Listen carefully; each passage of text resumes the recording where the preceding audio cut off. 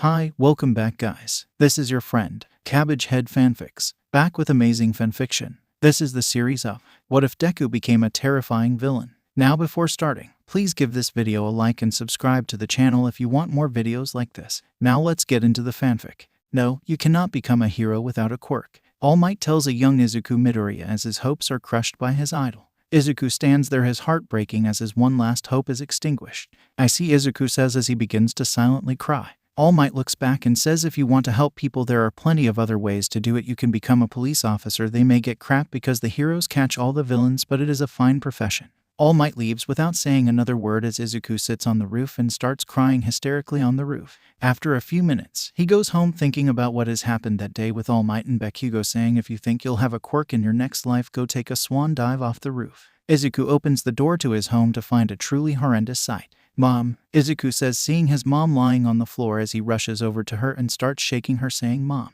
wake up. Mom. As she doesn't wake up, he checks her pulse and finds out that she has died. Mom. Several hours later at a police station, Izuku sits in a chair crying and a detective comes out. Izuku, my name is Detective Naomasa Tsukachi. The man says. Izuku keeps staring down at the floor, his mind wallowing in sorrow. Do you have anywhere to go? Anyone to stay with? Naomasa asks Izuku. Izuku keeps staring down at the floor, his mind wandering. If there is anything you need, please don't hesitate to ask.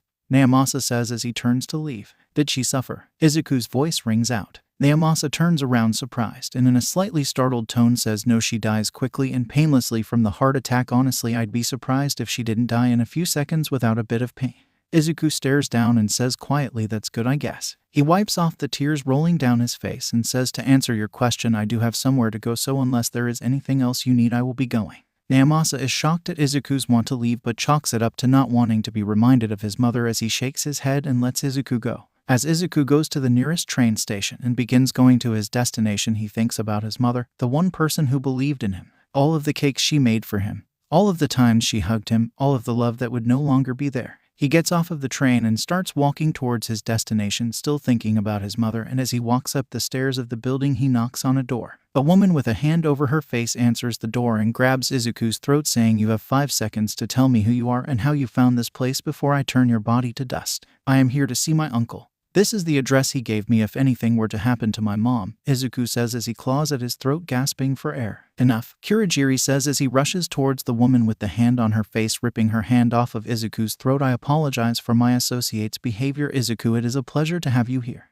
Thanks, Kurogiri, says Izuku as he walks forward towards the center of the bar. The woman with the hands says, wait, Kurogiri, you know this kid? Yes, Nana, I know him, Kurogiri responds. How do you know him? Nana says as Izuku gets in front of a TV screen and says, hey uncle, long time no see. The TV flickers on as All For One says, hello Izuku, my dear nephew, what seems to be troubling you? Nephew, Nana screams, running up to the TV. Master, what is the meaning of this? Why did you never tell me you have a nephew? Kurogiri covers Nana's mouth as AFO responds through the TV saying, my dear sister and requested that I never tell another soul in the criminal underworld that I had a sister or a nephew to protect them from any potential criminals or heroes who would use them as hostages against me. She even requested I change birth records and age documents to make sure no one would realize her relation to me. So tell me, Izuku, how is your mother? Izuku stares down at the floor, tears rolling down his face as he says quietly, she's dead. There was a pause on the other side of the television and then AFO said in an angry tone, what did you say, Izuku?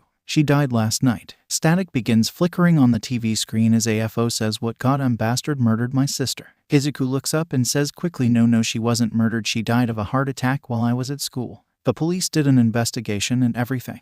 There's a pause and using one of his many quirks, AFO teleports to the bar where Izuku is and bends down and hugs him. I'm so sorry, Izuku. AFO says if I had just given her another quirk, I could have saved her. Izuku looks up and says in between tears, don't blame yourself, uncle. You already gave her a quirk that let her live for 150 years and you continuously erased her birth records so the government never found out. After a few seconds, AFO nods and says, thank you, nephew. After a few more moments of AFO and Izuku hugging, Izuku looks up and finally realizes the extent of the damage that has been done to AFO as he says, who did this to you, uncle? AFO pauses and says, All Might. We had a fight a few years ago and he inflicted these wounds upon me. Izuku looks up and says, so that was the fight he talked about. AFO looks down at Izuku as he explains his meeting with All Might, and after Izuku finishes his story, AFO looks down and notices the burns on his nephew's arms and asks, "Who did this to you?" "Katsuki Bakugo." Izuku replies, "But please don't hurt him, he's the son of my mom's best friend and it would hurt her to see him killed." AFO looks down at Izuku and sighs gently, seeing the kindness that was so prevalent in his sister was inherited by her son.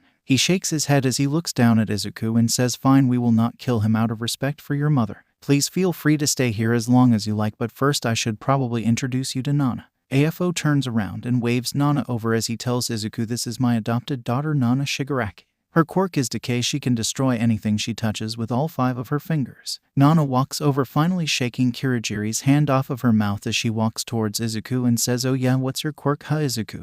Izuku looks Nana in the eyes as he says, "I don't have one." Nana's eyes narrow as he says, "So you're useless. Makes sense why Master never talked about you before." AFO face twitches as he is about to defend his nephew, but Izuku says, "You're right, I am useless. I couldn't save my mother. I wouldn't stand up to my bullies. I couldn't even make a single friend in my entire life. That's why I'm here. I don't want to be useless anymore." Izuku looks up at his cousin, a look of steel in his eyes, and says, "Do you have a problem with that?" Nana blinks and chuckles, saying, "No, I don't." She looks at AFO and says, "I like him." AFO smiles, turning to Izuku saying, "Now I understand that you used to love wanting to be a hero. Do you still desire that?" Izuku's face contorts in anger and he says, "Fuck no, I want to see all of those heroes burn. Please let me join you in your quest to destroy all the heroes." AFO smiles and says, "Of course, dear nephew, but to do that you will need to be trained and you will need a villain name, so what will it be?" Izuku gives it some thought and says, "Call me Deku." A cell phone rings as a woman with long black hair and a long katana stands over the corpses of a bunch of criminals. The woman picks up the phone and says, "Yeah, the job is complete, they're all dead."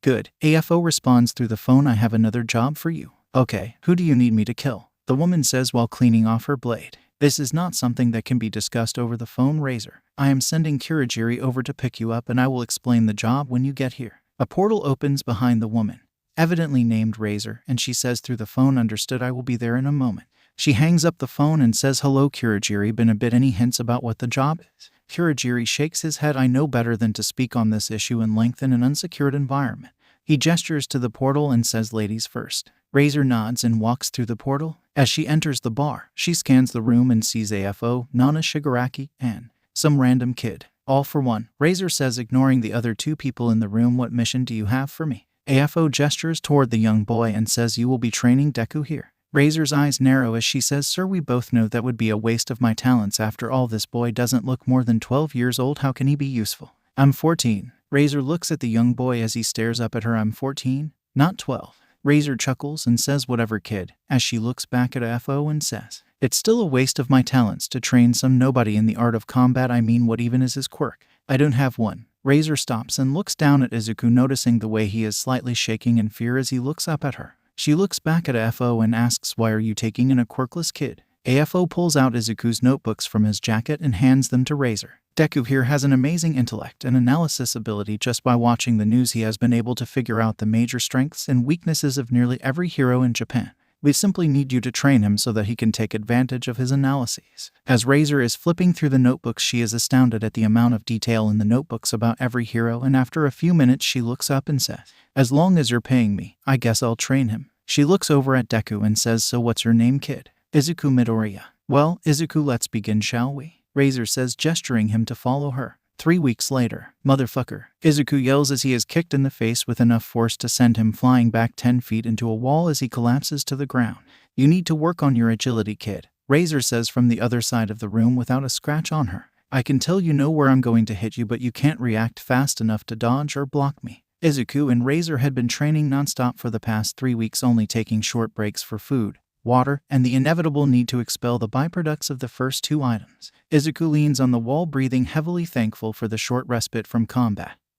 As he asks, "How do you expect me to dodge you when you move fast and when you only let me sleep for 4 hours a night?" Razor shakes her head and sighs, saying, "You think I'm the fastest opponent you'll ever face, kid? There are plenty of heroes and villains who can move far faster than I can due to their quirks, and you think they're going to give you the same level of mercy as I am?" Izuku groans in pain as he gets up and says, "No, they won't." Izuku gets back into the fighting stance that Razor taught him on his first day. Razor smiles and launches herself at Izuku, beginning the fight anew. "Are you sure this is the best method of training him, sir?" Kirigiri says, looking at the fight via a monitor in the medical room where AFO was reciting. "He's been Well, to be blunt, getting his ass handed to him every day for the past 3 weeks now. It hardly seems fair. AFO smiles and says that's the point, Kirigiri. It is not fair at all. Tell me, have you ever heard of the Saitama study done by the Russian KGB? No sir, I have not. Kirigiri responds. It was an experiment to see how quickly one could increase one's physical abilities. You see, for 100 days they put their top operatives under grueling conditions such as these to see just how quickly they would either break or would have their physical abilities improve.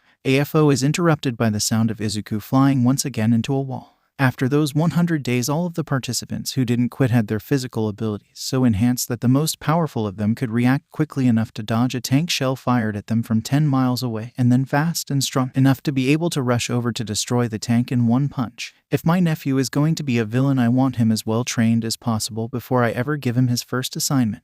Why not just give him a quirk to train with, sir? Kirigiri asks. My nephew has requested that I don't give him any physical quirks at all besides the decreased aging one once he turns 18.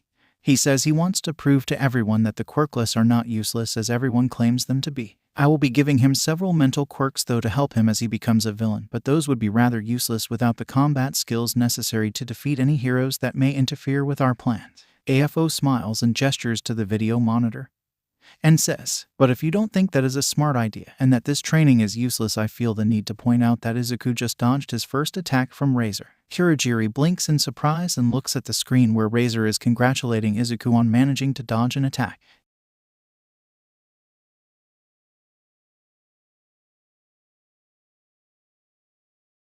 Meanwhile, at the Bakugo household. Yes, no, she said in her will she wanted Apollonia would one. Yes, that date works fine. You have a nice day as well. Mitsuki Bakugo hangs up the phone with the funeral company and leans back in her chair. She looks over to a photo of her and Inko back when they were kids and thinks to herself, I'm so sorry, Inko. Wiping tears from her eyes, she calls up to Katsuki. Hey Katsuki, you have Izuku's phone number, right? What did you say, you old hag? Katsuki calls down. Do you have Izuku's phone number? Yes, so what? Well, text him and say that we scheduled the funeral for his mother for next Saturday. Don't tell me what to do, you old hag. Do it right now, Katsuki, or I will go up there and beat your weak ass. Katsuki starts grumbling to himself as he takes out his phone to text Izuku. Conversation via text. Bakugo. Hey Izuku, my mom wanted to let you know that we scheduled the funeral for your mother next Saturday at the graveyard near the Nezu Shrine in Bunkayo Ward. Izuku, thanks for letting me know, Kaken. I'll see you at the funeral. Back at the League of Villains training facility. Izuku and Razor are still sparring when AFO's voice comes over the intercom.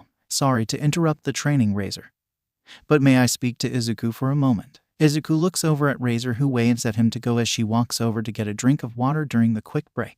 Izuku walks up through the labyrinthian corridors and eventually makes it to the observation room where AFO and Kirigiri are sitting. Uncle, Kirigiri, what's going on? AFO takes out Izuku's phone, turns it onto a messaging app and says, the boy's mother who you told me about the other day scheduled your mother's funeral for next Saturday. I figured you'd want to know. Izuku nods quietly, eyes watering up as he thinks back on his mother. Thanks, Uncle, I'll tell Razor that I need to take that day off. As Izuku walks back into the training room, Razor looks up at him and is about to tell him to get back to training but sees he's crying and asks, what's wrong, Izuku? Izuku sniffs and says, my mom's funeral just got scheduled.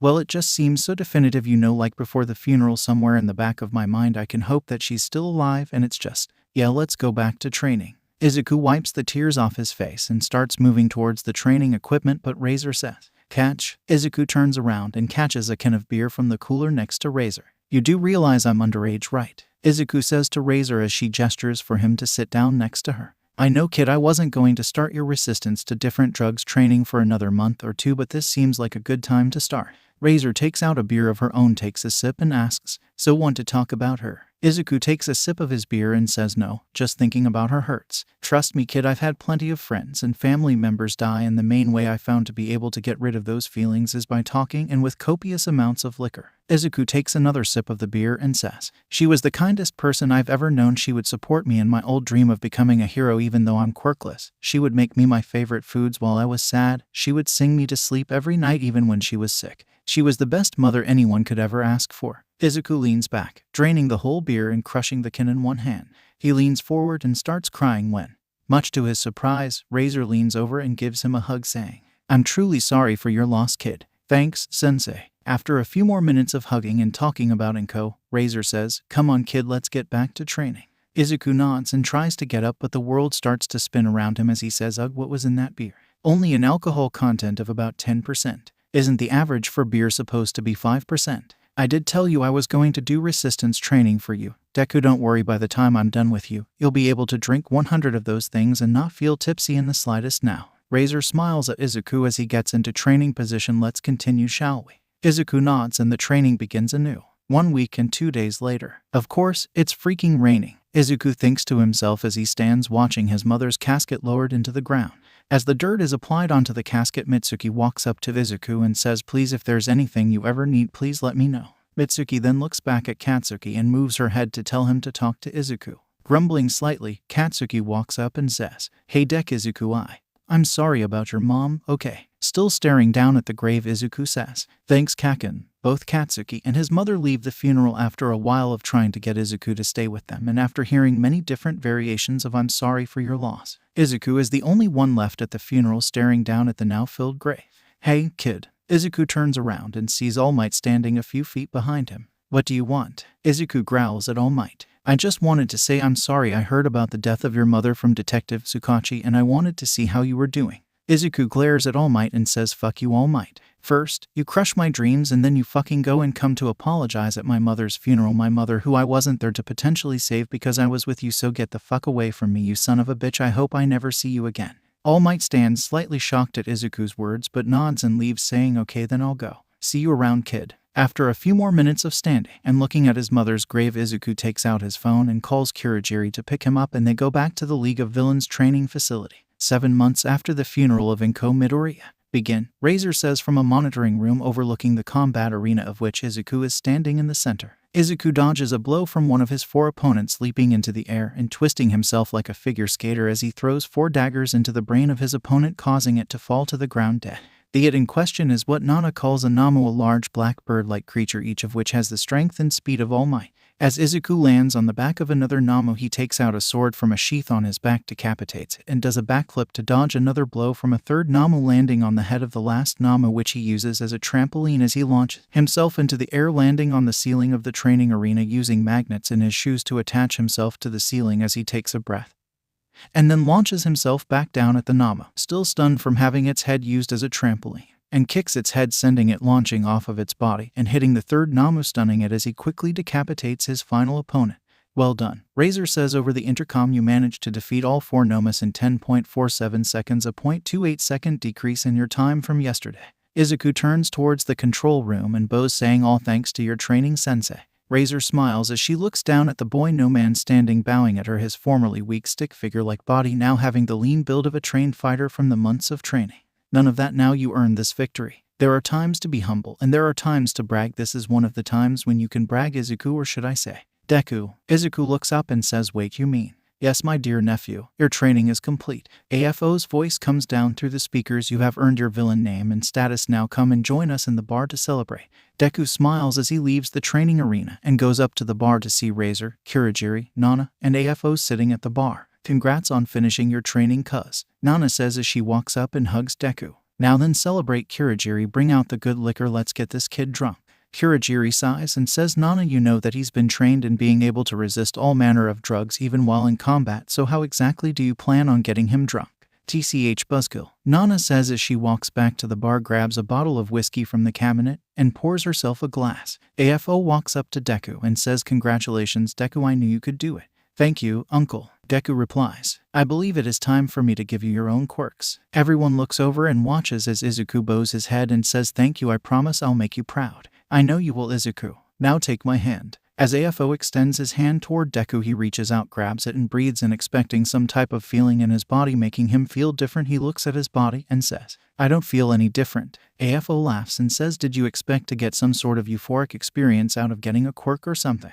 No, that's not how it works. It's just a part of you like you've always had it. Deku nods as AFO continues to explain each of the new quirks because the author doesn't feel like doing the manga shtick of explaining it later in the text during a flashback. The first quirk I gave you is called Evaluate. It allows you to look upon a person or object and see their weak points via a red glow, with the more vulnerable the point, the more it glows. For instance, if you were to use it on All Might, you would see a very bright red glow where I managed to destroy his digestive system a few years ago.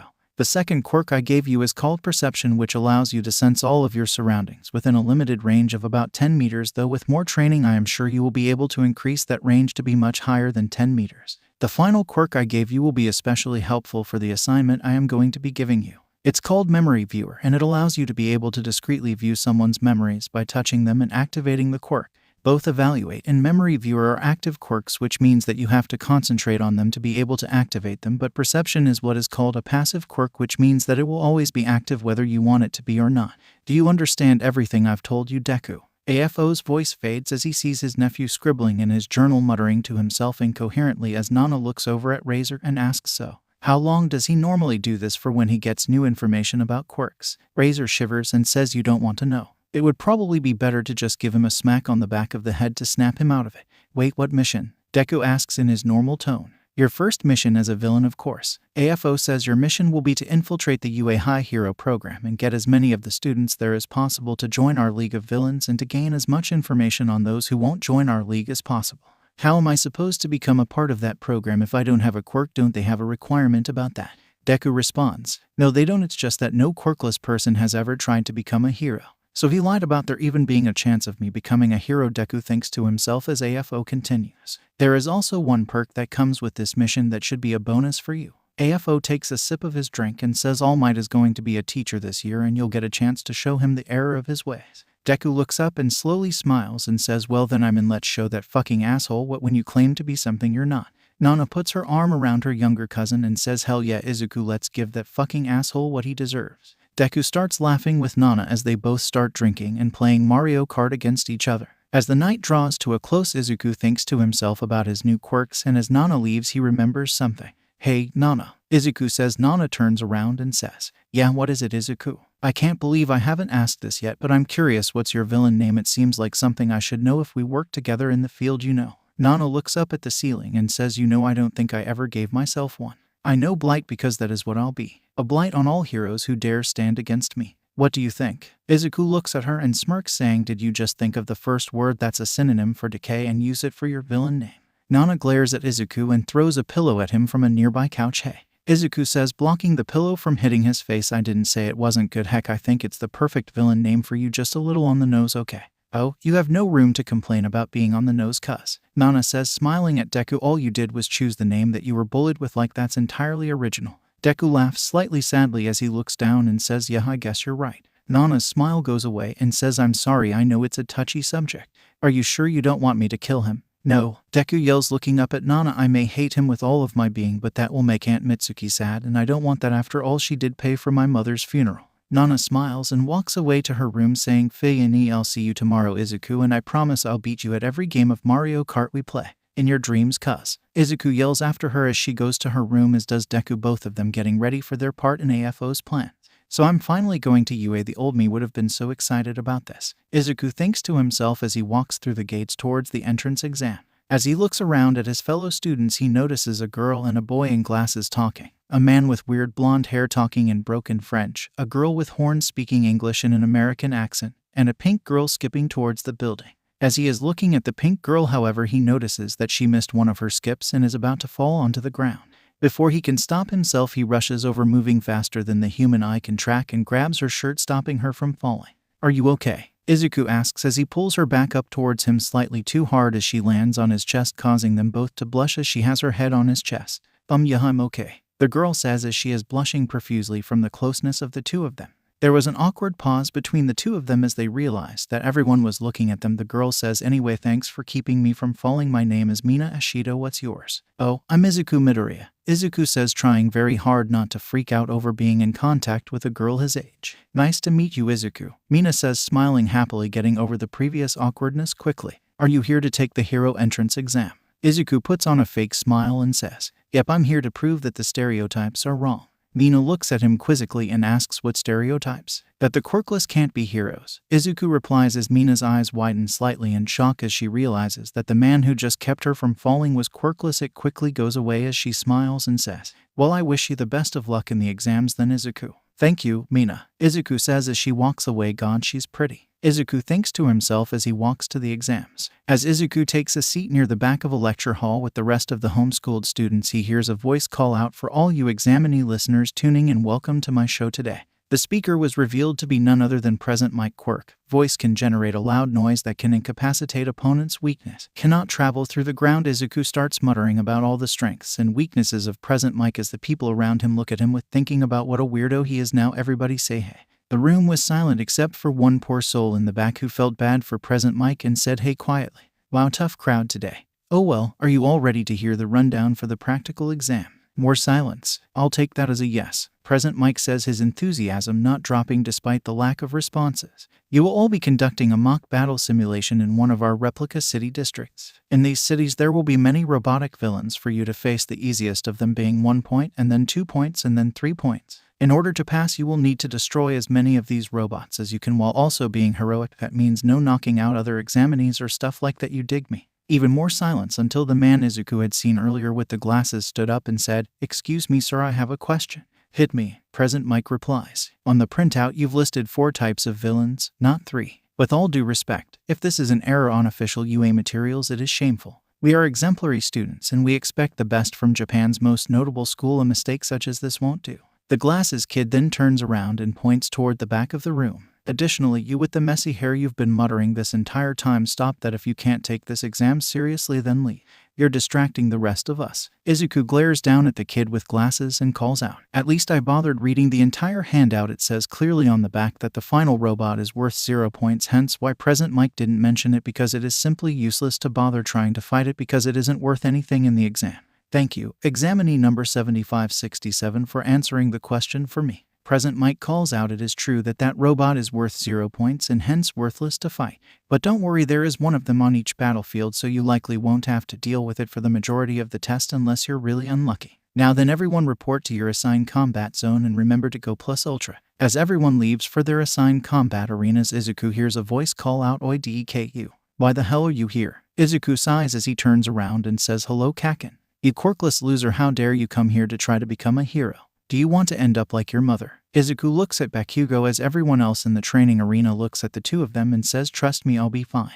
Look, you useless Deku, you will never be a hero. It's time for you to accept that and leave. Bakugo leans back to punch Deku as a hand grabs his hand and says, look here, the rules clearly state that there is to be no attacking your fellow competitors, so cease this at once. Izuku looks at the man who saved him and says, your question, boy, right. Look, I'm sorry for calling you out during the lecture, but in all fairness, you also yelled at me. Glasses kid lets go of Bakugo's hand and says, no, I must apologize, for if I read the pamphlet as thoroughly as you did, I would have not needed to interrupt the lecture and call you out. But it was still highly rude to be muttering during the whole lecture. Izuku shrugs and says, sorry, old habits die hard. Bakugo shakes Glasses' hand off of him, turns around and says, why are you defending the worthless Deku? Glasses responds, if I didn't keep him from getting hurt, how could I call myself a hero?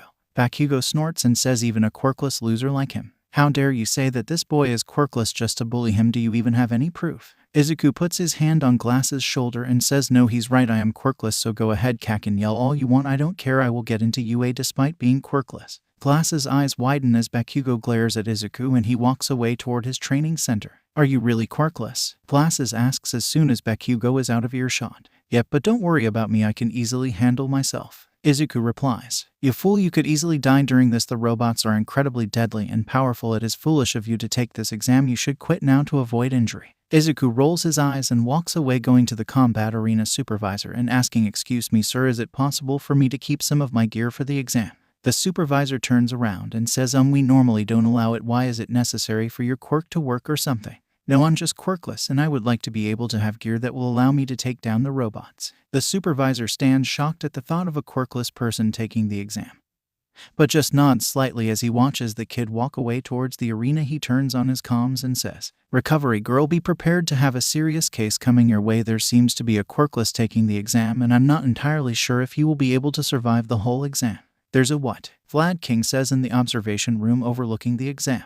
It seems we have a quirkless hero applicant this year. Nezu says it is nice to know that even those without powers have a want to help people. Good intentions won't do him any good if he's dead. Snipe says, scrolling through the applicant logs trying to find the student the supervisor was talking about. There we go, it seems the quirkless applicant is named Izuku Midoriya. Crash. All of the heroes look over to see All Might dropped his plate that he had loaded snacks onto on the ground as he says what he's applying here. Yes, why Toshinori, do you know him? Nezu asks. He's the quirkless child I told you about, the one who I told couldn't be a hero. All the heroes shift uncomfortably as they remember All Might telling them about the incident he with the quirkless child and the subsequent death of his mother. Oh, I see. Nezu says, well, in that case maybe he'll surprise you and manage to pass. It would be nice to see a quirkless hero out on the streets. It may even inspire some of the discrimination they face out in the world to cease. All Might sits down in his chair and hopes to himself that he won't have to interfere in the exam to save Izuku. After all, he indirectly caused the death of his mother and he didn't want the blood of another person on his hands. Not again. Back in the combat testing zone, Izuku arrives at the entrance to the mock city, noticing the people mumbling behind his back saying things like, is he really quirkless? And he should leave, he's going to get hurt. But as he arrives at the front, he sees the girl who was talking to glasses at the entrance and Mina come up to him. Hi, it's nice to meet you. I'm Uraraka Ochako and I just need to know, are you really quirkless? I mean, we overheard the kid earlier, but he seems like a jackass, so I just need to know. Uraraka asks, hello Uraraka, nice to meet you. My name is Izuku, and to answer your question, yes, I am quirkless, but don't worry about me, I promise you I'll be fine. Oh hey, Mina, Izuku says, blushing slightly. Hi Izuku, Mina says, running up to him. So you ready for the practical test? Hello Yue, are you ready for the test? I hope so, because we are starting right now. What did you expect, a countdown? That's not how real battles work. Now go. Go, go, go. Everyone starts running past Izuku as he simply stands there watching everyone enter. Uraraka and Mina look back and wonder why he isn't moving. They notice Izuku stretching slightly, but they look away as they have to concentrate on their own scores. As Izuku walks forward stretching, he looks around and notices a 3-point robot getting ready to attack any potential stragglers. As it prepares to attack, Izuku mumbles to himself, well, time to go to work. Moving at incredible speeds, he rushes towards the robot, takes out his sword from his sheath and slices it in half at its exact weak point that he saw using his evaluate quirk. Leaping off of the body of the decapitated opponent, Izuku launches himself like a human pinball in between buildings. He quickly catches up to the rest of the applicants and quickly slices through robot after robot, using each of them as a trampoline to launch himself to his next target. Meanwhile, in the observation room, what is this kid? Snipe says quietly as he watches Izuku zips through the combat zone, racking up points like Fat Gum eats sushi. Within the first 3 minutes of the exam, Izuku had passed the record for the entrance exam by 35 points without a single rescue point. I don't know, but it's making me all warm inside. Midnight says. He either is lying about having quirks or he was trained so hard that we have nearly nothing to offer him. Aizawa says as he watches Izuku masterfully slice a 3-pointer's heart off and then kick it through the head of one of the 1-pointers. All Might stares at the screen and says he may be amazing in combat, but look at how he's fighting. He's not relying on anyone else and constantly getting in the way of others' attacks. We may not need to train him much in combat, but we certainly need to train him in team tactics and leadership if he wants to be a skilled hero. That may be true, but it may take some convincing on our part to show him he needs to rely on others. After all, he is going through these things faster than even you could in your prime, All Might. Vlad King says. That may be true, but we haven't released the 0-pointer yet. It is entirely possible that once he sees that, he will realize that he can't defeat anything on his own. Ectoplasm replies. Or he destroys that too, and it will be even harder to convince him. Aizawa rebuts. Now let's just watch the trial. After all, it shouldn't be long before we release the 0-pointer, so let's just enjoy the show. Nezu says as they all quiet down and watch the massacre on screen. Back in the combat arena. Hey, you two doing okay point-wise? Izuku calls out to Mina and Uraraka as he lands next to them after racking up at least 200 points. In all fairness, when moving at that speed, details such as small numbers tend to be missed. I've gotten 45 points. Mina says. 28 here. Uraraka says. That's good, it should be more than enough for both of you to pass. A large crashing sound causes Izuku to dodge out of the way as a large piece of rubble traps both Mina and Uraraka. Holy shit, Izuku says as he looks up and sees what has to be the 0-pointer. Standing at least 300 feet tall and easily 50 feet wide, it looked like something out of an old Godzilla movie, smashing through buildings and causing everyone to run very quickly in the opposite direction. Izuku looks up at the robot and is about to go fight it when he notices that it's about to step on Mina and Uraraka. He quickly rushes forward and grabs the two of them and moves them out of the way of the robot. Both of you get ready to run. I don't know how long I can hold this thing off. Mina blinks and says, hold it off. How can you hold it off? That thing is the size of a freaking mountain. Izuku shrugs and says, I'll figure something out along the way. Before they could object, Izuku launches himself into the air and lands on the 0-pointer's arm and starts running up it, slicing everything he can as he goes. Damn, this thing is tough. Izuku thinks to himself, I've sliced through enough wires that I should have at least turned off something, but it's still going along just fine. Izuku senses the other hand coming in towards him and thinks to himself, shit, as he jumps through the gap in between two of the fingers of the large hand coming down at him and lands on the other arm and quickly runs up onto the robot's shoulder. Izuku smiles as he finally reaches the robot's weak point. He takes his sword and plunges it directly into the motor control box of the robot. A few seconds later, Izuku realizes that he probably should have thought this through better as the robot begins to fall towards the ground. "Well, I'm dead," Izuku thinks to himself as he closes his eyes and starts falling towards the ground. However, as Izuku closes his eyes, he feels someone enter the zone of his perception quirk and he opens his eyes to see Uraraka jumping off a roof at him. "What are you doing? I told you to Ru." Izuku stops talking as he feels his gravity being turned off as he simply hovers in mid-air as Uraraka lands in a large puddle of pink jello-looking liquid.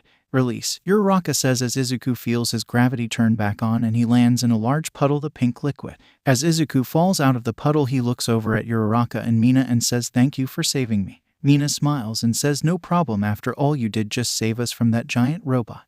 Uraraka meanwhile is looking down at her shoes blushing and says, "Yeah, don't mention it. All right everyone, your 10 minutes are up. The test is now officially over." President Mike's voice comes over the speaker. "We thank you all for participating in the UA Hero Course entrance exam and recommend that anyone who needs healing report to Recovery Girl for treatment." Izuku starts walking forward toward the recovery center talking to Mina and Uraraka laughing and joking as they go. Several hours later at the League of Villains hideout. "Hey everyone, I'm back," Izuku says as he enters the bar. "Hey cuz, how was the test?" Nana calls over from the video game she's playing. "The written portion was ridiculously easy, and for the practical every robot except for the zero-pointer was weak enough to be cut in half in one strike. It was like playing one of your COD games on easy mode." Nana rolls her eyes and says, "Well, in that case I assume you aced it. They told me I broke the record set by All Might by about 250 points, so I guess that could be considered acing it." Nana looks over from the game and smiles saying, "Nice job cuz. Just for that, I think I'll be kind enough to let you beat me at one game of Mario Kart today." "You say that as if I don't beat you half the time already," Izuku replies exasperatedly. Nana rolls her eyes and goes back to her game and calls out, "Oh, by the way, Master wanted to talk to you, said it was about introducing you to our second spy in UA this year." Izuku looks over and says, "Okay thanks, I'll be back in a bit to whoop your ass at Mario Kart. In your dreams cuz." Nana calls out as Izuku walks into the back area of the building. "Ah, Izuku, welcome," AFO says as he is sitting in his chair. "Allow me to introduce you to your new partner at UA." Izuku looks around and says, "I can sense them, but I don't see anyone else here." "That's because that's my quirk, you idiot." Izuku turns around towards the sound of the voice only to see nothing there. "Allow me to introduce you to Toru Hagakure. She will be your partner at UA this year. I'll leave the two of you alone so you can get to know each other and your cover stories," AFO says as he leaves the room. After a short awkward pause, Toru says, "So you're the record breaker? Huh. I was impressed with the taking down of the zero-pointer." "Thanks," Izuku replies. "You really should have gone for the elbow joint rather than just slicing the arm willy-nilly through. It would have completely disabled that arm." "I was trying to leave that arm mostly active. After all, I needed the robot to think that it had a chance to save its arm so it would attack with the other arm rather than protecting its shoulders."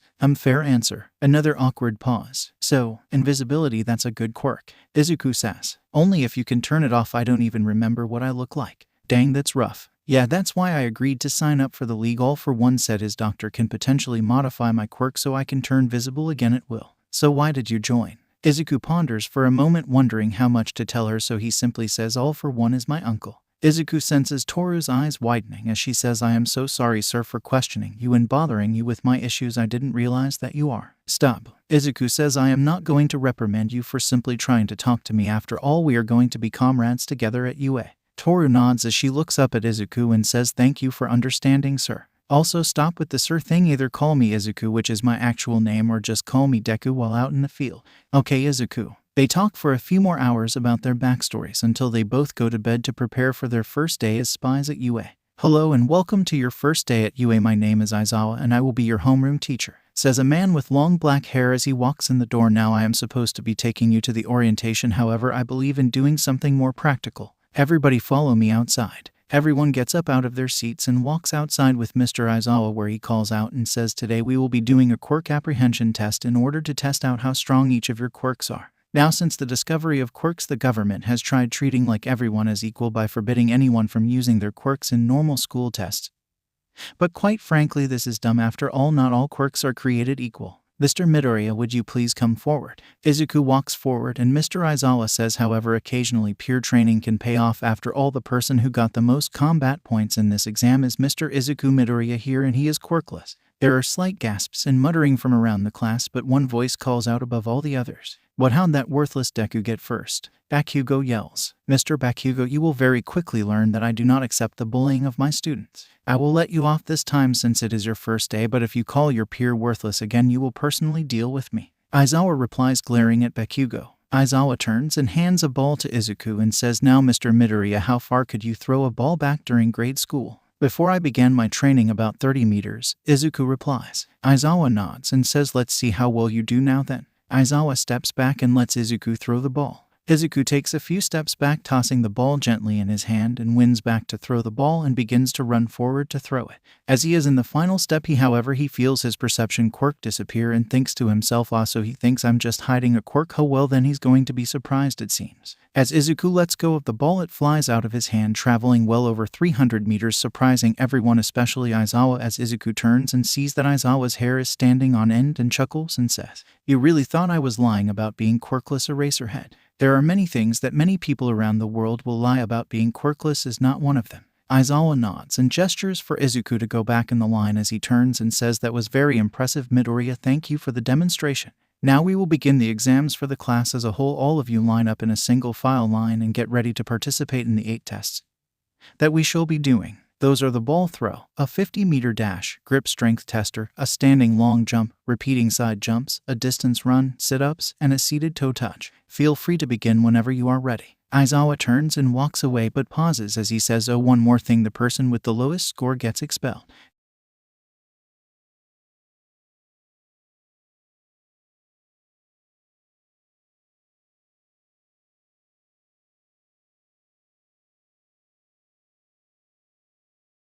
"You earn the right to enter this school, not the right to stay in it." Aizawa says, "If you can't beat at least one member of your class, then you have earned your expulsion.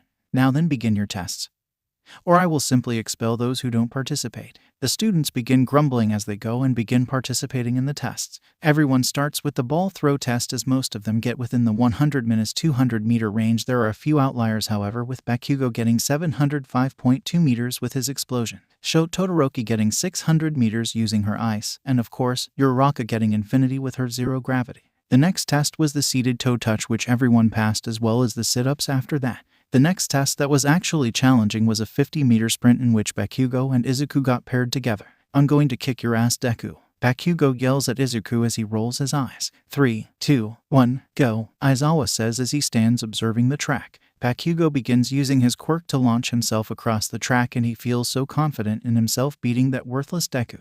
That is until he looks up and sees Izuku at the other end of the track with his name being called out. Izuku Midoriya 1.25 seconds. Bakugo reaches the end of the race a few seconds later with a time of 4.23 seconds. Shocked that Deku beat him and fuming with rage at the fact that Deku beat him. The rest of the race results mostly average around 7 minutes 10 seconds, but Ida puts on a good show with a speed of 3.04 seconds and Sho Todoroki with a speed of 4.10 seconds using her eyes. The next test was the grip strength test, which Shoji won with a grip force of 540 kgs and Izuku managed to get a grip strength of 300 kgs. The next test was the standing long jump, in which Izuku cleared the sandbox, as well as Uraraka, who used her quirk to become weightless and then gently jumped and swam through the air to the other side. The last 2 tests, the repeating side jumps and distance run, were both uneventful enough to where the author couldn't figure out how to make them sound interesting enough to write about. After all the exams were over, all of the students reported back to Mr. Aizawa, who said, "Congratulations on completing the exam. Here are your rankings based on how well you used your quirks in tandem with the tests. Or in Midoriya's case, how well he did using his physical skills. If you look at the board, you will see your rankings." All of the students looked up at the board and read the results, which were: first place, Momoye Urazu; second place, Sho Todoroki; third place, Izuku Midoriya; fourth place, Katsuki Bakugo; fifth place, Tenya Ida; sixth place, Fukamage Takoyami; eighth place, Mashirao Anjiro; ninth place, Ochako Uraraka; 10th place, Ijiro Kirishima; 11th place, Mina Ashido; 12th place, Koji Koda; 13th place, Rikido Sato; 14th place, Tsuyuase; 15th place, Yuga Aoyama; 16th place, Hantasiro; 17th place, Denali Kaminari; 18th place, Kyoka Jiro; 19th place, Toru Hagakure; 20th place, Minoru Mineta. No, Mineta starts crying as he sees his name at the bottom of the rankings. "I can't be expelled. It's the only way I'll ever be popular with the girls." Everyone in the class looks at Mina with differing levels of intrigue and disgust, and Aizawa walks forward and says,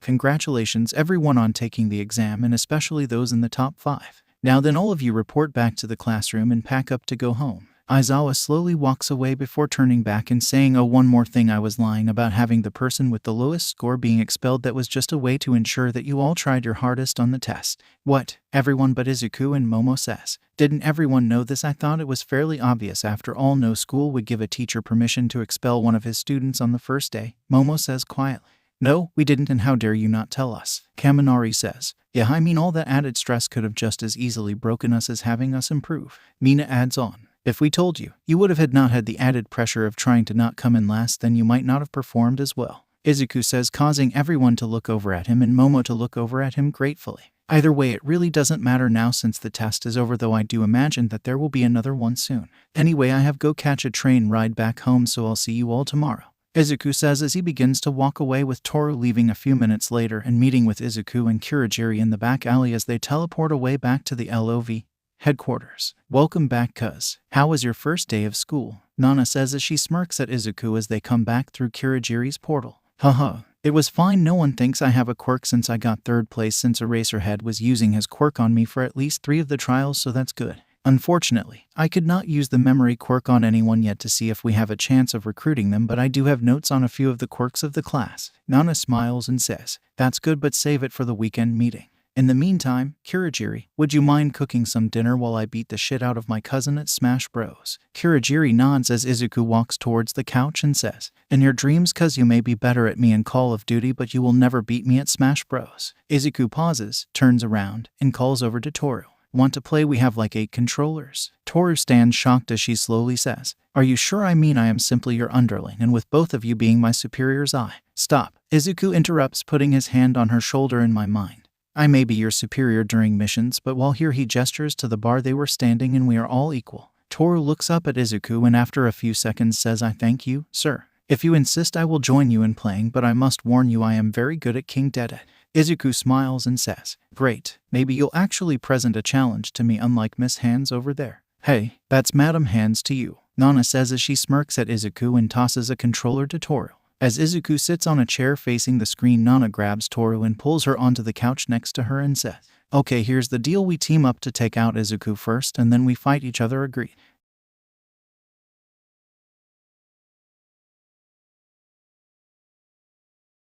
They play for 2 hours until Izuku and Toru decide they need to go to bed. They never manage to hit the cloud that Izuku was playing.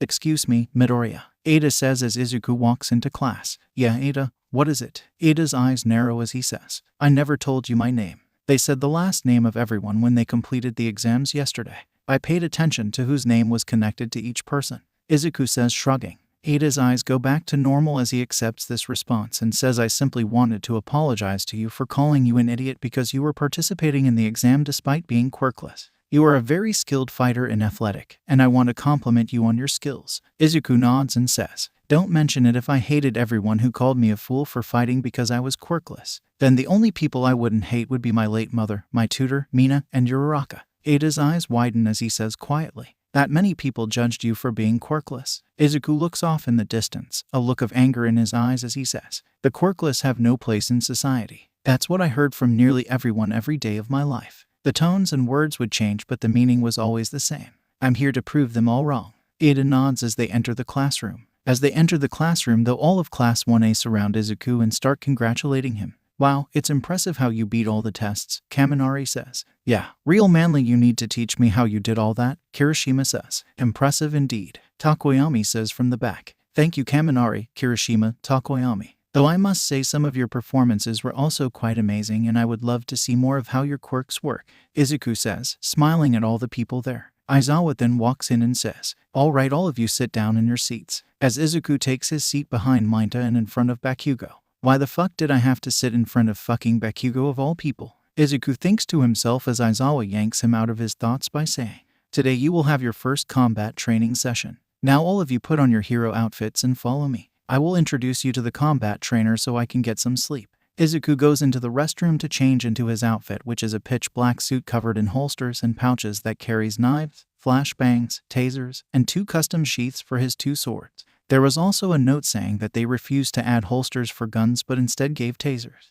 Izuku sighs as he sees this, noting that he is going to have to upgrade his stun gun to being a decent stun gun rather than the shit taser they gave him. He however smiled to himself as he sees that they gave the special upgrades he asked for on the gear. As he walks out of the room, he looks around at the rest of his class, who already had their costumes on. "Dude, what are you wearing?" Kaminari asks. "Yeah, you look like a villain," Kirishima says. "If I'm going to be a hero, I need a costume that will inspire fear in villains. I don't have quirks to rely on, so I need to use other methods to take down villains if I don't kill them." Izuku says his rehearsed lie that Razor told him to say. "I don't think it suits you," Momo says. "I would think that you would want to be a hero that inspires people," Mina adds. Izuku shrugs and says, "You work with what you got. Doesn't matter if I inspire people if I die in a few months. If you think you'll die in a few months, then you should quit for your sake," Shote says, causing everyone to look at her. "I've seen what happens when people are unprepared for this life and forced into it. Trust me, it's not pretty." Izuku nods and says, "That's true, but I've trained more than enough to defeat most opponents, especially when I have my gear." Shote looks him up and down and says,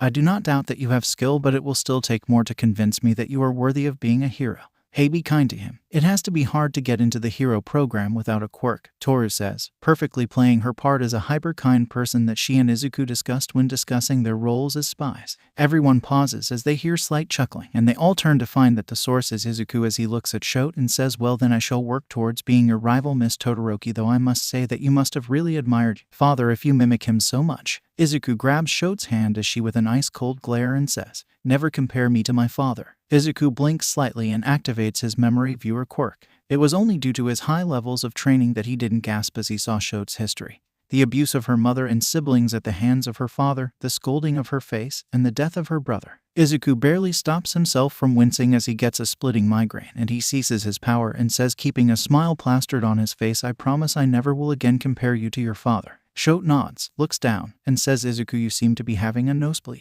Izuku looks down, grabs a tissue off of a nearby desk, and says, "That's weird, that usually doesn't happen." Shote looks skeptical for a moment but then shrugs, and then everyone leaves to follow Aizawa. As the class follows Aizawa to the combat arena, they all hear, "Have no fear, for I am here." And a large blast of wind as All Might lands in front of them. All Might stands smiling and scanning the crowd until he sees Izuku. His smile twitches slightly, but he reinforces his smile and says, "That's right, the rumors are true. I will be your new combat instructor here at UA High. Now then, the exercise for today will be a simple 2v2 matchup within the interior of one of these fine buildings. One of the teams will play as the villains trying to protect the fake bomb that is within, while the other will play as the heroes attempting to capture the bomb. In order to make it more fair, the villain team is allowed 15 minutes inside the building to plan how to defend the bomb, while the hero team is allowed 5 minutes prep time before entering."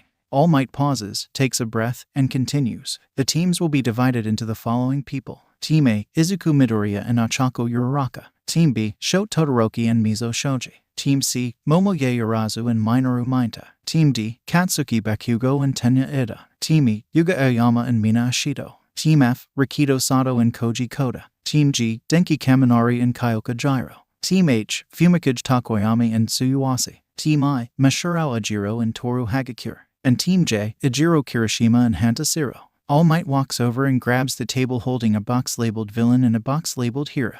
The first hero team will be Team D. Bakugo starts walking forward with Ida screaming after him for him to stop so they can have a plan. The villain team will be Team Izuku and Uraraka. Look at each other and nod, though Izuku's nod is slightly more confident than Uraraka's far less confident nod. Everyone else report to the observation room to watch the tests. All Might calls out,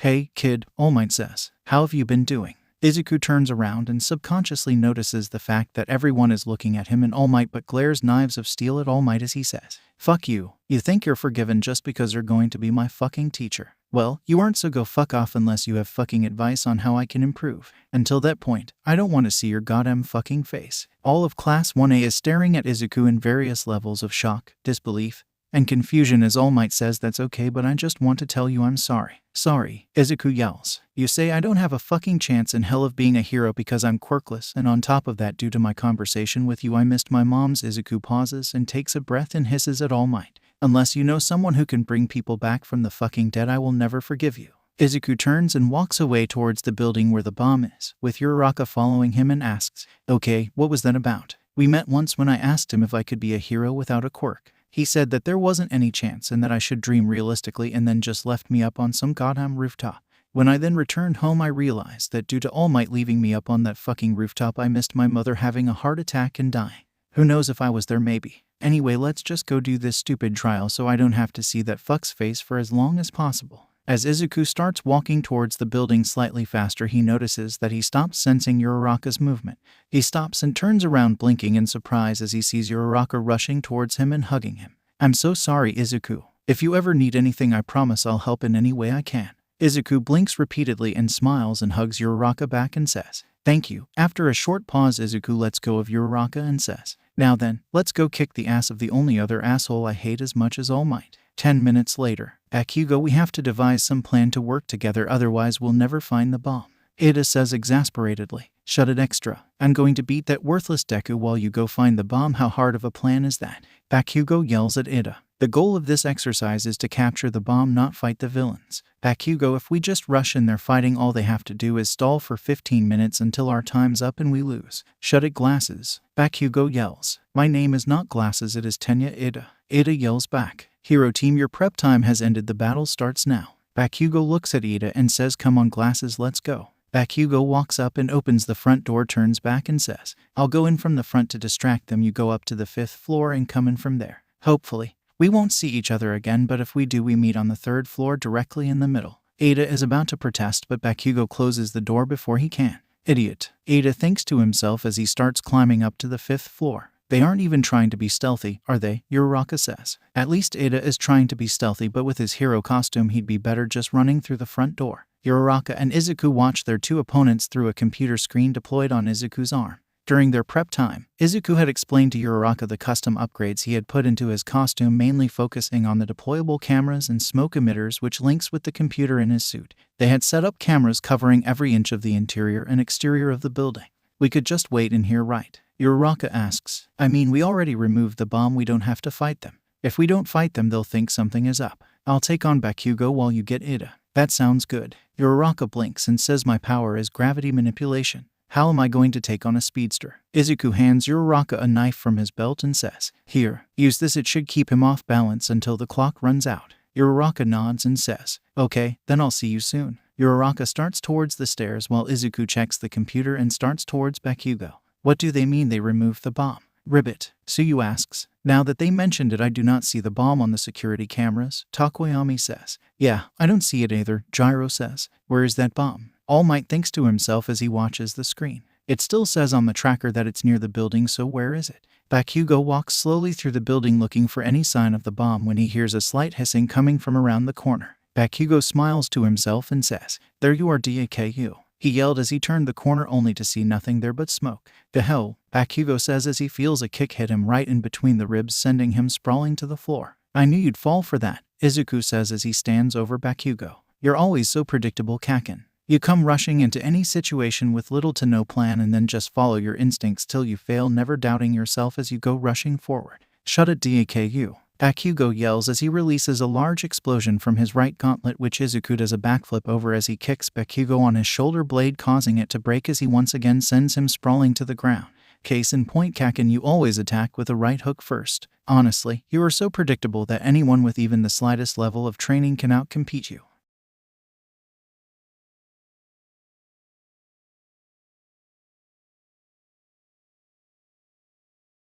Meanwhile, Uraraka is wandering around on the 5th floor looking for Ada. Come on, Ochako, think if you were a hero searching for a bomb with no building layout, where would you look? Uraraka thinks to herself. She stops and thinks, wait, he's the one searching for the bomb? Not me. I don't need to find him, I just have to wait for him to come to me. I'll just go to the center room and wait there till he shows up. Uraraka glances behind her as she goes to the center room and waits. Izuku effortlessly dodges all of the explosions using his perception quirk. After a bit of dodging, Izuku ducks back into the cover of the smoke. Stop hiding, Deku. I know you're in this smoke somewhere, I'll blast you out. Bakugo yells as he starts throwing explosions into the smoke. You'll never find me like that, Kaken. Izuku's voice comes from all around Bakugo, causing him to frantically look in all directions. Poor Kaken. always acting without a thought. Someday that will really come back to bite you in the ass," Izuku says in a sing-songy voice that comes from all around the room as he quickly dashes out of the smoke and kicks Bakugo in the ass before disappearing back into the smoke.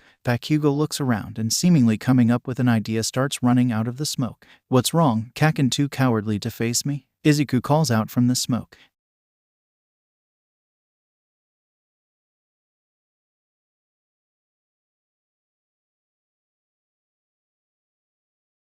"Finally found you, villain," Ada says as he walks into the room where Uraraka was waiting. Uraraka looks up from the ground and says with an evil smile, "Took you long enough, hero. I've been waiting for you." Dang, Uraraka is good at acting. Ada thinks to himself as he says, "Come now, villain, tell me where you are keeping the bomb and I promise you'll get a reduced sentence." "Never, you hero." Dang, what would a villain insult a hero as? Uraraka stumbles as she tries to think of something. "According to my brother, the most common insult is calling them a cape." Ada helpfully says, "Thanks, I mean take this, you cape." Uraraka says awkwardly as she rushes forward towards Ada. "Surrender, villain," Ada yells as he uses his jets to launch himself toward Uraraka. Uraraka's eyes widened as she quickly ducked under a kick from Ada aimed at her head. Uraraka dodged and weaved away from Ada, not throwing a single attack as she panicked, thinking about how she could hit someone moving so fast. Both of them suddenly had much bigger concerns as they felt the whole building shake, causing them both to fall over onto the ground. "What the heck was that?" they say simultaneously. "Shit," Izuku says as he barely dodges out of the way of an incredibly large explosion coming from Bakugo's gauntlet. "Oh, that hurt," Izuku says to himself as he rubs his back where he was slammed into the wall by the force of the explosion. Izuku looks down the hallway he was just standing in and thinks to himself, "Well shit, there goes my smoke emitter." The smoke emitter, along with all of the smoke in the hallway, was completely cleared out by the explosion and likely forced outside via the giant hole in the wall. "What you gonna do now, Deku?" Bakugo yells at Izuku as he glares down at him. "I'm going to show you why the quirkless can't be heroes." Bakugo screams at Izuku as he pulls back his fist for another large explosion. All Might's voice comes over the comms. "Bakugo, I feel the need to point out that if you launch another explosion that size, I will have no choice but to interfere and give you a failing grade." "What the fuck for?" Bakugo yells. "Heroes should always attempt to cause the least amount of collateral damage possible. By using another explosion that size, there would be a substantial risk of the building collapsing and causing the deaths of both yourself, your fellow heroes, and the villains you are trying to arrest." All Might voice calmly tells Bakugo, "Don't worry, All Might, he won't get off another explosion," Izuku says from the ground. "What?" Bakugo says, looking down at Izuku. "What did you say to me, nerd?" He leans down and attempts to grab Izuku, only to find his hands have grabbed nothing but air. "The hell?" Bakugo says as he steps back and looks around, only to see 4 Izukus standing behind him, all with their swords out. "I was hoping I wouldn't have to show off my special move before the UA tournament, but you forced me to show it now. That's impressive, Kaken." All 4 Izukus say simultaneously, "But since you forced me to show it off with the me on the ground, I might as well show the whole move off." All 4 Izukus smile as they say, "Killer move, fourfold funeral." All 4 Izukus rush towards Bakugo, who frantically tries launching an explosion at one of them, only for it to cease to exist, being replaced by an afterimage on the other side of the formation. "What the hell?" Bakugo screams as he is hit with sword slash after sword slash until he falls to the ground, a bloody but breathing mess. After Bakugo ceases moving at all besides shallow breaths, all of the Izukus form back into one Izuku. "Phew, that was a workout," Izuku says to himself. "Well, time to go help Uraraka." Izuku turns to walk away but stops and looks back at Bakugo and sighs as he walks over and takes some of his capturing tape and wraps it around some of Bakugo's wounds. But as he does this, he leans into Bakugo's ear and whispers quietly enough to where even the microphones UA installed in their suits couldn't hear him. "That's for all those years of bullying, you fucking asshole." As Izuku walks into the center room on the 5th floor, sword still in hand, he sees Uraraka and Ida engaged in intense combat, neither even noticing he walks into the room as they continue to fight. Uraraka dodges to the side to avoid a kick from Ida as she tries to swipe at him with the knife that Izuku gave her when the fight started.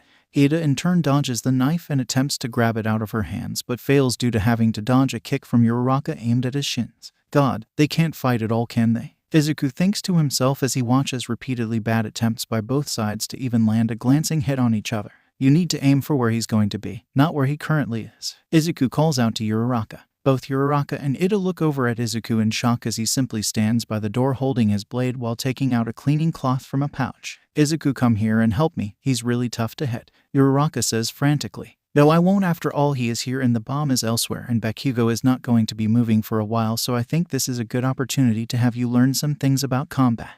After all, I can't have one of my friends die later on because I failed to teach them now." I can take both of you on at once, watch me, Ida says as he raises his fists once more. No you can't, Ida, you already have a sprain in your left knee from overuse of your powers, and quite frankly, even with full control you're still slower than me, so I would be able to do to you what I did to Bakugo very quickly since you don't have an area attacks for me to worry about, Izuku says as he raises his blade to emphasize what he meant by what he did to Bakugo. I am simply going to play the role of a teacher mentoring a student for the rest of this. After all Might never said anything about the roles that the heroes or villains had to take. So all I'm going to do is stand here and give Uraraka advice on how to beat you while also making sure you don't escape to search for the bomb. Izuku leans back against the wall and watches as Uraraka starts to attack Ida while he is distracted, swinging her knife wildly at him, which Ida successfully dodges. No, you're doing it all wrong. You don't want to swing the knife randomly. You want to have controlled flowing movements that keep your enemy off balance while also pushing them into a corner where they can't dodge anymore, Izuku instructs. You're not being very helpful, Izuku, Uraraka calls over as she still tries to desperately dodge Ida's attacks while trying to hit him. Okay, let me try it this way. If you swing at Ida's leg right now, what way will he dodge? How the hell should I know, Uraraka screams. He'll dodge right because you would be swinging at him from his left. You know what, never mind, I'll teach you how to fight later. For now, just watch me. Izuku stops trying to explain and simply moves on to showing Uraraka what to do. Izuku quickly rushes forward, taking the knife out of Uraraka's hands and starts swinging at it. Ida barely dodges the attacks but is surprised at how fast and smooth the attacks are. With every swing it comes closer to hitting him until it begins scratching his armor off. Oof, Ida groans as he slams into a wall. Surrender, you have nowhere to go, Izuku says as he holds out his blade.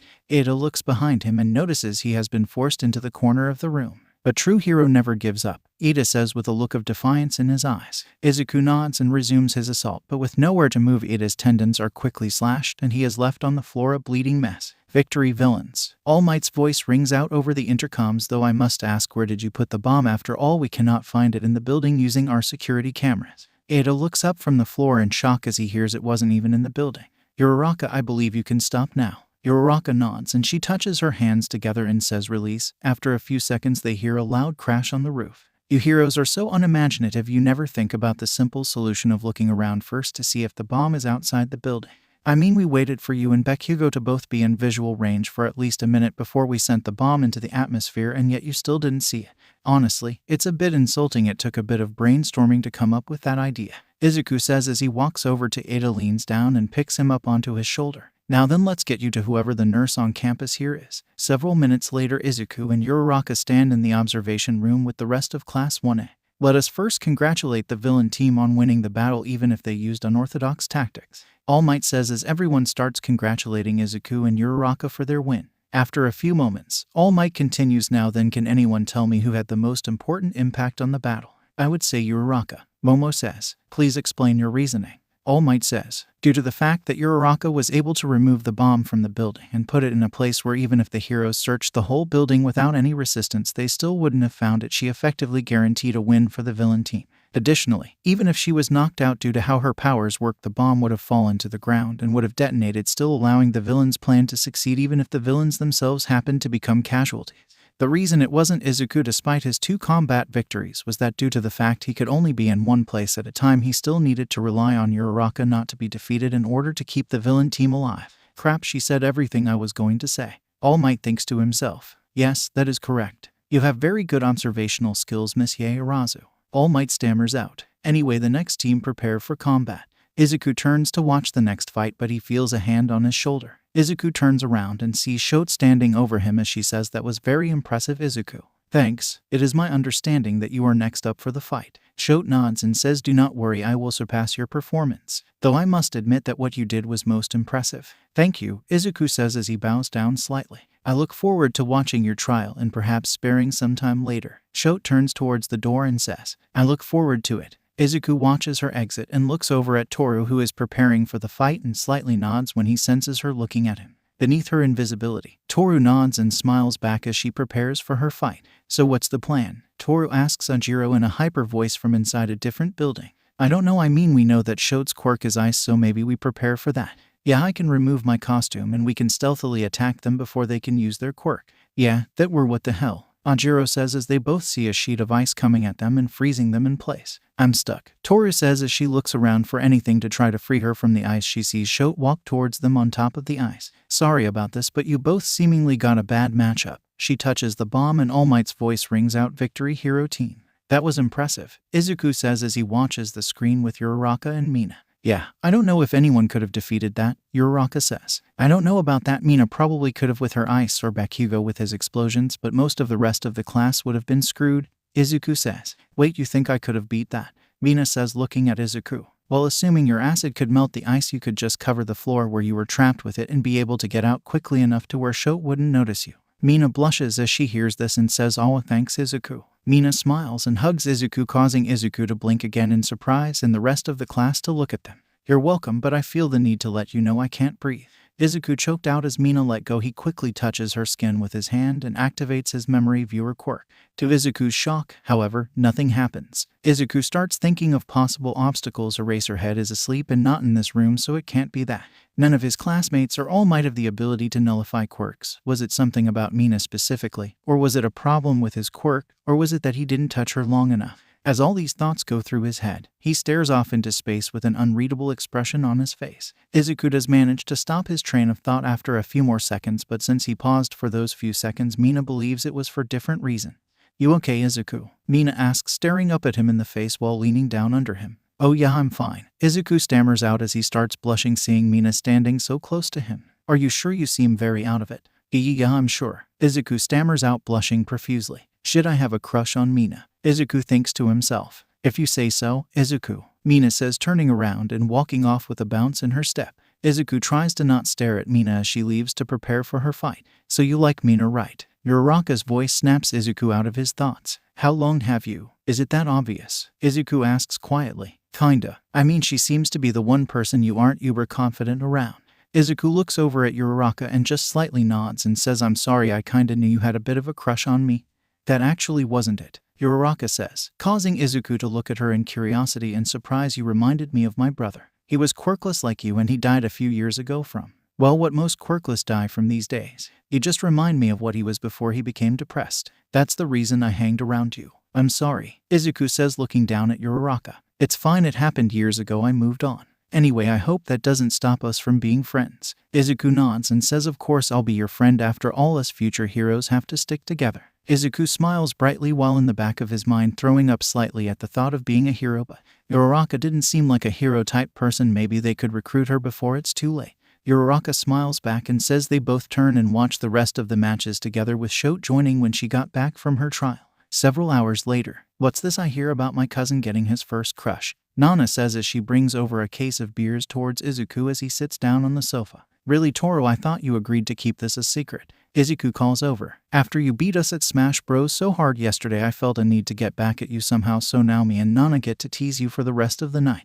Toru calls over from the pantry where she's grabbing a snack for movie night. "It's now my fault you both suck at Smash Bros." Izuku complains. "Oh no, you ain't changing the topic that easily, cuss. What does she look like? What's her personality like? Come on, give me something," Nana says, staring at Izuku as he looks around desperately for some distraction to get him out of this conversation.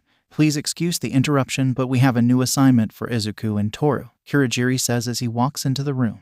Nana sighs and says, "Saved by the bell, but don't think I'm not going to get you to spill the beans when you come back." Izuku sighs as he gets up from the couch and walks over to the communication room with the TV. "Hello, Uncle. I heard you have a new assignment for us," Izuku says as he and Toru enter the room. More accurately, an expansion on the old one. "AFO says we need you to go and obtain one of the schedules for Class 1A. Izuku nods, but Toru says, "Might I ask, sir, why and how quickly we will need to get it?" "We need it preferably in the next few days, and we need it because we are going to be seeing just how much All Might has degenerated," AFO says. "An attack on UA?" Izuku asks as he steps forward slightly. "That is correct, dear nephew. Are any of the students in Class 1A going to die because of this?" "No, we are going to be specifically giving orders not to kill or seriously injure any of the students. After all, it would be a waste of both time and effort to send you in as spies to corrupt the students and then kill them all before they have a chance to join us." Izuku nods and steps back, and AFO continues, "That is everything. You are both dismissed. And good luck with your mission." "Oh, one more thing, Uncle," Izuku says. "Yes, Deku. Do you know if there was a limit on the memory viewer quirk, about how it could and couldn't be used? Because I was able to successfully use it on one of my classmates today, but I couldn't do it on a second one." "Oh yes, the memory viewer can't be used more than once every 24 hours, otherwise the overload of memories would cause the user's brain to melt." Izuku nods and says, "Thank you, Uncle, but why didn't you tell me earlier? You love studying quirks, dear nephew." I gave you 2 months to practice all your quirks. I figured you'd learn it on your own.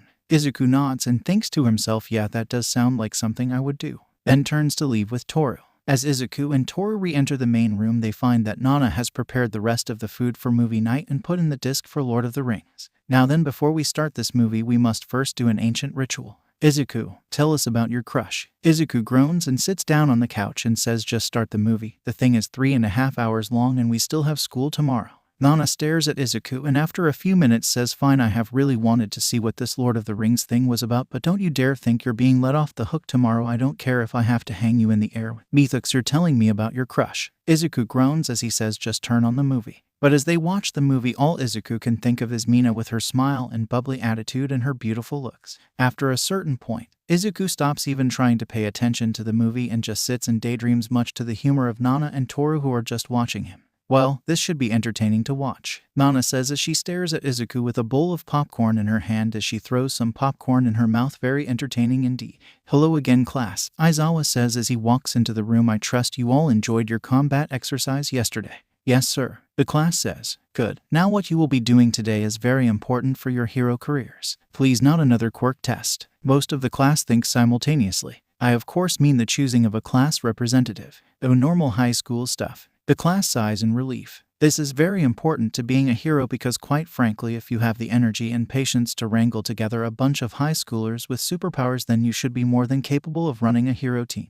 Aizawa continues, ignoring the class's sighs of relief. A loud chorus of variations of Pick Me floods Aizawa's ears as everyone tries to plead their case for being the new representative. The only people not participating in this flood of desperate cries are Izuku, Shote, and Sir, how does a class representative get chosen? Ada asks, raising his hand, causing the whole class to stop asking to be picked as they realize that they might have been pleading to the wrong person for the job. I don't care. Do it however you want. I'm taking a nap, Aizawa says, zipping up a sleeping bag and going to sleep. But sir, the snores of his teacher cut off Ada as he stands there in frustration. I wonder where he even gets all those sleeping bags, Kaminari says. Probably keeps them behind his desk or something, Jiraiya replies. That actually really wouldn't surprise me, Izuku says. So how are we doing this? Do we vote or something? Yes, that is an excellent idea, Midoriya. If we all vote, we can see who the class believes the best person for the job would be. Ada says, does everyone agree with a voting-based system of choosing the representative? That does seem like a fair way to do it, Takoyami says.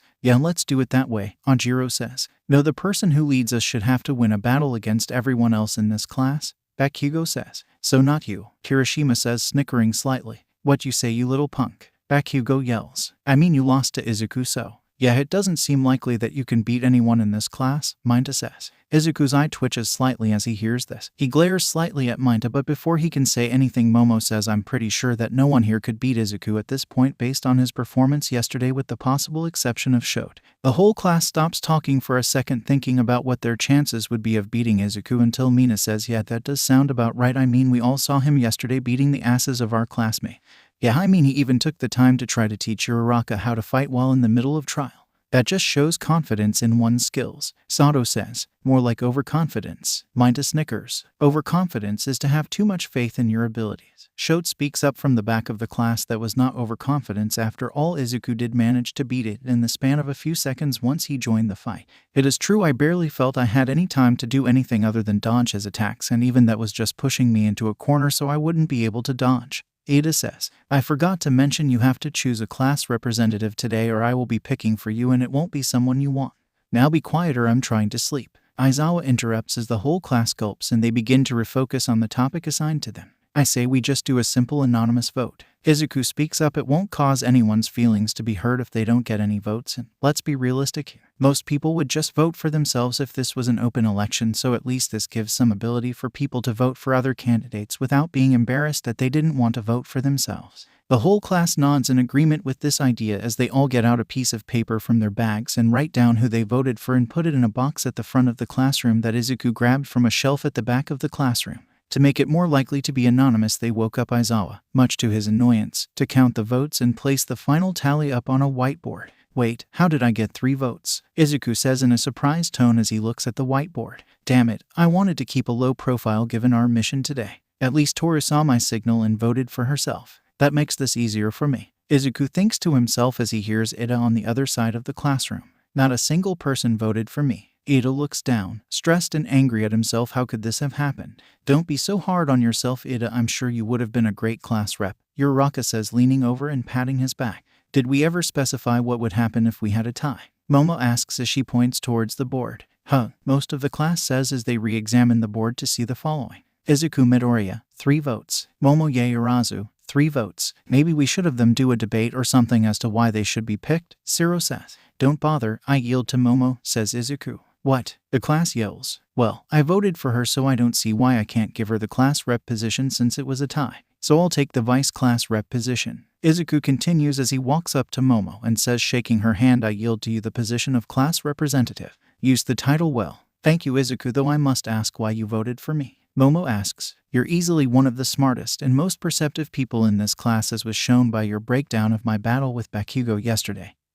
And the fact you were the only other person to notice that the person with the lowest score wouldn't be expelled. Those 2 instances earn my respect for your knowledge. Meanwhile, your earning of the number 1 spot in the quirk aptitude test and your victory against Gyro and Kaminari with only Minta yells, which everyone ignores as Izuku continues without pause as a teammate, earn my respect for your skills. In my eyes, you have more than earned the position as class representative. Thank you, Izuku, that is very kind of you. Momo says in a stunned tone, I will strive to earn the respect you have given me. Izuku bows his head towards her as she walks up to the front of the classroom to begin fulfilling her duties as class representative. Several hours later at lunch, Izuku sits down at a table with Mina, Ida, Shote, and Uraraka. Man, lunch rush makes some good food, Mina says as she happily skips over and sits down at the table. That he does, though I expect nothing less from UA High, Ida says proudly. I suppose that makes sense, plus doesn't he have a food-based quirk or something?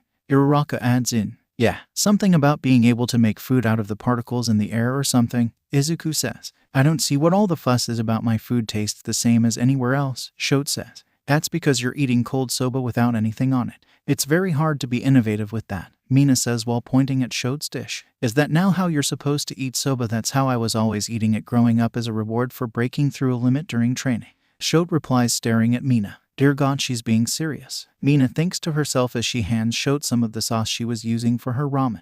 Try it, I promise it will improve the flavor, Mina says, smiling. Shote looks at Mina suspiciously but pours some of it on her soba and tries it. This is really good, Shote says as she starts eating her soba. Glad you like it, Mina says as she turns to Izuku and says, so quick question, Izuku. Izuku looks down slightly in an attempt to make sure no one sees him, blushing. Yes, Mina. Why'd you give up the position of being the class rep? I mean, you caused me to waste my vote on you. If you didn't want it, you should have said something, Mina says as she smiles happily at Izuku despite her slightly harsh words. Wait, you voted for me? Izuku says, looking up at Mina. Yeah, I mean, you're intelligent, a good fighter, and attractive. Who wouldn't want to vote for you? Mina says. Izuku's face turns into a tomato as he starts stammering out Izuku pauses and takes a breath. Thank you, Mina, that is very kind. Meanwhile, in Izuku's thoughts, holy shit, a girl called me attractive. Yeah, I thought you would have been a good class rep too, Uraraka says, mercifully stopping the embarrassing interaction from continuing any longer. I thought that as well, Ida says. Izuku looks at the 3 of them and says, wait, you 3 are the ones who voted for me? I thought that was obvious, Ida says. I mean, I appreciate your confidence in me, but I don't think that I would have been a good class rep. That's why I voted for Momo. Izuku says, I'm honestly surprised that anyone voted for me, let alone enough votes to get a tie. Hey, Izuku, Momo says as she walks over to the table. Hey, Momo, want to join us? Izuku says in a friendly tone. No, we need to discuss the plans for what we will do as the class reps, Momo says. You mean as you being the head rep and me the vice rep, right? Izuku says, pausing. No, I managed to convince the school that since it was a tie we could be co-class reps, that way we would be able to share the responsibilities and stuff, Momo says in an excited tone. It would make it far easier for us to keep the class in balance if both of us were class reps, wouldn't you say?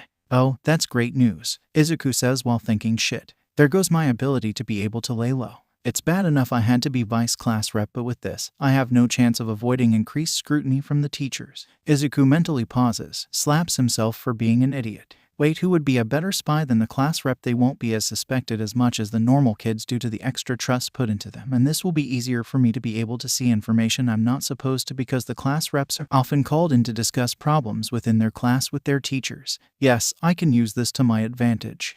So I was thinking that we could go to another table to discuss possible plans. Momo finishes as Izuku comes back to the world of the paying attention to your surroundings. Wouldn't it be easier for us to discuss it here where we have other classmates to bounce the ideas off of? Izuku asks. No, after all, it is likely that the teachers may ask us to do something that the rest of the class can't know about. And if we just disappeared later, it would be far more suspicious than if we just left now, Momo replies. Fair enough, Izuku says as they get up to go to a different table. You know, when we're not doing this, you should join us at that table. It could be fun. Maybe I will, Momo says. As they walk past the table where Toru is sitting, Izuku mildly taps his legs twice. In response, Izuku feels Toru nods her head and says to her table mates, excuse me for a second, I think I forgot something up at lunch rush. The people she is sitting with look at her quizzically, to which she simply sits there for a second. Realizing what she means, they nod and move out of the way for her to go to the bathroom. Upon getting to the bathroom, Toru goes into a stall, switches her clothing with a custom costume made out of her hair, and gets into an air vent and bites down on a transmitter in her mouth, turning off the signal transmitting from it. Meanwhile, outside the school, so those two knuckleheads finally got into position. Took them long enough, Nana says as she sits near the edge of campus away from the annoying human sacks of garbage attempting to storm the gate. She cracks her knuckles and walks over to the front gate with the paparazzi saying, well then, let's get to work. That's why I think that having punishments for people who are late to class is a bad idea. Izuku is interrupted by alarms going off all over the school. Isn't that the villain alarm? Momo asks. What is it doing going off? Are we under attack? All students please report to your designated safety zones. This is not a drill. I repeat, this is not a drill. Principal Nezu's voice comes over the intercom. Well, that answers that question, Momo mumbles as she turns around and yells out to the classes at lunch. All right, you heard the teachers report to the designated safety zone. All the people in the lunchroom pause for a moment. Then what can best be described as a tsunami of people rushes towards the door, each one trying to get to the safety zone faster than the one before. Both Izuku and Momo are pushed into a window by a flood of people where they see the paparazzi storming the campus. You've got to be kidding me. Toru overhears ectoplasm as she sits quietly in the vent above the teacher's lounge. How'd they get in here? Who knows, but they somehow managed to turn off all our security systems and got into campus, so we need to go right now to stop them, Snipe says. Hold on a second, these are peaceful protesters, we can't just force them out without it looking bad in the press, Midnight says. They just broke into our campus without our permission. At this point, they have committed several crimes and we are more than in our right as heroes to stop them. Snipe yells. That may be true, but think of the headlines. Heroes brutally repress protesters. Protesters sent to jail by UA. No, we wait for the cops to get here, then we let them handle this, Midnight replies.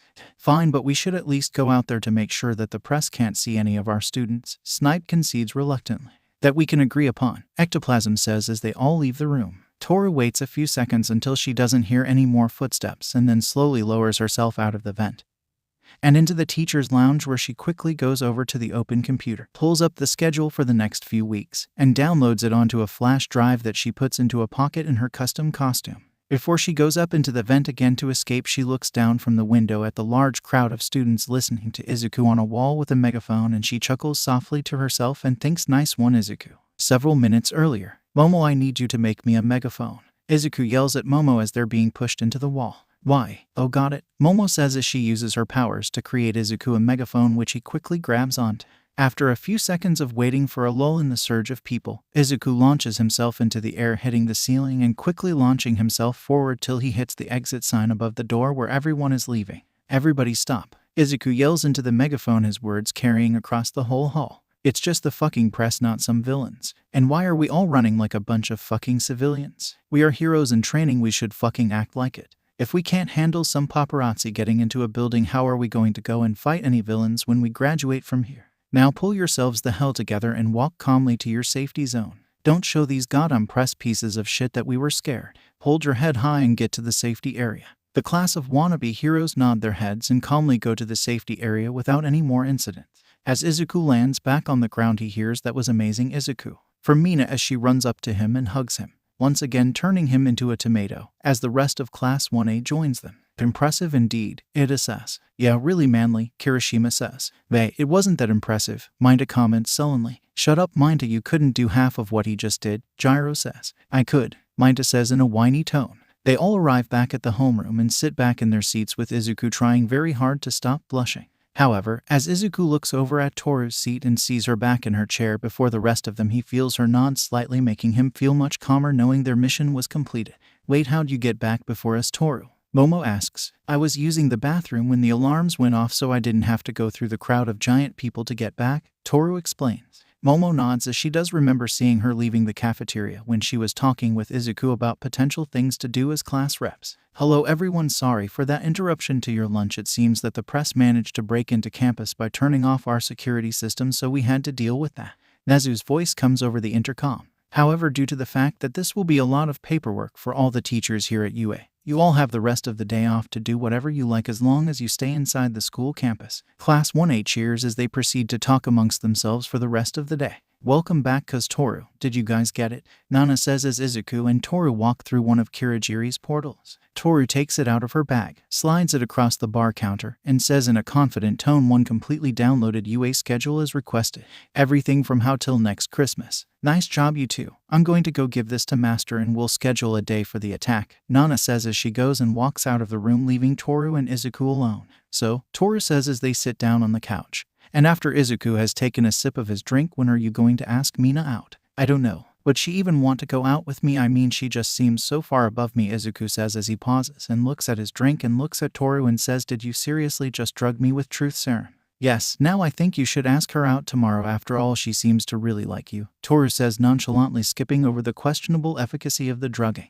Wait, she does. Izuku turns towards her stunned. Dude, you need to be less dense. I mean, Jesus, I thought they only made bad comic book characters this dense. She literally called you intelligent and attractive. If that isn't just asking to be asked out, I don't know what the hell is. You were on the other side of the cafeteria. How did you hear that? Izuku says, avoiding the insults entirely. She told me during the free period, but back on topic, ask her out. Toru yells at him. Did you start the truth serum intervention without me? Dang it, Toru, I told you to wait. Nana says as she walks back into the room sans flash drive. Now then, Izuku, tell me about Mina. She's beautiful, kind, and outgoing. Just the most amazing person I've ever met, Izuku says as he struggles against the truth serum. Nana whistles as she says, well, then ask her out. I mean, if you like her and based off of what Toru has told me she likes you, it seems like this should be easy. Much as I would like to, wouldn't that cause a problem with the mission since there would be a conflict of interest? Izuku says confidently, thinking he found a loophole to get out of this conversation. If you are in a romantic relationship with her, it would actually cause you to be more likely to convince her to join our side, so no, it wouldn't be, Toru says.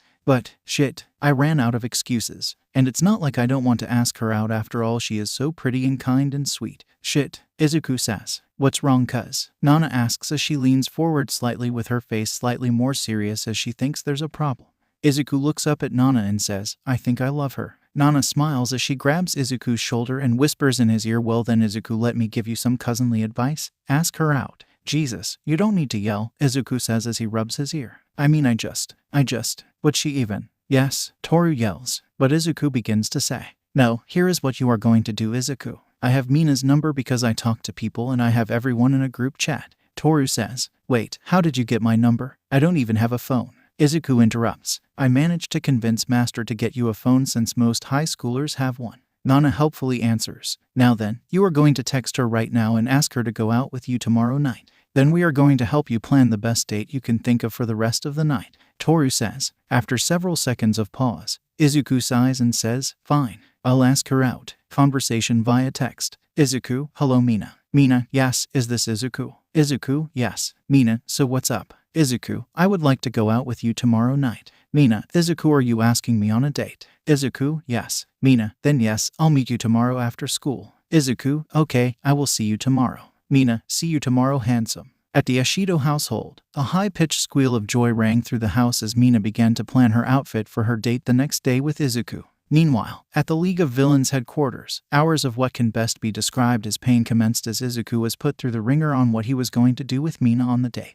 Okay, class, I think that's enough for today, Aizawa says as the class sits panting from the large amounts of exercise they just completed. Sir, might I ask why we are doing training without using our quirks? Ida asks in between shallow breaths. Because just because you have quirks doesn't mean you use them for everything, Aizawa says. A large part of this job is simply running through the streets or helping innocents with small-level problems like carrying groceries for a grandma crossing the road or helping a kitten out of a tree. That is what these exercises are for. After all, what is the point of training you to fight if before you even get halfway through your scheduled patrol you can barely walk anymore from exhaustion? Now then, all of you hit the showers. Most of you stink like hell, then feel free to go home or whatever, I'm going to bed. The class nods as they begin to go to the showers. That was a nice warm-up, Izuku says as he starts stretching his arms and hands. What is wrong with you? Minta and Kaminari scream at Izuku. How is that a fucking warm-up? Minta yells at Izuku. Yeah, I can barely feel my legs anymore. Kaminari screams. Izuku shrugs and says it wasn't that hard compared to what I did for training. What the hell did you do for training? Drag airplanes around on runways. Minta says, still panting as they get into the restroom. No fully loaded container ships. Izuku says deadpan as he walks to his locker, grabs his bag, and enters the shower. About 20 minutes later, Izuku walks out of the shower stall to see everyone else dressed. They all look at him and Kirishima whistles and says, so what's the special occasion? Wearing a black three-piece suit, a dark red tie, and a Patek Philippe watch. Izuku looks up and says while nervously adjusting cufflinks, one last time, I have a date tonight. Neat with who? Kirishima asks as Minta and Kaminari fall to the ground anime style with blood rushing from their noses. Mina, Izuku says, blushing slightly. Ah, that was what the high-pitched scream was about yesterday. Kirishima says, nodding as all of the men of Class 1A with the exceptions of Minta, Kaminari, and Bakugo start congratulating him. The what? Izuku asks. Oh, we're next-door neighbors, and yesterday there was a high-pitched scream and I came over to see if a villain was attacking.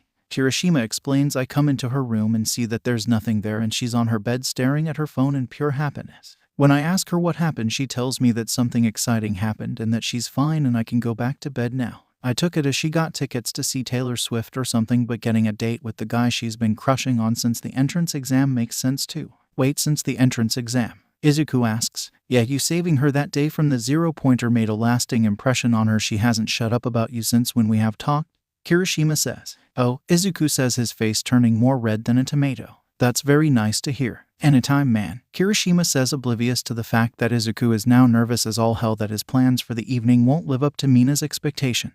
Izuku then feels a hand slap him on the shoulder as he turns and sees Bakugo standing beside him. What do you want, Kaken? Izuku asks politely while slowly adjusting his arm to prepare to throw Bakugo onto the ground if need be. I simply wanted to say this, Bakugo says as he forces Izuku to face him. Don't fuck this up because you will likely never get an opportunity like this again. Izuku blinks for a few seconds before he says, Kaken, did you just act kindly towards me? Shut it, DKU. Bakugo yells at Izuku. Ah, that's more like it, Izuku says as he rubs the ear Bakugo yelled into. Well, anyway, I have to go. Mina is waiting for me. Have fun on your date, Kirishima says as he waves to Izuku. Yes, enjoy your date, Ida adds. How did he get a date before us? Minta asks Kaminari as they sit down on the floor, hands holding their heads in shock. Because you two are worthless idiots, Bakugo says to them. Hey, Minta and Kaminari scream. 5 minutes earlier. So, where do you think Izuku will take you for your first date? Gyro asks Mina as she sits in a makeup chair with Uraraka and Toru helping apply the makeup. I don't know, hopefully somewhere fun or nice, Mina replies happily as she finishes putting on the last bit of eyeshadow. I really don't see the need for all this gossiping, Momo says as she sits at the end of the locker room, reading a book about how to be a class representative. Nor the need for all the makeup, Shote says as she finishes doing cool down stretches for the workout. You two need to go out more, the gossiping is half the fun, Toru says in a happy high-pitched tone as she finishes with the blush. Not to mention the makeup will help make her look more stunning than she already is, Uraraka adds as she finishes the nails. They're perfect, Toru says as she backs up, seeing her work in its entirety. If this doesn't cause Izuku to fall off his feet in pure beauty shock, I don't know what will. Mina gets out of the makeup chair, goes to the exit to the locker room, and says, okay, wish me luck on my dad. Mina's brain turns itself off as she sees Izuku standing there leaving the men's locker room dressed in his suit. Must resist urge to drool. Mina thinks to herself as she walks up to him. Izuku turns and looks at Mina and says, ready to go, Mina? Mina nods a few times with heavy blushing and says, yeah. By the way, how do you like my dress? Mina spins around a few times before looking at Izuku. You look beautiful, Izuku says as his face turns into a tomato. Mina was in a long dark blue dress that flowed perfectly to a few inches above her heels. Actually, you know what, screw this, I'm just using other materials as reference. Think Jessica Rabbit outfit except blue, and there is no large slit down one of the sides, wearing yellow eyeliner instead of blue. Is that a Patek Philippe? Momo asks as she walks out of the women's locker room behind Mina. Yes it is, Izuku says. How did you afford that? Those things cost thousands of dollars. Momo asks incredulously. Even my dad only owns a few of those because of the cost. My uncle got it for me for my birthday last year in addition to these custom suits. He owns a few large companies so he was able to afford it, Izuku replies while still looking at Mina. Oh, who is your uncle? Maybe he and... Momo's words fade as Mina turns slightly and glares at her in the thou shall not intrude on our date type of glare. Maybe we can talk about that later. In the meantime, have fun on your date, you two. Thanks, Momo, Mina says as she and Izuku start walking towards the exit of the school. One cab ride later they arrive at their destination. No way, you got us into Aragawa. Mina says in a surprised yet excited tone. Yeah, I figured since it would be our first date I'd take you out to somewhere special, Izuku stammers out. Why do you not like it? I mean, we can always go somewhere else or… It's amazing. Mina interrupts, looking at Izuku with pure love. I couldn't think of a better place for our first date. Izuku smiles and looks down, saying, I thought you might like it. As they walk into the restaurant and go to the host's stand, Izuku says, high reservation for 2 under Midori. The host looks up and says, aren't you a bit young to be dining here, sir? I made a reservation and I am here to eat. Does it matter to you if I'm a bit young? Izuku asks, staring down at the host. If you can't pay, then yes, it does matter, the host replies. The manager turns the corner to see Izuku and Mina there, and he quickly comes up and says, Mr. Midoriya, we've been expecting you. Please come this way. Sir, the host says in a questioning tone. Shut it and go do something else. The manager hisses at the host, who promptly scrambles to go do something far away from there. I am so sorry, sir. I will have him fired at once for questioning you, the manager says while walking them to the table. Don't bother, it's fine. I can understand his confusion. If I was in his position, no need to do anything drastic over an honest mistake, Izuku says, smiling at the manager. The manager nods and says, of course, sir. Of course, we will have your meal half off for the inconvenience. Thank you, Izuku says, nodding at the manager, who promptly scurries away from the table. So, what was that about? Mina asks in a confused tone, wondering why the manager seemed so afraid of Izuku. Oh, it's just that my uncle had half ownership over the restaurant, so they were concerned over me telling my uncle about the bad host, Izuku says in an embarrassed tone while trying very hard to not give away the other parts of his uncle's job. That's cool. So what exactly does your uncle do? Mina asks in a curious tone. He's a business investor, Izuku says, quickly reciting the half-truth that he was instructed to always say when asked about his uncle's job. He partly owns shops, restaurants, things of that nature, all over the country. That's neat. It must have been cool growing up with someone like that around. Growing up, Mina says as she looks around the restaurant in awe of its fanciness. He never really came around that often when I was a kid. It was only after my mother. Well, he went and took care of me after that, Izuku says. Oh, I'm sorry. So he was the one who went and paid for your training? Mina asks. Yes, he paid my tutor who went and taught me everything I know, but enough about me. What's your family like? Izuku asks. Oh, nothing special really, just me and my dad trying to live out our lives, Mina says, her smile faltering slightly under the questioning. Abusive mother? Izuku asks. Mina looks up frantically and says, how did you? Your smile, Izuku says, interrupting her. Mina pauses and looks confused as she asks, my smile? When it was brought up you were trying to keep your smile up despite the bad circumstances? Well, I know that look all too well. I used to have it nearly every day of my life, so I kinda knew it was someone abusive, and since you didn't mention your mother, I kinda… Sorry for bringing it up. It must be a tough subject, Izuku says in a melancholy tone. No, it's fine. She hasn't been around for a long time, and it was kinda sweet being able to tell just by the differences in my smile, Mina says, looking up at Izuku. Hello, I am Sachai. I will be your waiter this evening. Can I interest you in any appetizers? A waiter walks up, placing down a bottle of sake on the table. Oh, I'm sorry, I haven't even looked at the menu yet, Mina says, slightly flustered as she looks down and sees the prices on the menu. Jesus Christ, it makes Disney look like a non-profit organization, Mina thinks to herself as her eyes widen to the size of tea saucers. Izuku reaches across the table holding Mina's hand and says, don't worry, I'm paying for all of this, so go nuts and order whatever you want. Mina looks down at the menu and says, these prices are really expensive, though. I mean 10,000 yen for an appetizer. Actually, since the manager said that you were given half off the meal, it would only be 5,000 yen. The waiter supplies helpfully. Trust me, it's fine, Izuku says, staring into Mina's eyes while gently squeezing her hand. Mina nods slightly and says, well then, I guess the seafood risotto. I'll get the lobster bisque, Izuku says. Of course, I will go put that in and then I will come back for the next portion of your meal, the waiter says, quickly walking away to put the food in. Wait, next portion? Mina asks. Oh, you get an appetizer, entree, 2 sides, and a dessert when you come here, Izuku explains. Mina starts to become panicked as she starts stammering out, wait, how are we going to eat that much though, and how will it affect our training, and how will it affect SHH, Izuku says. What is the point of life if you don't live it to its fullest extent? So what if we overeat today and it causes us to be slightly slower in our training tomorrow? That's the point of training. Life is short and it'll surprise you how quickly the end has the potential of coming. You need to spend every day enjoying your life, Mina. After all, there's no way of knowing if this happy moment will be your last. Mina looks at Izuku for a few moments, smiles with a slight blush, and squeezes Izuku's hand, saying, yeah, I suppose that makes sense. So how does it look like it's going? Toru asks Nana as they use binoculars to see the 2 lovebirds eating at Aragawa. They seem to have already finished the dessert and they seem to be enjoying themselves quite a lot.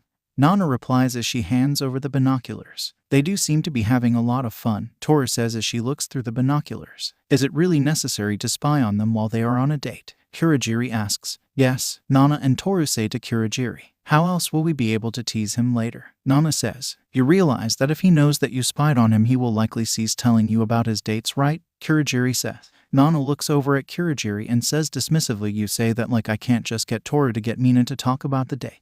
They've finished eating and are leaving. Toru reports from the edge of the roof. Okay, then it seems like we need to go then. Kurogiri, Nana says looking over at the misty man. Kurogiri sighs slightly as he opens a portal and all of the people spying on Izuku disappear. Leave me alone, I'm bushed. Izuku finishes the joke, causing Mina to laugh. Oh, that's a good joke, Mina says through the laughter. Thanks, Izuku replies as they walk back to where a cab is waiting. I really had a lot of fun tonight, Mina says looking down at the ground, blushing slightly. Me too, Izuku says looking at Mina. So, anything else you want to do tonight? Mina asks staring at Izuku. Not that I can think of, I mean it is 1:30 in the morning, it's not like anything will be open. Izuku replies, but I can check to see if there is. If you want anything in particular, I can certainly. He is interrupted by the feeling of lips touching his lips as he looks and sees Mina leaning against him. You're way too oblivious sometimes, Izuku, Mina says with a slight smirk on her face as she watches Izuku's face go past the zone of looking like a tomato and more into the realm of strawberries. When a girl asks at the end of a date whether there is anything else you should always, Mina herself is interrupted by a kiss on the lips combined with Izuku picking her up slightly off the ground by hugging her and pulling her into his muscles. After what felt like an eternity, Izuku stops the kiss and looks at Mina and says, was that too oblivious for you? Mina stands there with her heart beating faster than a drum, blushing enough to make her look like a red star. And no, Mina says, shaking her head, that was just perfect. Mina leans her head onto Izuku as they walk into the cab, driving Mina and then Izuku back home. About an hour later, Izuku arrives back at the LOV headquarters, nearly skipping as he is so happy. So how was your date? Nana asks. Oh please, I know you and Toru were waiting on the rooftop a few hundred feet away with a pair of binoculars watching us the whole time, Izuku says, playfully glaring at them. Nana and Toru both blink before Toru asks, so out of curiosity, what gave us away? I haven't only been training my body, you know, Izuku says, smirking at them as he starts walking towards the back. Ah, right, stupid perception quirk. Out of curiosity, how far did you get the range up to? Nana says as she watches Izuku walk towards his room. About 100 meters, but I already knew that you two would be trying to spy on us in some way, so I took preemptive vengeance, Izuku says, trying to not laugh. Oh yeah, what was that? Nana asks. Izuku holds up Nana's credit card in his hands and says, let's just say it didn't get paid using my part of the discretionary fund.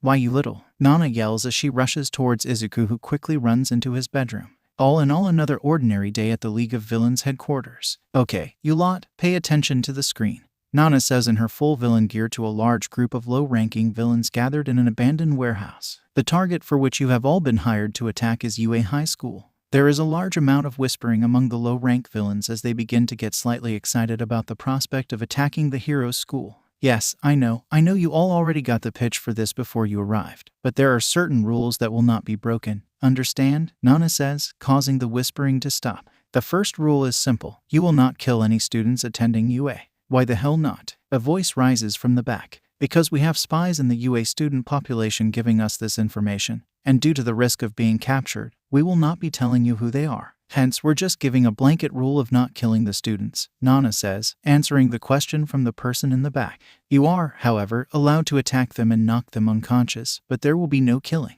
Besides that, the only other rule is that you will not leave the area where we will be teleporting you.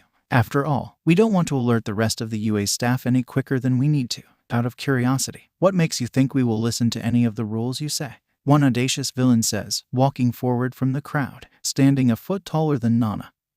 He stares her down in the eye, trying to intimidate her. I don't know, maybe this is why, Nana says sarcastically, quickly grabbing the villain with her hand, turning the attempted usurper into nothing more than a pile of ash. There is a slight gasp among the villains as Nana wipes off her hand. Looking up, she says with an evil grin, anyone else have any objections to the rules? The crowd remains silent in fear. Good. Now let's go over the actual plan then, shall we? All right, class, go get your hero costumes on, Aizawa says as he walks into the classroom. You're all going on a field trip across campus. Class reps ensure they are all on the bus within 10 minutes. All right, you heard the man, let's go. Go, move it. I want you all down at the bus within 7 minutes. Let's move. Izuku starts shouting at his classmates, getting them all to rush out of their desks and put on their costumes. Yes, please be quick in getting on your costumes, Momo says with a smile. Several days ago, I'm thinking we should do a good cop, bad cop routine.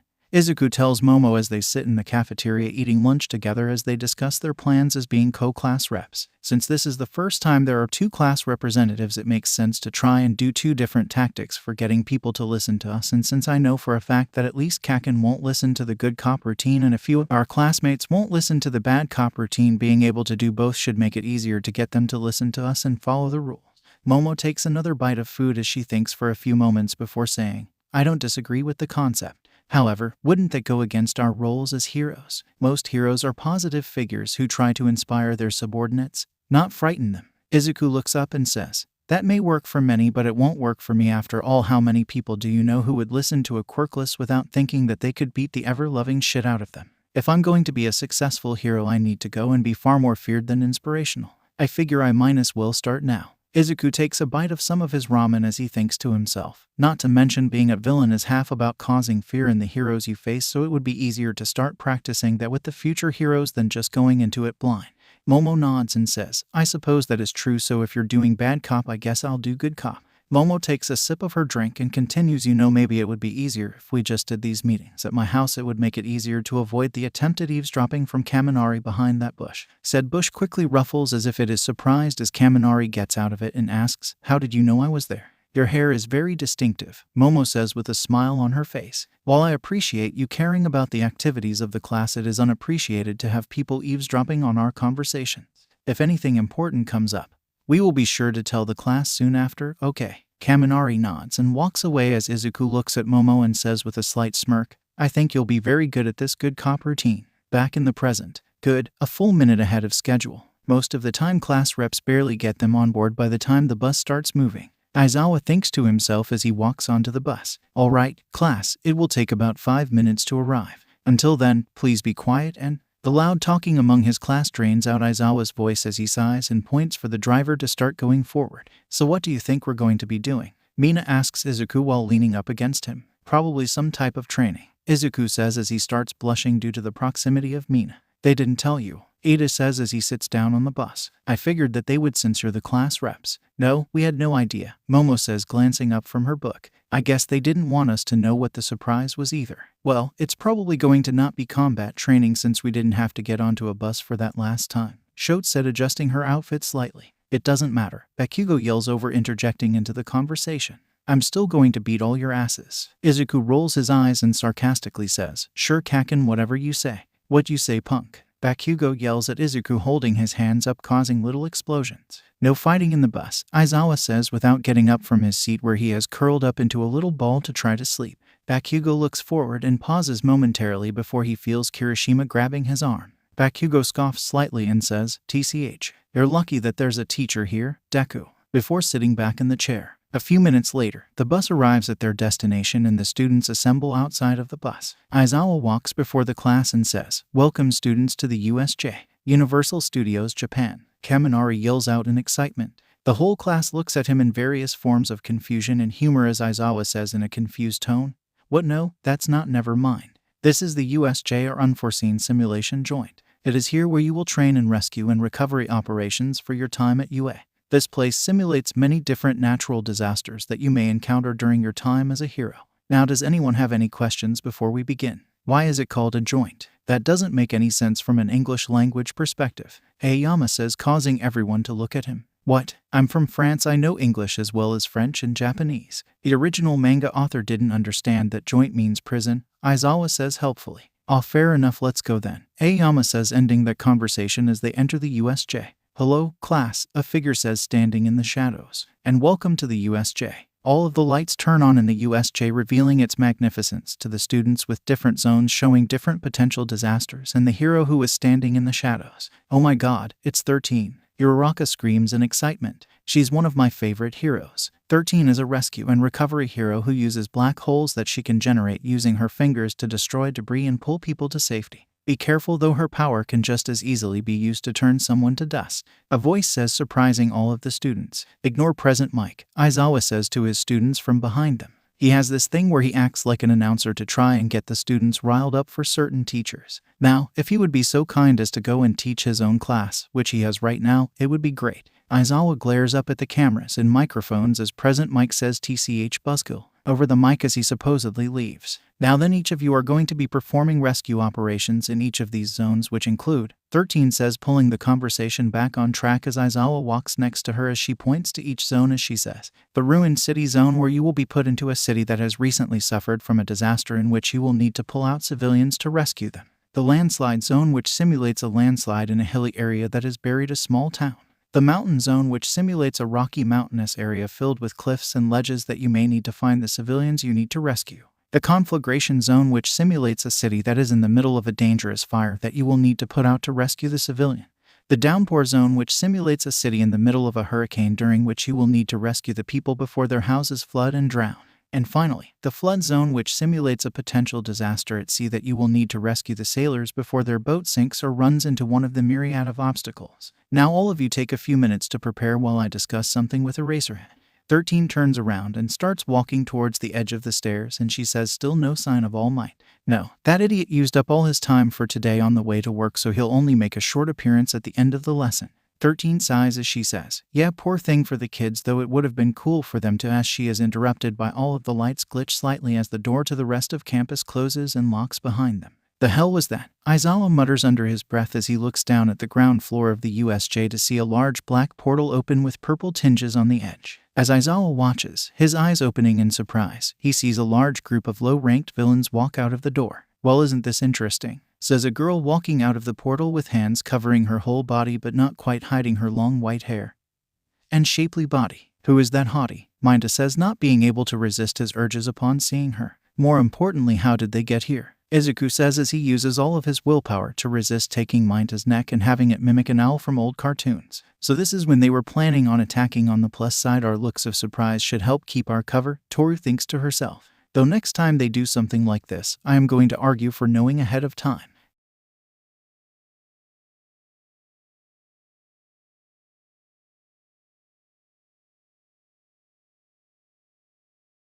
13 Protect the students, Aizawa says as he stares down at the large group of villains. I'll keep them occupied till backup comes. 13 nods and turns towards the children as Aizawa leaps down into the large group of villains. Okay, kids, all of you stick together and protect each other. It won't take long for backup to come. Are you quite sure about that? A voice says from behind the students, causing them all to turn around to see a large black mist surrounding them. Ah, I see All Might isn't here today. Well then I suppose we should try dragging him here quickly. 13 raises her hand to start attacking Kirigiri, but before she can, Bakugo yells, you aren't worthy of All Might's attention, as he and Kirishima rush towards Kirigiri, causing them to get in the way of 13's attack. Wait, don't. 13 says as Kirigiri uses the attack to launch himself forward and teleport the students all over the USJ.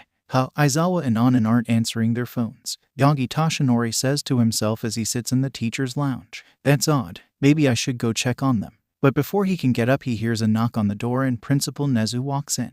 Hello Toshinori, I'm here to bring you some tea, Nezu says in a happy tone. Thanks, Principal Nezu, Toshinori says as he walks up to Nezu and takes the tea. You're worried about something. What is it? Nezu asks Toshinori as he sits down on the chair across from him. Aizawa and Anan aren't picking up their phones, Toshinori says.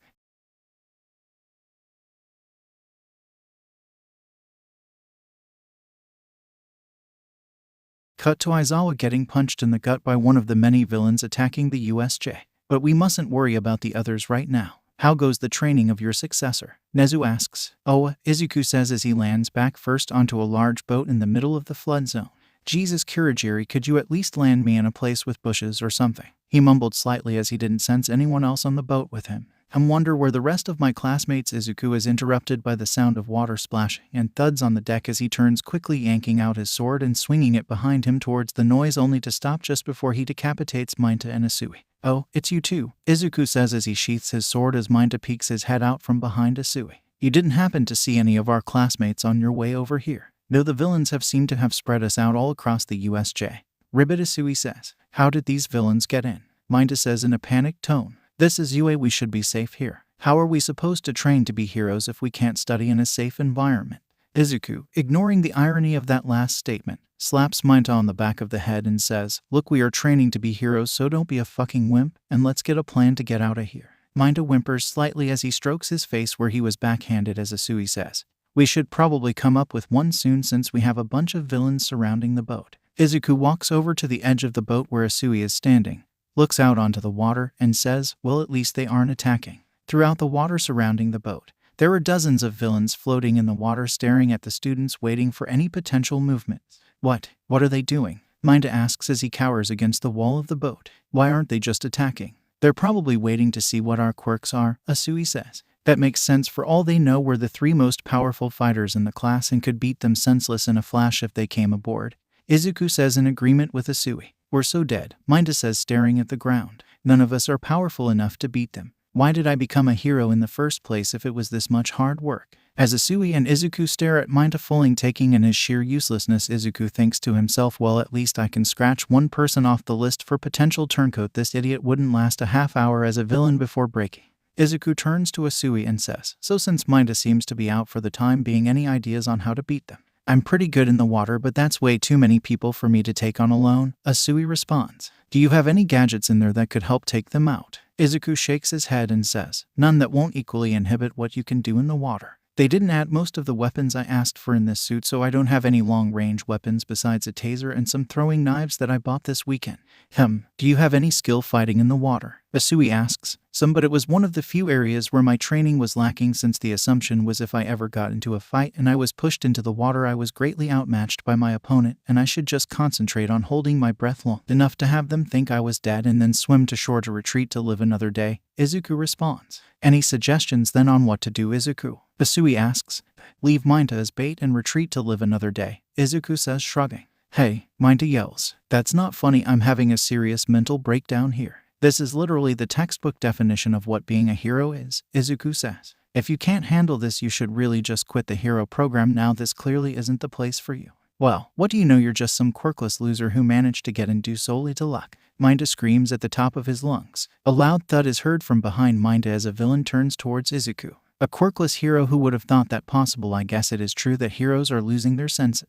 The villain walks towards Izuku, his shark-like features on full display, as he says in a mocking tone, what you gonna do, kid? I'm a B-rank villain, none of your attacks will be worth shit on me. But I'll be kind, I'll stand here and let you hit me. Izuku looks at Mina and says, I'll deal with you later. Now then, Mr. High and Mighty B-rank villain, due to your kindness and letting me hit you, I'll be kind and break you quickly. The B-rank turns and laughs as he says, what do you think he is interrupted by a fist, causing his head to snap back as he flies into a nearby wall. As the villain's newly remodeled unconscious body falls to the floor, Izuku turns and says, well then, since Mina went and forced out my secret, let's go and finish this. Reaching into one of the many pockets in his suit, he pulls out a jar and says, they may not have let me get much of the gear I wanted, but they did leave me pockets to store items, so I decided to bring in one of my tutor's inventions which should help us fight. Throwing the jar into the water, Izuku turns and grabs Asui and forces her down to the floor as all of the water surrounding the boat catches fire and causes a large explosion to fill the area. What was that? Kirishima asks Bakugo as they stand over the large group of villains they had defeated in the ruined city zone.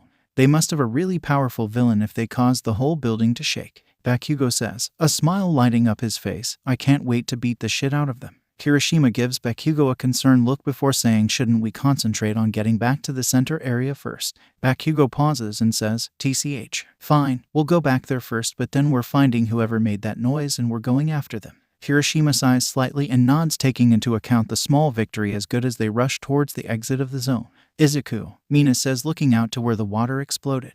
Wait, how do you know it was him? Ida asks. Who else could have caused that big of an explosion? Uraraka says, smiling at the fact she knows he's alive. Ida, you're the fastest one here, yes? 13 asks Ida as she struggles to hold back Kurogiri. Yes ma'am, that is correct, Ida answers. Good, I want you to go to the campus and tell the teachers what happened and to get them here as soon as possible. 13 says desperately. Do you think it wise to explain your plan right in front of your opponent? Kurogiri asks 13 as he launches another series of attacks which force her to concentrate on defending the student. Ma'am, is it wise to leave my classmates defenseless here? That doesn't seem like a heroic thing to do. Ida asks. Look, Ida, sometimes being heroic means getting someone else who can do the job better, and there are too many people for just me and Eraserhead to take on, so get help. That's an order, 13 says, looking back at Ida. Ida nods slightly as he starts running towards the exit. Do you think I'll let you get away that easily? Kurogiri asks as he starts attacking 13 again, dodging the black mist and opening up her suit to attack. A portal opens up right in front of her finger and behind her back, ripping her suit open and tearing her flesh away, causing her to collapse to the ground unconscious and bleeding. 13. Uraraka screams in panic as she rushes over and starts putting pressure on the wound as Kurogiri removes the portals to give her the freedom to tend to the wounded. Now then, let's keep you from escaping. Kurogiri opens a portal in front of Ida, but Ida dodges continuously until he gets to the door. Before Kurogiri can attack, though, he dodges out of the way of an attack from Mina, allowing Ida to escape from the USJ.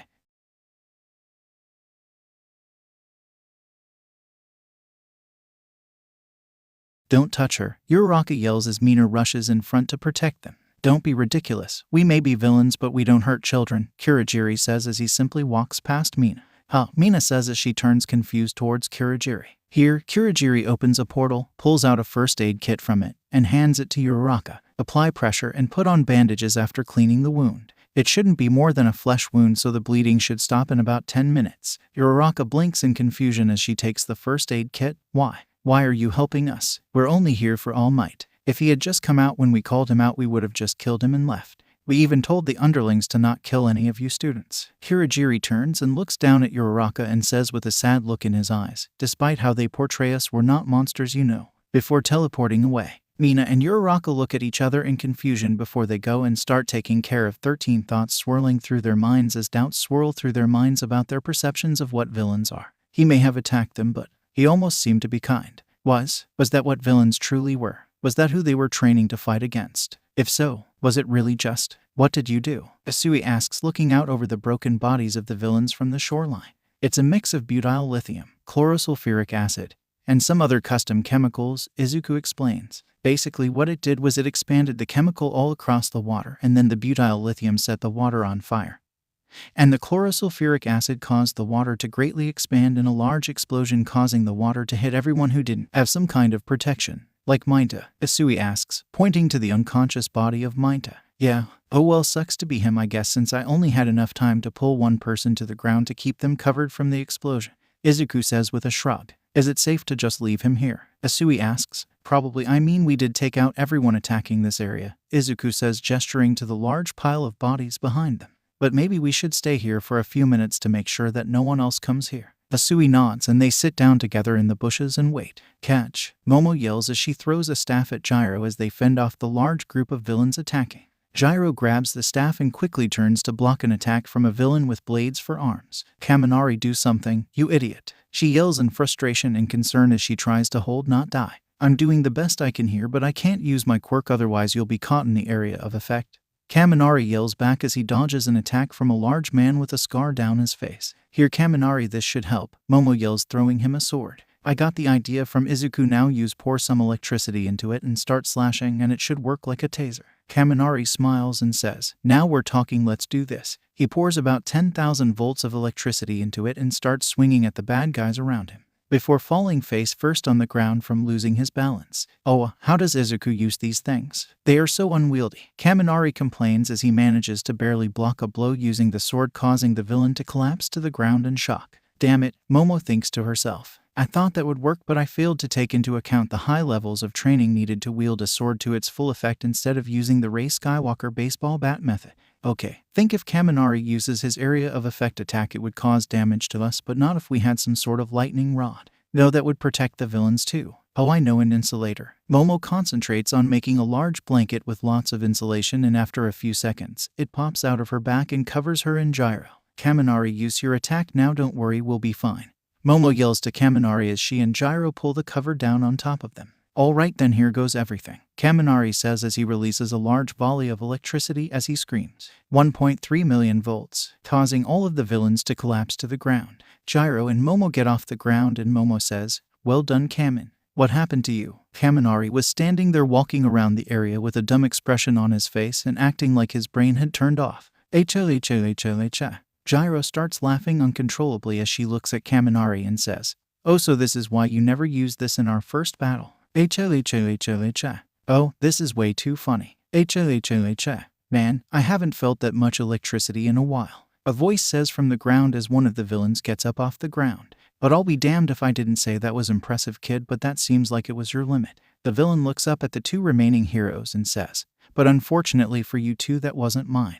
Aizawa stands in the middle of the courtyard practically panting from exhaustion before gritting his teeth and rushing towards the villains and attacking again, dodging and weaving as he uses his quirk and scarf to defeat villain after villain. Get away from our teacher. A voice yells out as Aizawa turns and blinks at the sight of Bakugo and Kirishima running towards him, but before he can do anything he is slammed into a wall by a large fist, shattering most of his bones upon impact. So your quirk is based on sight, is it? Nana says, standing over Aizawa's broken body. Well, unfortunately for you, Namu here is immune to such quirks as yours. Standing next to Nana is a large bird-like creature much taller than all the other people in the area. Numo, do me a favor and knock this one unconscious, otherwise he may be a problem later. Aizawa tries to move, but he is too slow and is hit in the head with a punch from the large beast, sending him out of the realm of the living and into unconsciousness. How dare you do that to our teacher? Kirishima yells as he and Bakugo go through villain after villain, rushing towards the main boss.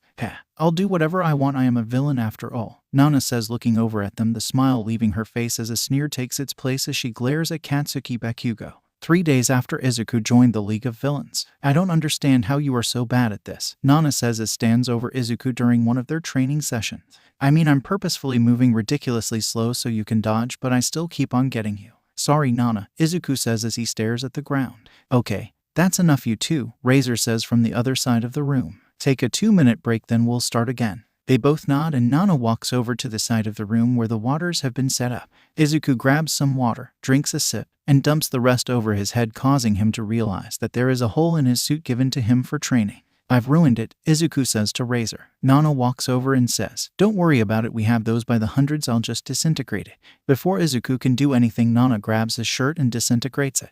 Nana gasps as she sees Izuku's body covered in hundreds of scars, burns, and bruises. Looking over at Razor, she says, what the hell? What have you been doing to him? Izuku grabs onto Nana and says, no, this wasn't her. Nana glances back at Izuku as she leans down in sympathy for her younger cousin and asks, then who was it? You bastard. Nana snarls at Bakugo, causing him to get a confused look on his face. I'm going to fucking kill you. And she launches herself at Bakugo, intent on avenging her cousin. Bakugo, look out. Kirishima yells as he jumps between Nana and Bakugo, his body fully armored. Good luck getting past me, lady. My quirk makes me nearly impossible to get past. Move, Nana says, grabbing Kirishima's arm and pushing him away, and, much to Kirishima's horror, his armored skin quickly flakes away till bone is showing as she rushes past him and attempts to grab Bakugo, who launches himself backward with an explosion. Get over here and die, Nana says with an evil look on her face, rushing towards him. Bakugo, in his desperation, rushes towards the flood zone where Nana sees Izuku hiding in the bushes. Izuku stares at Nana and shakes his head ever so slightly, causing Nana to twitch her head back as she continues rushing towards Bakugo with bloodlust in her eyes. Bakugo, meanwhile, is getting desperate in his attempts to dodge her since he is not used to such ferocity in an opponent's attacks. However, due to his desperation, he fails to notice a small edge and tripped and falls to the ground. Oh shit, Bakugo says as Nana rushes towards him full of killing intent. For the first time in a very long time, Bakugo felt something he hadn't experienced before. Fear. Struggling to get away from this monster of a person chasing him, he starts desperately throwing explosion after explosion at Nana, causing her to have to dodge. Regaining his confidence slightly, Bakugo thinks to himself that if he keeps attacking, she won't be able to attack him. That newfound confidence was shattered as Nana dodged under one of his explosions and reached out her hand at Bakugo's skull. I'm going to die, Bakugo thinks to himself as he sees the hand closing in on his face. It was only because his eyes were so widened with fear he was able to see the flashbang in the corner of his eye before it passed in between his face and the hand and exploded. Shit, Bakugo swears as he covers his eyes, trying to wipe the brightness out of his vision. After a few moments, he succeeded in seeing his savior standing in front of him. Deku, Bakugo asks as he sees the man in the dark suit before him. Leave Kaken. She seems to be targeting you, so I'll hold her off while you retreat, Izuku says without turning around. But what about Kirishima? Bakugo asks.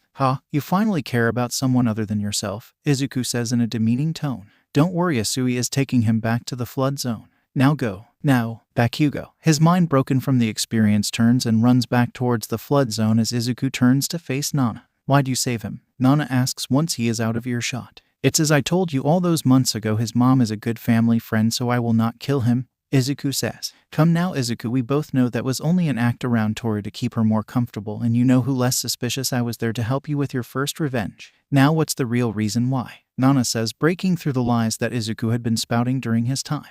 Fine, Izuku says, looking up with a somber expression that slowly turns into a smile as he whispers. It's because I'm going to be the one who drives a sword through that fucking asshole's heart. Nana smiles and says, there's the Izuku I know. Unfortunately, your peers are starting to wonder why we aren't fighting. I'll just tell them I tried talking you out of attacking now then. Izuku pulls his sword out of its sheath. Up for a sparring match. Nana smiles and says, "Always," and rushes towards him with a wicked grin. "What is he doing? He's going to get himself killed," Kirishima says, holding onto his arm as he tries to use his quirk to keep himself from bleeding out. Maybe he had a plan. "Ribbit," Asui says, staring out at the two opponents as they stand there talking to each other. "Deku," Kaken says in a low grumble as he stares at the villain and Izuku talking. "You okay, Kirishima?" Asui asks as she puts him on the ground. "My arm will be fine after a few minutes, I think. One upside of my quirk is that I can regenerate my skin. Not enough to fully undo the damage, but enough to keep me from bleeding out," Kirishima says as he concentrates on holding and regenerating his skin. As he is concentrating, however, by the words of Bakugo. Holy shit. Confused at what would cause Bakugo to act so surprised, Asui and Kirishima turn and their jaws drop at the scene. Izuku dodged back from Nana as she reached his hand out towards him, doing a triple backflip before landing on the ground and launching himself towards his cousin's sword drawn. Nana smiles as she dodges back and forth, avoiding the blade as she tries once again to reach out to Izuku, but as her hand reaches out, he leans back and kicks his leg out, hitting her in the jaw. "Shit," Nana says, leaping backward and grabbing her jaw with her hand. "That hurt." Looking up with bloodlust in her eyes, she launches herself at Izuku, swinging her hands around violently as she tries to hit him. Izuku dodges back and forth, avoiding the hands, but before the fight can continue, Izuku hears the door upstairs burst open as a large man walks through them.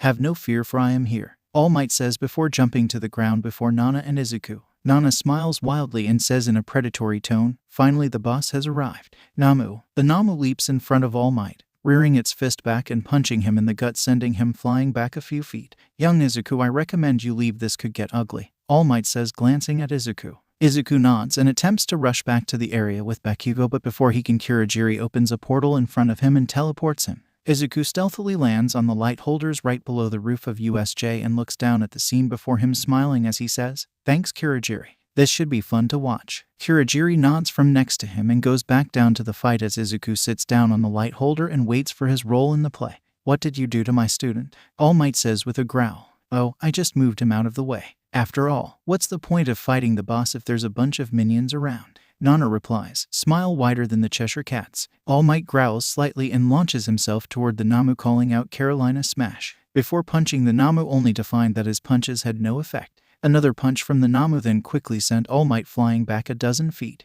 "Enjoying fighting the Namu?" Nana asks with a smile on her face. "We did create it specifically to kill you. It has 3 different quirks specifically to kill you, All Might. Good luck figuring them out though, because unlike some comic book villain, I'm not telling you what they are." All Might looks up at Nana and says, "Well, I've never really cared too much about my opponent's quirks. It's not like it matters too much since my power is only good for one thing anyway." Before thinking to himself, "So some form of shock absorption makes sense if it was made to fight me. Now I just need to figure out the other 2. Both All Might and the Namu rush toward each other at high speeds, but as the Namu tries to punch All Might, he dives underneath it and proceeds to do a WWE wrestling move and flips the Namu onto the ground headfirst. Or at least that's what would have happened if Kirigiri hadn't opened a portal beneath All Might's legs and the Namu's head to allow the Namu to grab them and hold All Might in place. "Yes, good Namu, pull All Might more into the portal," Nana says as she walks next to Kirigiri. "You know this will kill your compatriot too," All Might says, glancing over at Nana with a small look of worry in his eye. Nana's smile widens as she says, "Are you quite sure about that?"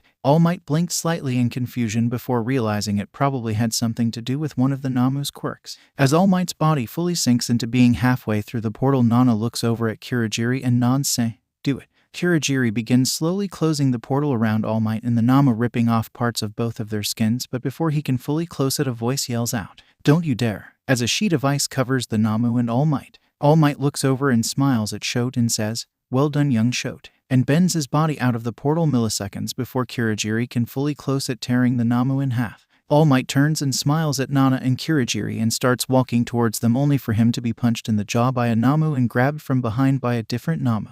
"The hell?" All Might says as he turns his head and sees an exact copy of the Namu punching him and holding him from behind. "Neat thing about combining different quirks," Nana says with a smile, "is that certain quirks just work amazingly together, like fire and ice, or super strength and super speed, or in this case super regeneration and body splitting."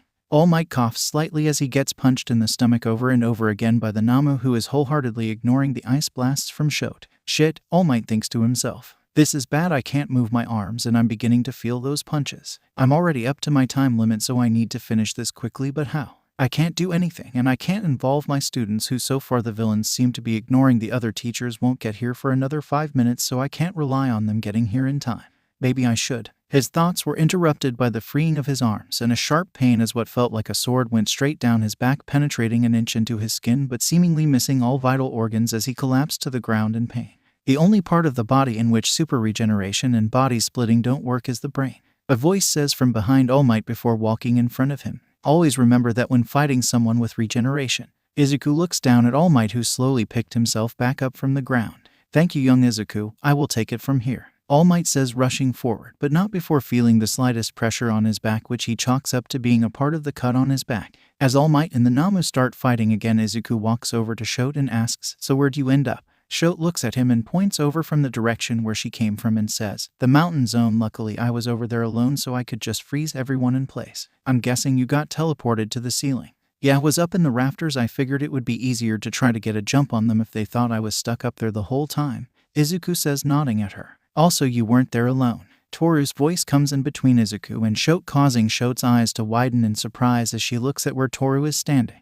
"Wait, why didn't you say anything? I could have accidentally frozen you," Shote says, not noticing the Toru handing something to Izuku. "It's fine. Once I saw what you were able to do during our training session, I knew what to look for before you freeze the ground, so I managed to dodge it," Toru says in a happy tone. Before Shote can respond, they are each hit with a shockwave of air as Namu and All Might trade blows. "Holy shit," Toru says as she and Shote are forced onto the ground by the sheer amount of air pressure coming off the battle. "He needs to work on the efficiency of his punches," Izuku says, standing unaffected by the wind. "He keeps trying to hit the same spot but is off by inches every time." "How are you not affected by the wind?" Shote asks as she tries to keep herself from flying away. "This," Izuku says, looking at her. "This is nothing. This is what I feel every time I fight. Upside of being a speed-based fighter is you slowly grow more immune to things like wind force. Go beyond plus ultra," All Might yells as he sends the remaining Namu flying into the stratosphere. "Well, shit," Nana says, looking up at the hole in the ceiling. "That sucks. We spent a fortune on that thing." "Well, Kurogiri, between the two of us, I'm pretty confident that we can take him out before the other heroes arrive."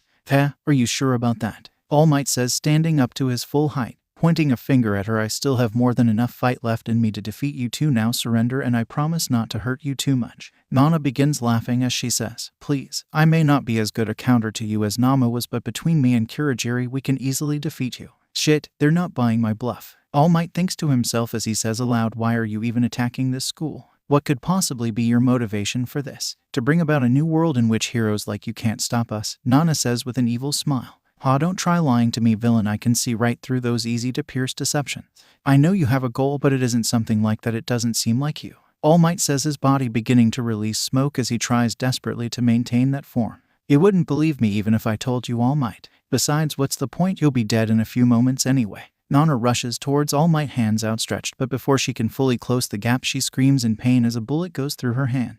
The teachers had arrived. "Everyone protect the students," Principal Nezu says to his staff as he rushes to the ground next to 13, where Mina and Uraraka had been joined by Mineta, Asui, Kirishima, and Bakugo. As the last wave of low-ranked villains desperately tries to fend off the onslaught of pro-heroes, Nana looks over and says, "Well, shit, looks like we ran out of time. Oh well, guess we'll have to try again later after we get some higher-level characters." As she walks into one of Kurogiri's portals, she turns around and bows to All Might, saying, "We have been the League of Villains and we hope you enjoyed the show." Because she looks up at All Might with her eyes scaring him right to his soul. "There will be an encore." With those words, the portal closes and Kurogiri and Nana Shigaraki escape into the abyss. After multiple hours of interviews by the police and healing done by Recovery Girl, both Toru and Izuku arrive back at the LOV headquarters. "Hey," Nana says to Izuku and Toru. "So was the mission a success?" Izuku reaches into his pocket and takes out a vial filled with blood. One vial of All Might's blood is ordered. He places it on the bar counter and slides it over Kurogiri. "Well done, Izuku," AFO says from the TV.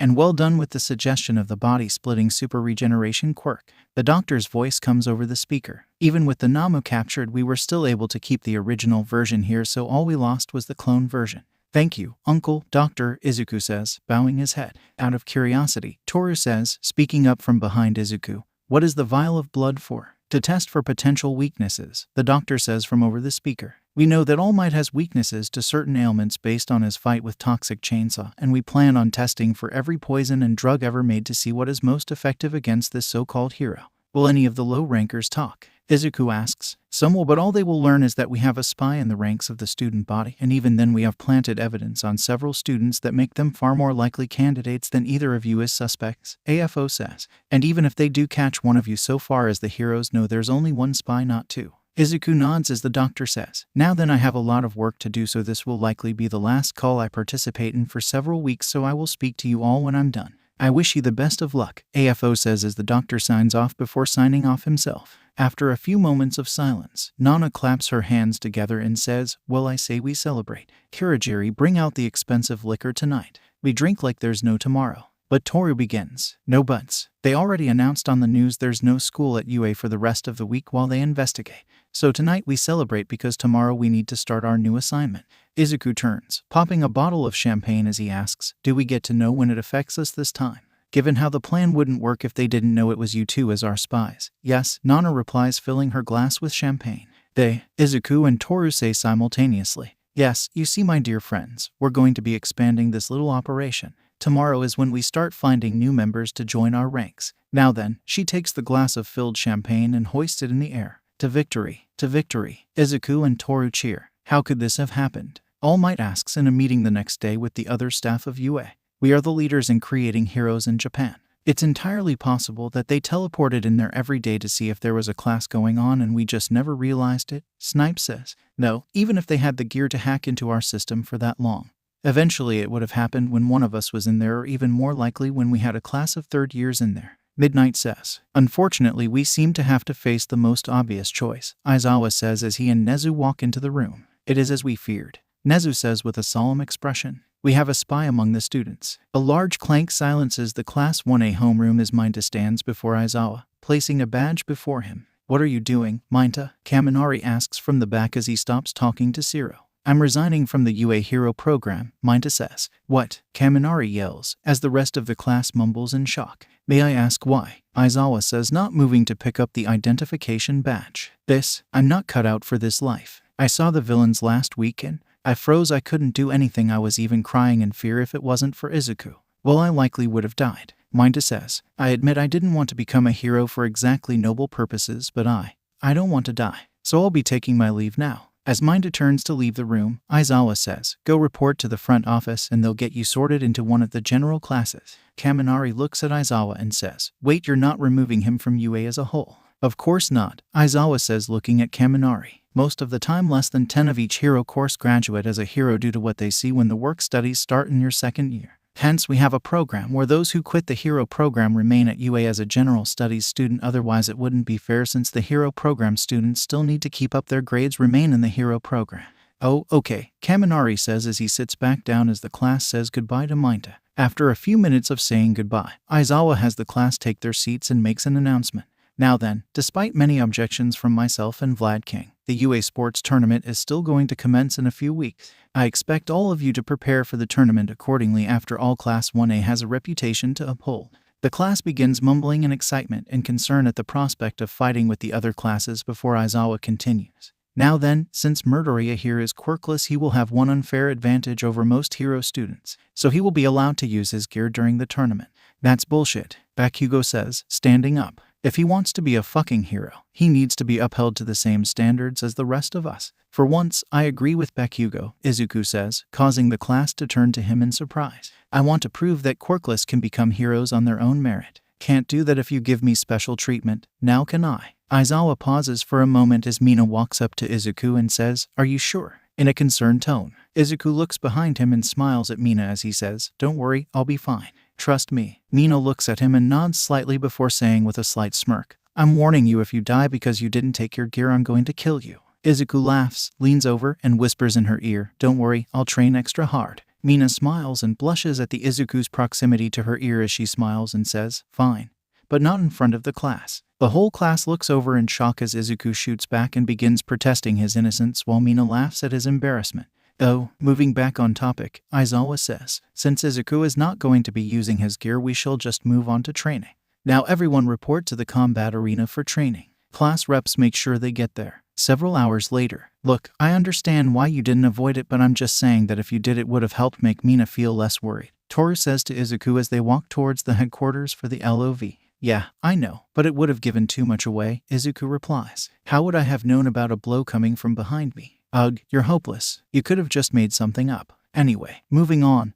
Any idea why Kurogiri didn't pick us up today? Toru responds as they walk through the halls of the building up to the bar. Probably something to do with. Izuku pauses and rushes forward at the bar entrance. He quickly puts his sword to a man's throat as he stands above Nana with swords impaling her and Kurogiri. I'm gonna give you exactly 5 seconds to explain who you are and why you have attacked my cousin, Izuku says in a distorted voice. The man turns his head to see a demonic-looking mask with red eyes and a twisted smile staring at him. I am the hero killer Stain. Your cousin tried to recruit me into her organization, but since she has no true motivation, I refused. She didn't accept my refusal, so we fought. Stain pauses and bows his head slightly as he continues. Though had I known the infamous Deku was a member of the organization, I would have been more open to joining. It's good to see my reputation remains the same despite my inactivity, Deku says, his voice sounding far less like the boy he is under the mask and far more like an odd combination of Darth Vader and a siren's voice. Please, not every villain can kill one of the top 10 heroes. That alone made you a legend in the underworld even if the hero world will never know what happened to Mind Touch. Stain replies, thank you. I was aiming for shock and awe that day, Deku replies, bowing his head slightly.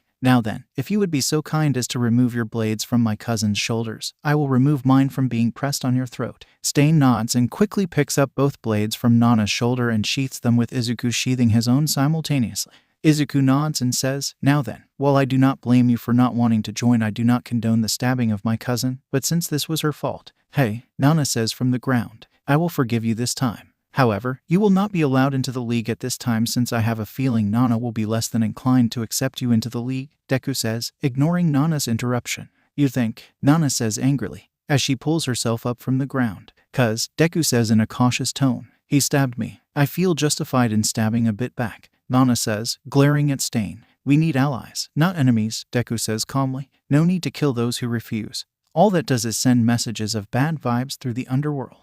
Deku turns to Stain and says, you're free to go back on your hero hunting quest. Kurogiri open a portal for him. Kurogiri nods as he raises his hand and opens a portal with Stain walking through back to Hasu City. Why'd you let him go? Nana asks as she glares at Izuku, who is now sans mask due to having pressed a button on his mask that turned it into a small patch behind his ear. For all the reasons I said, plus we both know that if UA keeps its schedule, internships should be soon. If I'm lucky, I will be able to get one in that area so I can repay him for those wounds, Izuku says, looking at Nana with a smirk on his face. Nana chuckles softly as she looks down at him, putting a hand on his shoulder, and says, you're lucky I like you, cause otherwise, I would be touching you with more than 4 fingers right now. Izuku rolls his eyes as he says, like you'd be able to lower it before I dodged. Is that a challenge? Nana asks with a smirk. Hey, out of curiosity, what did he mean by what happened to Mind Touch? Isn't he Japan's number 10 hero? Toru asks. Izuku's eye twitches slightly as he says, that was my first vengeance. Toru blinks and asks, why would you take vengeance against him?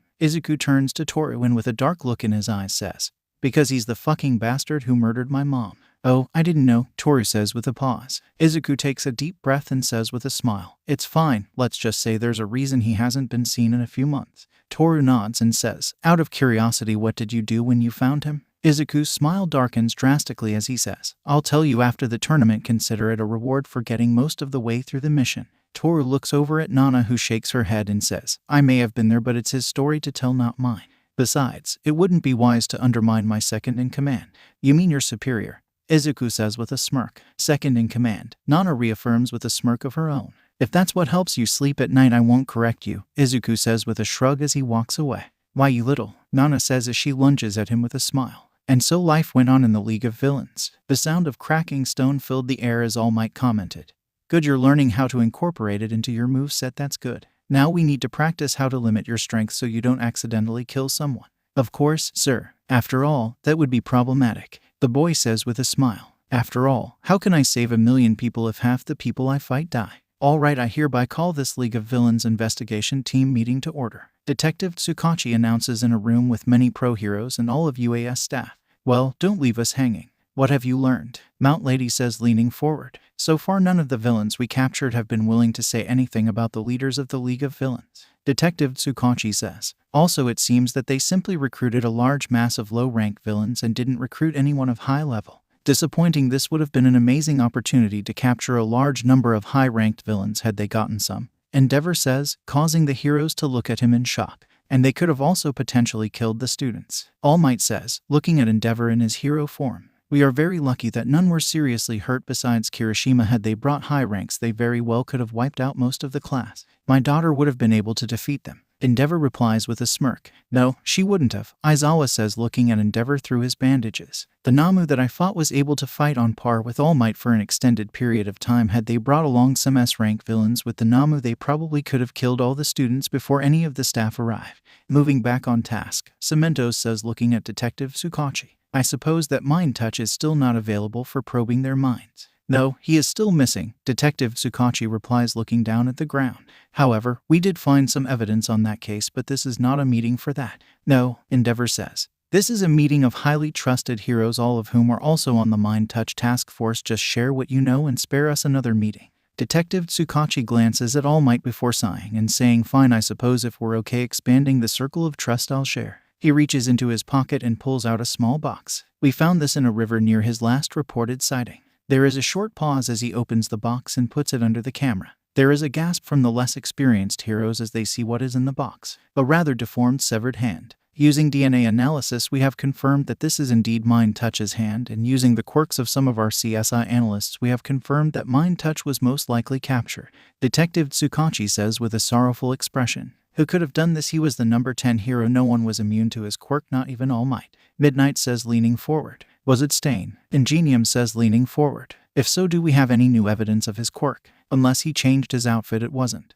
Detective Tsukachi replies, taking out a sketch from his briefcase. We managed to have a sketch taken from the distorted memories, and this is what we got. It looks like a demonic bunny mask. Mirko says, leaning forward in excitement. Maybe they're trying to call me out. No, it looks like a direct rip-off of my outfit. All Might says, with a look of despair. The smile, the little ears coming out the side, the black hood. It's like they are trying to be the direct opposite of me. Unfortunately, that is not everything, Detective Tsukachi says. They seem to know the limits of our CSI specialist's quirk, and so he slashed the hand off first. Limits? Endeavor says, looking at him. What limits? Well, he can see the history of the person he is viewing so long as the body part that was in a limited range of the main body. Detective Tsukachi says. So, Endeavor says. So the villain sliced the hand off and then knocked out Mind Touch. Detective Tsukachi takes a breath before continuing. According to our specialist, the villain then picked up the deformed hand and looked directly at it before directly addressing our specialist by name and telling him the address of where his daughter is currently going to private school. So he knows about our CSI specialist's daughter. What about it?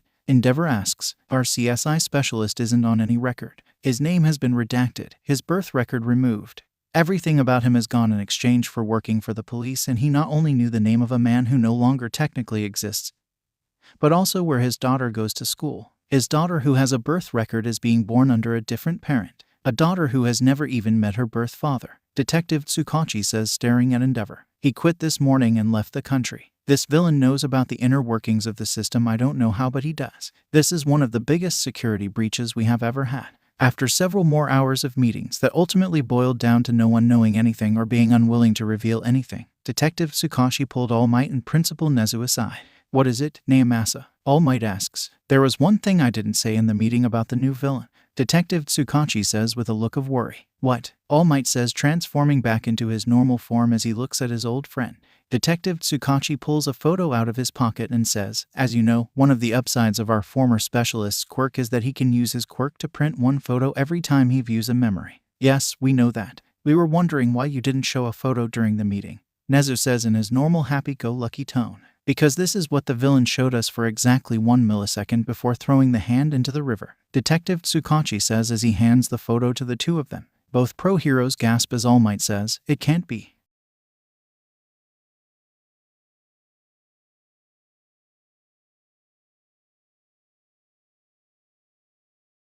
So what do you think they're going to have us do during the tournament? Izuku. Mina asks as she, Izuku, Momo, Uraraka, and Shote sit in the cafeteria. Probably random schoolyard games, Izuku says, taking a bite of beef ramen. It would be unfair to the non-hero students if they just had it be fighting, at least initially. Hence why they always have it as the last event. That makes sense, Shote says. Not everyone has years of training, so it does make sense that they want to give other classes a chance before they go to the fight. It would be unfair to the other classes if it was only combat-based, Momo says, nodding. Exactly, Izuku says. Out of curiosity, Izuku, Uraraka asks. Yeah, what's up? Izuku replies, glancing at Uraraka. What's the deal with you and Bakugo? I get you used to be friends when you were kids, but quite frankly he's a jackass, Uraraka says. Izuku looks at Uraraka, wordlessly pulls out his phone, flips to a photo of him from 10 months ago, and puts it on the table. Much as I like seeing you when you looked more innocent, why am I looking at this? Mina asks as she leans over to see the photo. Look harder at my arms, Izuku says as he takes a bite of his food. I can't see anything on her arms besides her sleeves. Why is there something there? Momo says as she looks at it. Oh, Jesus, Shote says as she notices what Izuku is talking about. What? I don't see anything, Mina says, staring intently at the phone. Shote leans forward and zooms in on the photo to focus on his arms and says, look at his arms where the light is making the shirt see-through. Notice it now. Holy shit, Momo says under her breath. What? I still don't see anything, Mina says, looking at the photo. Me neither, Uraraka says. Then allow me to show you in person, Izuku says as he pulls his sleeve back on his right arm. Dozens of scars and burns litter his arm. Now I admit some of those came from accidents during my training, but most of them came from Kaken, Izuku says, pulling his sleeve back down as Mina and Uraraka look at him in a combination of pity and horror. He did that to you? Mina asks quietly. Yeah, every day in school, Izuku says, taking a sip of water. Why did no one try to stop him? Momo says in a hushed tone. You say that like the other students and teachers didn't join in, Izuku says, leaning back and staring up at the ceiling. Quirks are everything in this world. That's what teachers say time and time again throughout school, however, so very few ever care to explain what that means for those of us without one. It wasn't until I met my tutor who trained me to fight that anyone outside of my immediate family ever cared enough about me to think I was worth more than a piece of dog shit. I'm so sorry I didn't know, Uraraka says with a sorrowful expression. It's fine, he'll pay for it later during the tournament, Izuku says as he takes a sip of water. Now then, you asked a personnel question, so I only feel it's fair I get one too. Why do you want to be a hero? Causing Momo, Shote, and Mina's gazes to become more questioning. Oh, that's simple money, Uraraka says as she takes a sip of water. This statement causes all gazes to turn to Uraraka in different levels of concern, confusion, and one hidden look of intrigue as Izuku asks, care to elaborate on that? Well, my parents run a construction company and times have been hard recently, Uraraka explains with a slightly angry and frustrated tone. We keep getting out-competed by other larger builders and I know I could help them. Heck, my quirk was basically made for moving large numbers of materials. But, because of the law, I am not allowed to use my quirk to help my parents' business unless I have a hero's license. So I figured that if I became a hero I can get the license to help my parents while also being able to spread the word about my parents' company to get them more contracts. Izuku says, taking a sip of water to hide his slight smile. That's a very noble reason to want to get money. What about you, Mina? Why do you want to be a hero? Wait, why do I have to answer? Mina complains. You all saw my arm and heard my story, I want to hear yours. Now spill, we only have a few minutes left of lunch, Izuku says, taking a bite. Fine, I want to help my people, Mina says in a faux exasperated tone. Your people? Shote asks. Yeah, people with mutations. I've seen many people with mutation quirks get bullied or just straight up disappear. I want to make sure they have heroes on their side, Mina says with a slightly sad smile. Here I thought my motivation was good. You want to help represent a quarter of the population, Uraraka says as she glances down at the ground. Don't feel bad. You have a great motivation too, Mina says as she smiles and puts her arm around Uraraka. That is a very lofty goal though, Momo says, taking a bite of her tofu. Mina looks over and says, that's the point? No. To help as many people as possible. Besides, I haven't heard your motivation yet. UA is one of the most prestigious schools in the country and my parents wanted me to be able to have the best education possible before I take a role in the company. The hero program was just a different way to get high levels of experience in team leadership, Momo says nonchalantly. Fair point, Izuku says. I have to admit this does help train leadership skills, especially if you get elected as the class rep. Momo nods in appreciation as she takes another bite of tofu. So what about you, Shote? What's your reasoning? Mina asks happily. A small sheet of ice appears over where Shote's hand is sitting as she says, I'm doing what one of my family members would have wanted me to do. Nothing more, nothing less. The whole table grows quiet as Shote takes a deep breath and looks at Izuku and says, oh, one more thing, Izuku. Yeah, what's up? Izuku says, looking at her. Consider this our first official trial as rivals and set your expectations for the level of combat as needed, Shote says with a serious expression. Izuku smiles and says, wouldn't have it any other way. So how is school? Nana asks. Why do you ask me that every day? Izuku says with a half-hearted groan that failed to hide his smile. Because it makes this feel like a sitcom, but seriously, are you ready for the tournament tomorrow? I heard from Tori you aren't using your gear, Nana asks in a slightly concerned tone. Please, I'll be fine. If anything, it will just be moving back to the basics of Razor's training. Izuku replies. Nana pauses for a second before saying exasperatedly, if you say so, but if I hear that you got seriously injured, I'll kill me. Izuku says with a smile. Don't worry, I already got threats of violence from Mina should I get too injured because I didn't take any gear. Nana smiles and says, I like her already. So how much longer you think before you can convince some people to join up? Izuku looks at Nana and says, these things do take time, you know, it's not like I'm handing out pamphlets and stuff. Nana rolls her eyes and says, yeah, now go get some sleep cause I want to see you at your peak when you beat the shit out of those students. Anything for you cuz, Izuku says with a mock bow as he goes off to bed. Alright, class, is everyone ready to go? Aizawa asks. Yes, sir. Class 1A class out simultaneously. Alright then, let's move out. Aizawa opens the door to reveal that the general class student body is blocking it. What are they doing? Kaminari asks. TCH, they're scouting the competition, Bakugo says as he walks toward the crowd. We're the class that survived a villain attack, it only makes sense. Bakugo, do me a favor and don't kill anyone, it will reflect badly on the class, Izuku calls out as he sits in the back. Don't tell me what to do, Deku. Bakugo yells back as he stops in front of the general class. So now you all know what future heroes look like, now move it you fucking extras. Oh, Jesus fucking Christ. Izuku mumbles as the rest of class 1A start yelling at Bakugo to be respectful. I heard you all were impressive, but quite frankly you just sound like an asshole. A voice comes from the crowd as a man with purple hair walks forward. Please ignore him, he never learned the ancient art of respect. Izuku calls from behind Bakugo as he walks forward. Itoshi Shinso, right. I heard a lot about you through the grapevine, that's a cool quirk you have. Izuku says, sticking his hand out. And you're Izuku Midoriya, the first one of them to become part of the UA Hero course. That's impressive, I didn't even know you guys could apply to be part of the Hero program.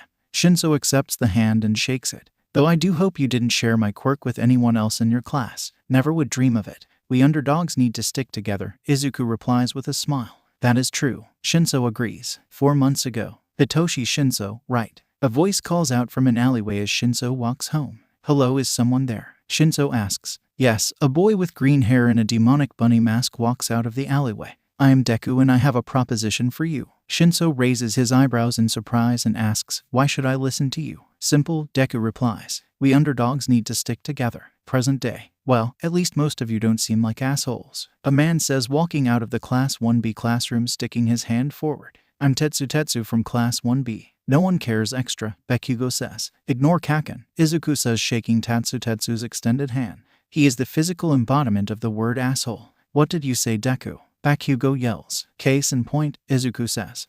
It doesn't matter, an annoying male voice says from Class 1B's homeroom. You are all worthless and will fall to the might of Class 1B. HLHLHLH. A large hand slaps the annoying boy as a woman walks out and says, hello, sorry about Monoma, he is a bit overly competitive. So you're the class rep for 1A, right, Izuku Midoriya, I believe. Izuku smiles and walks forward and shakes Kendo's hand. Yes, I believe we met on the training day for the class rep.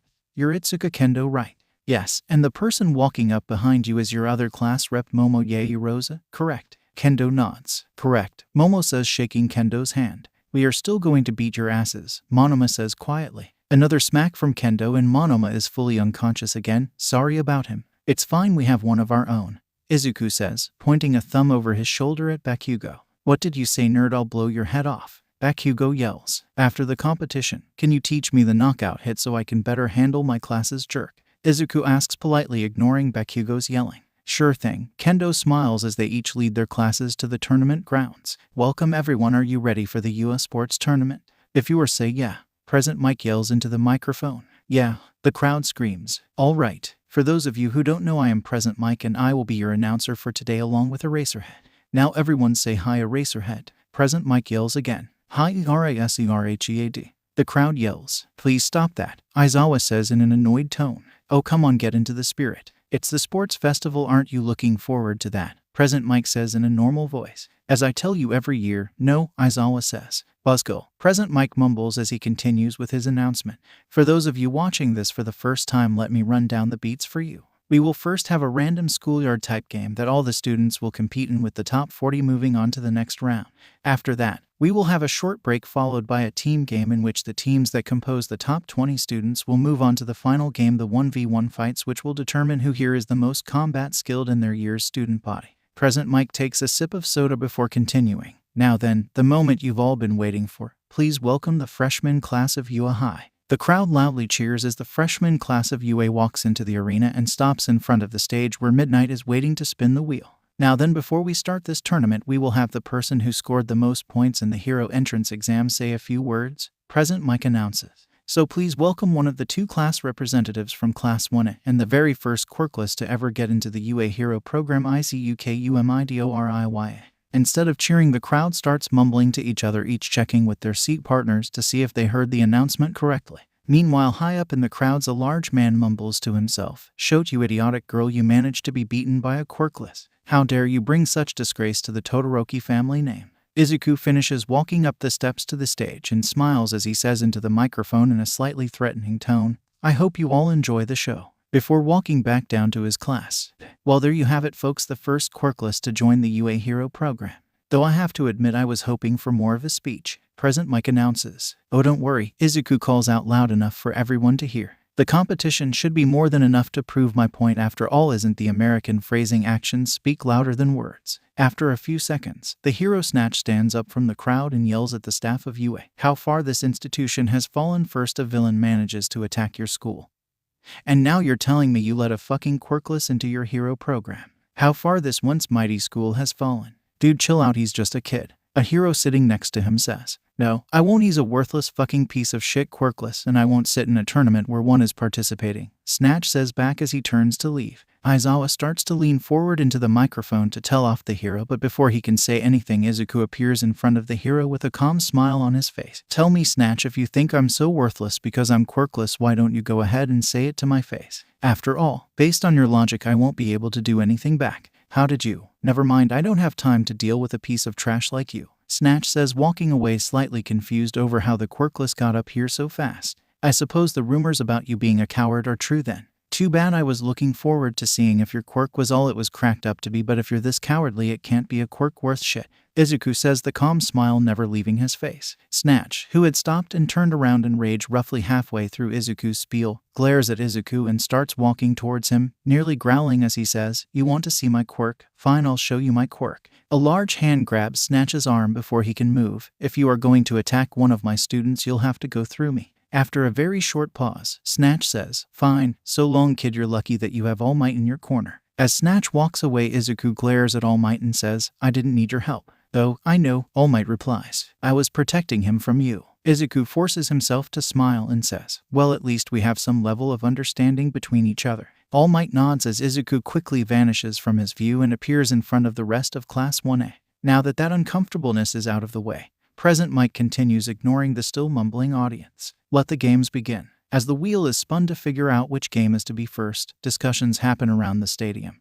Are they idiots letting a quirkless participate? He's going to get hurt. Snatch was right, this school has fallen low over time, but the tickets cost so much that I might as well stay. That fucking quirkless is going to die. Ha, good riddance. Oh, Jesus, Shoji mumbles. Huh, what's up, man? Zero asks. Can't you hear the mumbling? Shoji asks. Yeah, Zero says. Why is it about how awesome we are going to be? No, it's about me, Izuku says calmly. You can hear what they're saying. Shoji asks. No, but I've dealt with this type of stuff for years, from everyone from bullies and teachers at school to random people who figured out I'm quirkless on the street, Izuku says, sighing slightly. So, Izuku continues, looking over at Shoji. Let me guess, there are a few people who are concerned for my safety, a much larger number who are looking forward to me dying in this, and the rest are saying how I'm some variation of a worthless piece of shit. Zero blinks in surprise as he looks over at Shoji, who simply nods. You deal with that every day. Until I met my tutor, the only people who didn't say stuff like that to me were my immediate family, Izuku says with a shrug. Zero just looks up at the crowd and stays silent while Shoji mumbles something along the lines of, "And I thought I had it bad." There you have it, folks. The first competition will be the obstacle course. Present Mike announces, interrupting the trio from their thoughts. All students take your positions. Izuku calmly walks up with the rest of Class 1A and stands near the front of the crowd in front of the tunnel marked start. Midnight walks up on a platform overlooking the crowd of students and says, "On your marks, get set, go." Izuku stands still as he lets the large crowd of students run past him, causing several people in the crowd to comment on how useless he must be if he doesn't even understand the word go. Several of the students from Class 1A and Class 1B look back at him in confusion but ignore him as they keep moving forward. As the final students run past Izuku, he leans down in a pose that the few in the audience who still watched the Olympics recognize. With a slight chuckle, Izuku mumbles, "Let the show begin." With one forceful step, Izuku launches himself into the air, landing on the wall of the tunnel. Then same as the entrance exam launches himself like a pinball machine, rapidly overtaking nearly everyone who was in front of him. Nearly. Shote, who was fast enough to remain near the front of the pack, heard the surprised muttering coming from behind her and quickly turned around, placed her hand on the ground, and coated the whole tunnel in ice. Smiling, she continued running out of the tunnel only to hear a voice next to her. Nice job with the ice, it trapped a solid amount of the students. Barely stopping an eye roll, she looks next to her to see Izuku purposefully keeping pace with her. I should have figured you'd dodge that, she says with a half smile on her face. Can't stop me with something so simple, Izuku replies. With a quick smile, Shote returns her attention to the path in front of her just quickly enough to see Bakugo rush past her using his explosion. Huh, you two damn idiots don't stand a chance against me, Bakugo yells, as Bakugo is looking away, though a large robotic hand comes down and nearly hits him, but he quickly dodges. Fuck not these things, Bakugo groans as he looks up at 50 0-point robots. With a smile, Bakugo leaps up at the 0-pointer, but before he can attack, all of them get covered in a sheet of ice that is easily 3 feet thick. Then with a blur, Izuku sped past Bakugo and kicked each of the robots once in the head, causing cracks all along the ice and the metal that was encased in it before they all fell to the ground, on top of Kirishima and Tetsu. I thought you said we'd never beat you, Izuku yells back at Bakugo as he starts running faster, passing Shote. Sorry about this, Shote, but I need to prove to the crowd that the quirkless are capable, Izuku says as he passes her. After a short pause, he hears Shote reply, and what makes you think I don't have something to prove too? Izuku looks back to respond only to see a large sheet of ice hurling towards him, causing him to leap off the ground and land on top of it as it launches itself towards the next obstacle. Thanks for the lift, Shote, Izuku yells as he holds onto the piece of ice, leaping off as he approaches the giant cavern. I was expecting something more, Izuku says with a shrug. What the hell is with this kid? A hero in the crowd mumbles as he watches him pinball himself across the cavern. He's moving like a man possessed, another hero adds on. He probably has a quirk. He has to know quirkless could ever do something like that. A third hero adds. No, a voice says, causing all the other heroes to turn around to face him. No, he is moving in a way that can be achieved through sheer training and skill. He has earned this victory. What do you mean, Endeavor? One of the heroes asks. Endeavor glares down at the heroes. If you can't see how he is doing it, then you do not deserve to know. Yes, sorry sir. I'll pay more attention, the hero says, quickly looking back at the screen. Such fluid movements, Endeavor thinks to himself. Not an ounce of force more than he is required to use to get to the next launching platform, yet still speed up. This will be Shote's toughest fight, assuming she makes it that far. Useless girl. With the last thought, Endeavor scrunches up his face slightly in annoyance but turns to continue watching the race. Izuku, having finished the giant cavern thing a few minutes ago, comes up to a large flat area. Minefield A, Izuku says. Well, at least they're trying. Izuku looks down at the ground, picks up a rock, and chucks it near the middle of the pile, causing a large, but not fatal, explosion. So I have to do this without revealing my perception quirk, Izuku thinks to himself. As long as I can get enough rocks, I can form a path through that will allow it to look like I just preemptively cleared the mines before I landed rather than... Izuku's thoughts are cut off by Bakugo and Shote, both launching attack after attack at each other, rushing past him into the minefield. Damn nerd can't cross this without a quirk, Bakugo yells as a few other students pass Izuku. Not at all, Kaken, Izuku yells. I was just waiting for my platforms to get here. Platforms, Bakugo mutters, glancing back only to find that Izuku is no longer standing where he was a few moments ago. Where are you, Deku? Bakugo mumbles before being forced to dodge an ice blast from Shote. As Bakugo dodges the blast, he catches sight of Izuku leaping into the air, off of the back of another student, forcing them to the ground. Shit, Bakugo thinks to himself, realizing Izuku's plan and trying to dodge where Izuku is most likely going to land, only to get hit in the arm with an ice blast from Shote, punishing him for his lack of spatial awareness. Izuku meanwhile smiles as he falls an inch in front of Bakugo as he predicted and launches his foot back, kicking Bakugo squarely in the face and launching himself forward and through the finish line while sending Bakugo tumbling back several dozen feet. There you have it, folks. Present Mike's voice rings out from the stadium. Izuku Midoriya from Class 1A is the winner of the obstacle course part of the competition. After a few moments of stunned silence, the crowd erupts into cheering. They do this not out of sudden love for the quirkless, but because this is Japan, where tradition outranks all other things, and because even though most of them still have a range of feelings about the quirkless, nearly all of them negative, even the most hateful of the lot can still agree that was fun to watch. Well done, Izuku, Shote says as she approaches him. Thanks, that minefield thing was annoying. I think I almost went above my resting heart rate, Izuku replies. Shote rolls her eyes and starts to reply, but glances up and sees Endeavor staring at her. Her good mood quickly evaporates as she simply nods and walks away. That was weird, Mina says, walking up to Izuku and hugging him. Any idea what that was about? Probably something to do with him, Izuku says, nodding to Endeavor in the stands. Oh yeah, that makes sense, Mina says, noticing Endeavor in the stands. I've heard he's a bit of a jackass. Izuku glances at her and is about to say something.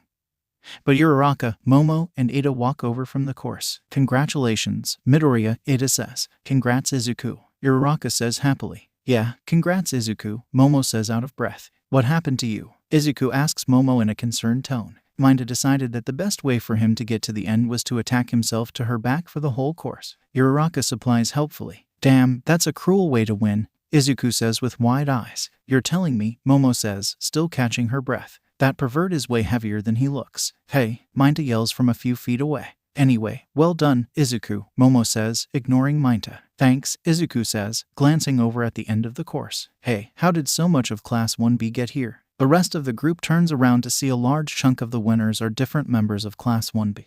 H-A-H-A-H-A-H-A-H-A-H-A, you idiots. Monoma screams out walking towards Class 1A.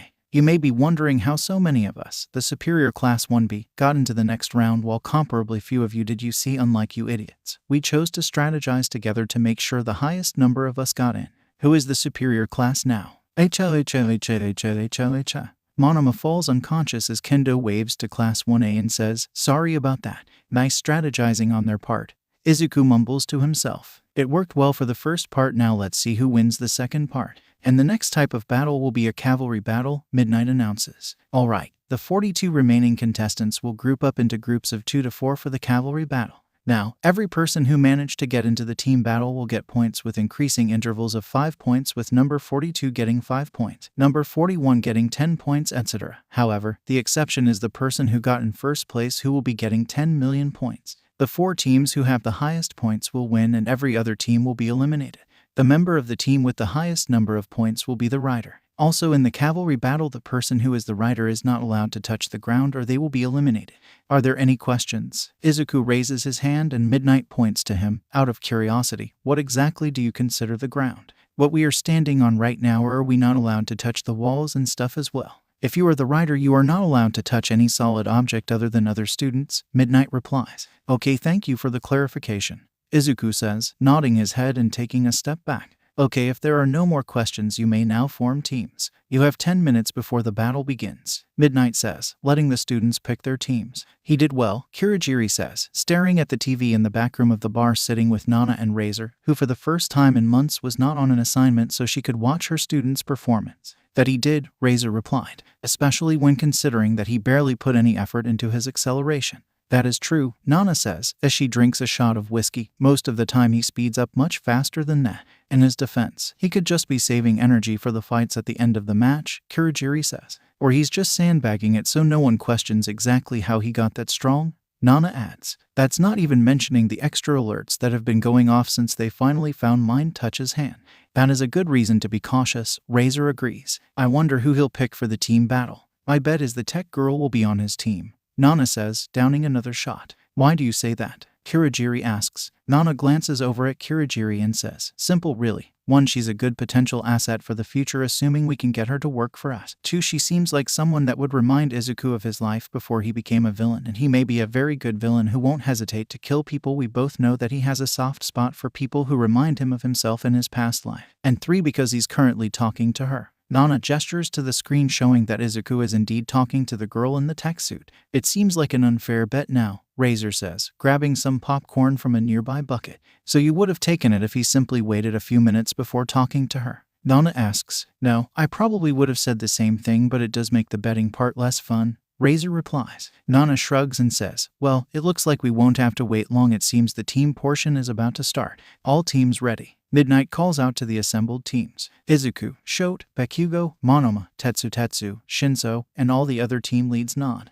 All right, 3, 2, 1, begin. Midnight calls out. 5 minutes earlier. So what's the plan, Izuku? Uraraka asks as she, Hatsune, and Takoyami surround Izuku in a huddle. Because everyone is going to be targeting us right from the get-go, we need to be on the defensive, Izuku says. Our biggest concerns are Bakugo, Shote, and Monoma teams. If I had my gear, I would be able to counter Monoma and Shote's teams fairly easily, but Bakugo, despite being a jackass, is intelligent enough to know how to build a good team. Plus, you don't want to hurt your girlfriend, Uraraka says. Blushing slightly, Izuku continues, yes, that too. Anyway, since I don't have any gear, Hatsum has been kind enough to loan me some of her gear, which should counter most of the problems, but we still need large amounts of speed to evade them long enough because most of the gear is a one-trick pony. No offense, Hatsum. None taken, Hatsum says with a smile. After all, most of them were designed only to be used once. So using Hatsum's rocket boots in addition to Uraraka's quirk, we will try to evade them to ensure that we remain out of range of the other students and in as many potential shadows as possible to help strengthen Dark Shadow, who will be responsible for defending us from any possible attacks. Right? Takoyami nods. Okay, now then let's beat their asses, Izuku says with a smile.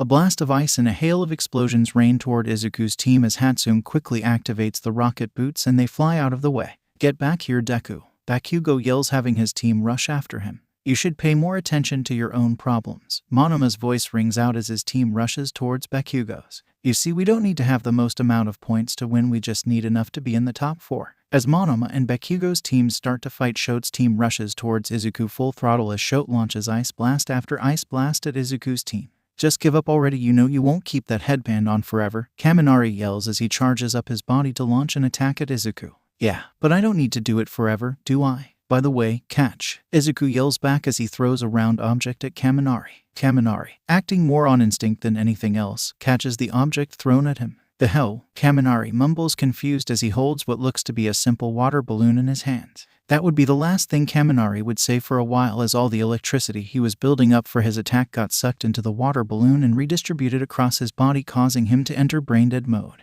Kaminari, Momo yells as she summons a rubber glove and smacks the water balloon out of his hands. Did you like my invention? Hatsum shouts from the bottom of the cavalry position. It's a rubber-like material, but instead of being electricity resistant, it is a high-level conductor that when filled with water amplifies it up to 10 times its original charge. I call it the surge inducer. Make your sales pitch later, Izuku says as he dodges another ice blast from Shote from atop the formation using a combination of fancy footwork and unknown by the crowd. His perception quirk to stand atop the 3 people underneath him and to remain at least somewhat mobile on top of his classmate. As another ice wall flies toward Izuku's team, he gets an idea. Quickly using Evaluate, he finds the weakest icicle on the wall and kicks it off the wall, snapping it off at roughly the halfway point, and he grabs it and launches it straight at Ida. Oh no, Ida says, putting his arms up to block the strike while stopping only to find nothing hit him as Shote had raised an ice wall in front of him to block it. Thanks, Shote, Ida says gratefully. They got away, Shote says, looking at Izuku's team, who is once again flying across the arena. I got them, Momo says as she finishes creating a gun using her quirk and aims it at the rocket boots. A loud bang fills the stadium as the shot hits the boot, causing it to break and causing Team Izuku to descend much quicker down to the ground. Hatsum, you didn't happen to make a lipid blocker, did you? Izuku asks. No, why? Hatsum responds. It would be a much easier way of getting Momo out of the fight, but I guess we'll have to do that the hard way later. Dark Shadow. New plan, block any shots coming towards those rocket boots. Got it, Izuku says. Got it. Dark Shadow responds with a nod as he reorients himself from the front of the team to near the bottom to protect the remaining rocket boot. Uraraka, how much longer can you keep your quirk going on everyone? Izuku asks, turning to Uraraka. Probably enough for 1 or 2 more bursts, Uraraka replies, looking very queasy. Okay, got it, Izuku says with a nod, looking over at the teams rushing towards them again. All teams 5 minutes remain in the match. Midnight's voice rings out over the arena. Okay, good, so we only have... Well shit, Izuku says up from Uraraka. Well, on the plus side, Dark Shadow, I think you can stop protecting the boot now. Why, I haven't even been attacked yet. Oh, that's why. Dark Shadow says, looking around them and seeing that every potential avenue of escape has been blocked by walls of ice. Nice, Shote, I didn't think you could make this much ice, Izuku calls out to Shote. Sorry about this, Izuku, Shote says, but I have a promise to keep. Izuku blinks and looks to the side quizzically and is about to ask what she meant when he hears Recipro burst. Before the match, there is only one way I can see beating Izuku's team with our current formation, Shote says to her team. We need to distract him long enough for Ida to use his special move to steal the headband. How will we distract him though? Momo asks. I've never seen him distracted even in class by anyone except Mina, and that's only when she's whispering something into his ear. Yet he also hungers for knowledge, Shote says, even in the boring modern poetry class with Cementos. He pays attention. All I have to do is say something that will cause his curiosity to get the better of him long enough for the move to work. And how will you do that? Kaminari asks. I think I know a way, Shote says with a fleeting sad look across her face. And there you have it, folks. After 10 minutes of combat, Team Midoriya finally loses its headband. Present Mike announces loudly. Would you please stop being so loud? Aizawa moans. Stop being such a grouch, Aizawa, get in the spirit of the tournament, Present Mike says with a grin. Ugh, Aizawa moans. I'm surprised they haven't rushed us yet, Ida says. Yes, it is rather odd, Momo replies. Why would we? Izuku calls out. We still have enough points to make it into the next round. With a smirk, Izuku raises his arm and reveals the 3 headbands that were on Shote's head prior to the attack. The hell, Kaminari mumbles as he looks up and sees Shote has no headbands around her head besides Izuku's. Felt like a decent trade after all, now all the teams will be hunting you. Not us, Izuku says with a grin. Raising her arm, Shote forms a ceiling to the ice walls she constructed and says, There, now it's just the 2 of us, Izuku, what are you going to do now? In that case, I'm fine just sitting here, but I have a feeling the crowd will be less than pleased. Izuku gestures to the stadium surrounding them. So instead I think I'll be taking that back now, Dark Shadow. Dark Shadow quickly moves in behind Izuku and then quickly gets pushed a few dozen feet into the ground as Izuku uses him as a launching platform.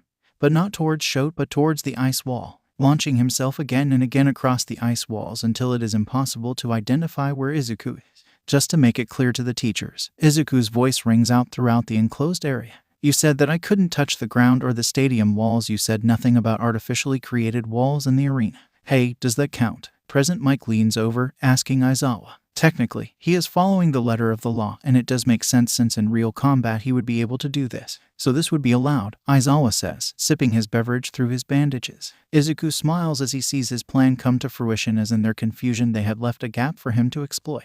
With one last push off of the 10 feet thick ice wall, leaving cracks all along its surface, he rushes straight towards Shote, more specifically Shote's left side. Shote's eyes widen as she realizes what Izuku is doing, and acting more on instinct than anything else, she launches a wave of fire at Izuku. Using Kaminari as a stepping stone, Izuku launches himself over Shote's attack before landing on Dark Shadow, and then launching himself onto the other unmelted ice wall. 1 minute left in the match. Present Mike's voice rings out. I didn't know you could use fire for more than defrosting, Shote. I'm surprised you don't use that more, Izuku says as he hangs onto the other ice wall, having dug his fingers straight through the ice in order to get a hold. Shote stands there looking horrified at her left hand, causing Izuku to tilt his head in curiosity as Shote turns and in a rage throws an ice blast at Izuku. Izuku dodges and smiles, knowing that while what he is about to do may reveal more strength than he originally intended, this would at a minimum impress the judges. He launches himself at the ice ceiling Shote created, shattering the 10 feet ice wall behind him with the force of his kickoff, and with another push off the ceiling he shatters that too, sending him spinning down towards Shote. Moving his foot out, he smiles and says, Wind Blade Kick. Shote's eyes widen as she forms layer after layer of ice to try to stop the attack, but it's not enough as Izuku breaks through them all milliseconds before he grabs the headband. He hears Present Mike's voice ring out.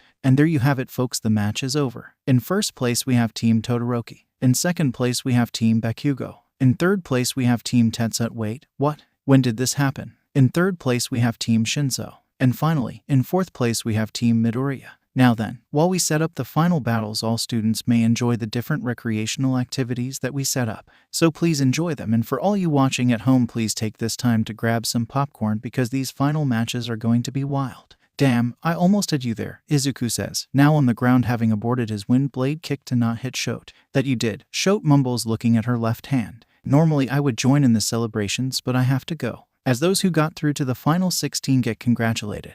Izuku chooses to follow Shote to see what's wrong, only to see her walk into the bathroom and hear her start crying. I'm sorry I broke my promise to you, Shote says in between sobs. I won't do it again, I swear I won't use that motherfucker's quirk again. As Izuku stands back hearing this, he hears footsteps behind him and he turns around to see Endeavor standing behind him. Well done, Midoriya, Endeavor says, nodding his head. I don't know who your trainer was, but they should be proud. You are a very skilled warrior. Thank you, sir, Izuku says, bowing his head slightly. Now then, you can go now, but I do appreciate you looking out for my daughter, Endeavor says. Izuku nods and walks away, but not entirely out of earshot to hear the interaction between Endeavor and Shote. Shote walks out of the bathroom and sees Endeavor standing outside it. What do you want, you motherfucking asshole? Shote sneers at him. Endeavor ignores the tone and says, I wanted to congratulate you on finally using your fireside. It seems you are finally. Fuck you, Shote interrupts him. It was one slip up out of instinct. I will never use your quirk, you asshole. Shote, we both know you will only make it so far using only ice, Endeavor says, his false good demeanor burning away quicker than ash. You will need to use my quirk eventually, and when you do I will be waiting to say I told you so and to begin your real training. Even if I did start using it, you think I would accept your help? After what you did to Shote starts nearly yelling. That was an accident, Endeavor says with a snarl. It may have been, but that doesn't change the fact that even with the side effects you still forced him to train, Shote screams. Shote takes a deep breath and looks up at the person whom she is forced to call her father and hisses at him, "Fuck you. Until you can bring him back from the fucking dead, fuck you. We both know that the only reason I fucking do this anymore is because of him, so fuck you, Dad. Fuck you." Walking off with a stern look on her face and tears still in her eyes, she walks to the locker room and opens up her locker and pulls out a locket and opens it. Inside rests a picture of a 7-year-old Shote and a teenage boy ruffling her hair as they both smile at the camera. "I miss you, Toya," Shote says as tears fall from her face, hitting the picture in the locket. "Hello everyone and welcome back to the UA Sports Tournament." Present Mike's voice rings out. "For those of you just coming back on the TV, here's what you missed. Both Masurawa Jiro and Nairanjiki Shota from Team Shinso resigned their spots and gave them up to Tetsu and Ibara Shizaki of the 5th place team due to personal reason. So with that taken into account, here is the battle order." One of the large screens that was showing footage of the previous matches changes to show the matches in order they will be fighting, which is: Fight 1, Izuku Midoriya vs Hitoshi Shinso. Fight 2, Shote Todoroki vs Hanta Siro. Fight 3, Denki Kaminari vs Ibara Shizaki. Fight 4, Tenya Ida vs Mei Hatsune. Fight 5, Yuga Aoyama vs Mina Ashido. Fight 6, Fumikage Takoyami vs Momoye Irazu. Fight 7, Ijiro Kirishima vs Tetsu. Fight 8, Ochako Uraraka vs Katsuki Bakugo. Present Mike continues. The rules for these fights are simple. To win, you must either knock your opponent out of the arena, restrain them in some way to where they can no longer move, have them surrender, or injure them to an extent where a hypothetical death blow can occur. Just to note, any actual lethal force will be cause for immediate disqualification unless your opponent has agreed ahead of the match that lethal force can be used, Aizawa says in a deadpan tone. That's right. Present Mike continues in his upbeat tone, so contestants, please be sure to not use any truly lethal force. Now go and prepare for your fights and remember to go beyond in these fights.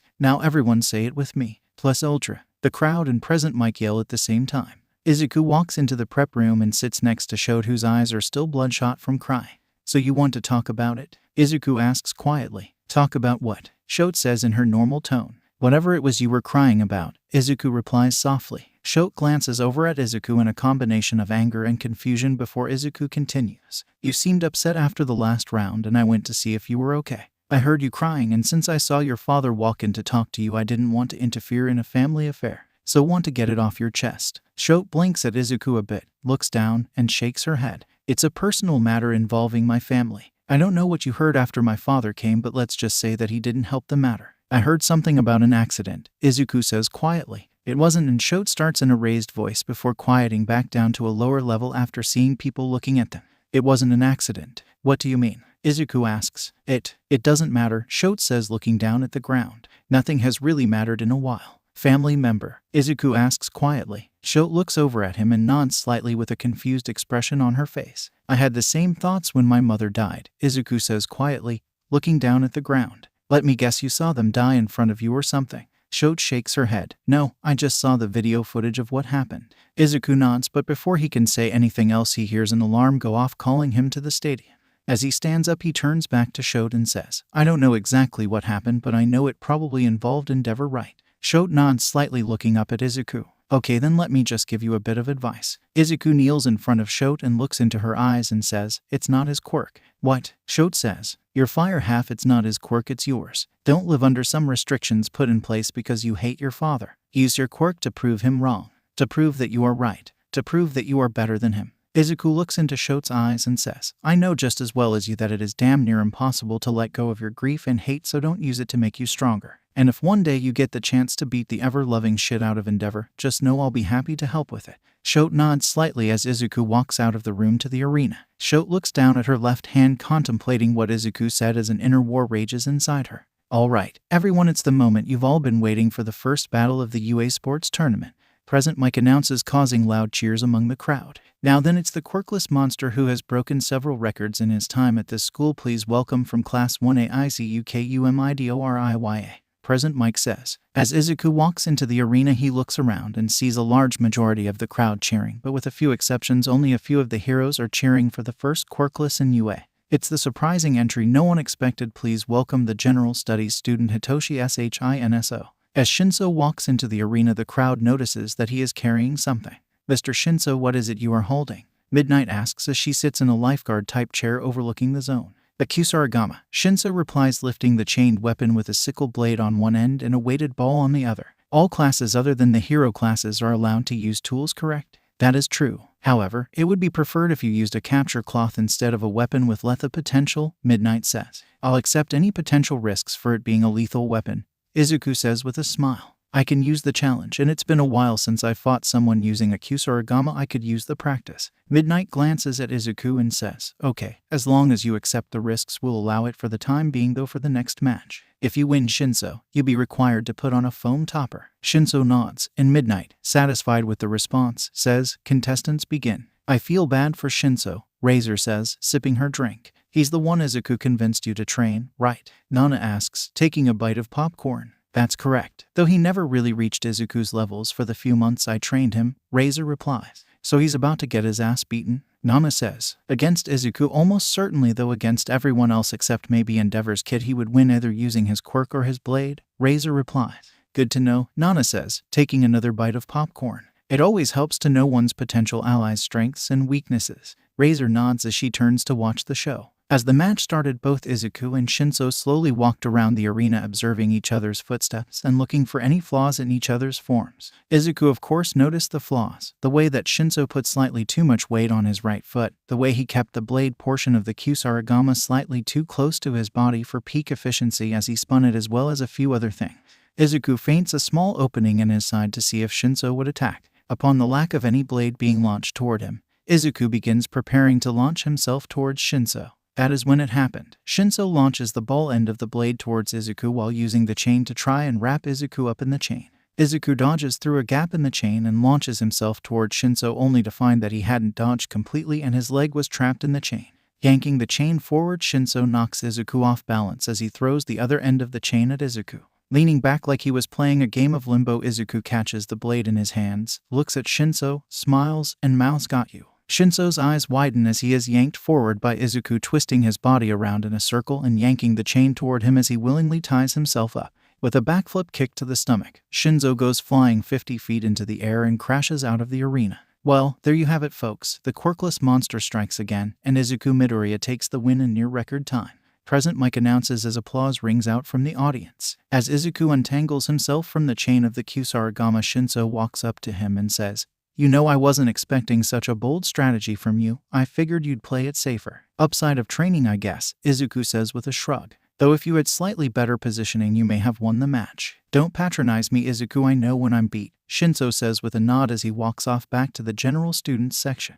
"Izuku won that quickly," Nana says as she takes a sip of her whiskey. "I was wondering how he would take him out without any weapons," Kurogiri says. "Seems I underestimated him." "The strategy was risky though," Razor says, staring at the screen. "In a battle to the death, it would never work. Yet in a battle to the death, he wouldn't hold back so much. That has to count for something," Nana replies, taking a bite of the nearby popcorn.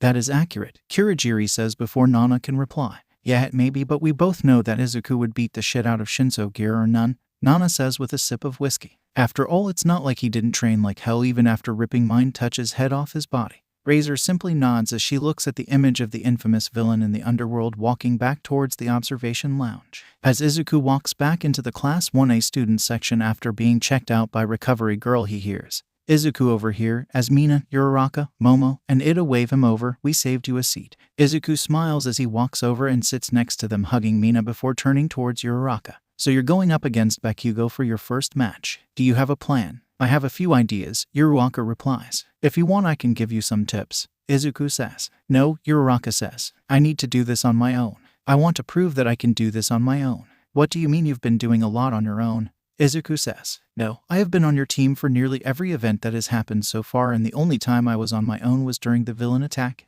"Well, that was just too weird of a day for me to count it as an instance of my success," Uraraka replies, glancing down for the last part. "I need to do this on my own, if not to prove it to the teachers, then at least to myself." Izuku stares at Uraraka for a second and then nods, saying, "Okay, but if you change your mind, I have a lot of advice on how to beat the shit out of Kaken." "The hell you say, Deku?" Bakugo yells, overhearing the conversation. "Oh, shut the hell up, you worthless halfwit," Izuku says, turning towards Bakugo. "What you say, Deku?" Bakugo yells. No fighting among the contestants is permitted unless it's in a match, so save it for your match, Momo says, turning towards Bakugo. I'm surprised you aren't offering me advice, Mina says, leaning on Izuku's shoulder. You don't need it, you're facing Aoyama, not exactly hard. Izuku whispers in Mina's ear, causing her to chuckle. Alright folks, here we go with the second match of the US Sports Tournament. President Mike's voice rings out from the loudspeakers. From Class 1A we have the second place and then first place winner of the tournament so far. Please welcome the coldest person on campus, Shote Todoroki. Shote walks into the arena with an angry expression on her face as applause rings around her. Also from Class 1A, we have the tape man and the person who will unfortunately probably lose this bout, hand to Zero.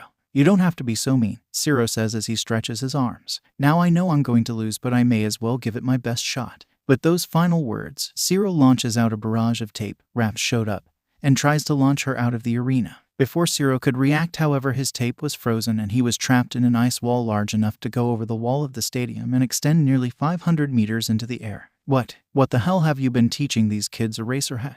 President Mike says as he stares in shock at the ice wall that formed in front of them. That certainly wasn't my training, Aizawa says, staring at the ice. Zero, can you move? Midnight asks as she shivers as half of her body is coated in ice. Of course not, Zero says, shivering. Then the victory goes to Shote Todoroki, Midnight announces as Shote walks forward towards Zero. For what it's worth, I'm sorry, I was a bit mad and I needed an outlet, Shote says. It's fine, but next time can you do me a favor and miss the first blast or two so I can get a better score, Zero says as Shote starts melting him out of the ice. Of course, Shote nods as the crowd starts chanting nice try to raise Zero's spirits. Momo, can you do me a favor? Izuku says, standing up. Sure, what do you want? Momo asks. Can you make me a sword quickly, preferably one made of heated tungsten, but steel will work in a pinch, Izuku says as he starts walking towards the wall of ice, putting his hand on it as he subtly uses his evaluate quirk to find the weak point in the ice. Here, Momo says, holding out the sword. What are you going to do? You'll see, Izuku says as he holds up the blade above his head.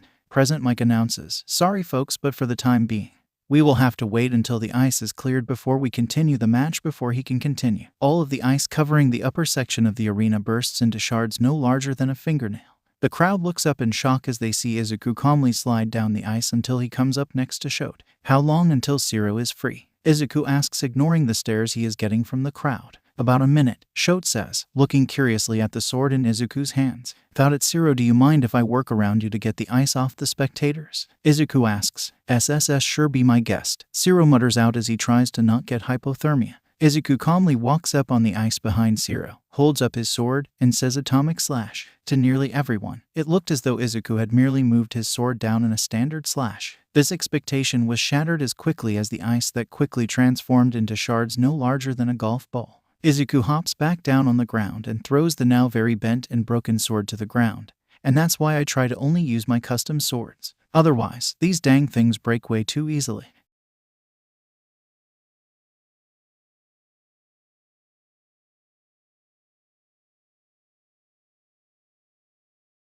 Well done, Izuku, Shote says, ignoring Zero and the crowd's shocked stares. Thanks, though I have to admit I'm slightly surprised you are hardly showing any reaction to this, Izuku says, gesturing behind him. I have gotten very good at controlling my reactions over the years, Shote says, staring up at her now destroyed ice wall. Though I have to admit I also knew you've been holding back since the first day, so this wasn't entirely unexpected for me, though I wasn't ready for it to happen so soon. Izuku asks. For you to show your full potential, Shote replies. Izuku smiles and says, Shote, if you think I would show my true strength this earlier in the year, then you've got another thing coming. Don't worry though, if you pull out a few of these in your fight, you may make me get serious. Shote smiles and replies, I look forward to it, before turning and leaving the arena with Zero in tow. How can he have more strength than that? Zero thinks to himself as he glances back at Izuku. Shote looks up at her father and glares at him as she thinks to herself. I'll beat him when he fights, seriously, I'll show you, you fucking asshole. This is for what you did to Toya. I have to admit I wasn't expecting him to use atomic slash in front of so many people, Razor says, staring at the screen.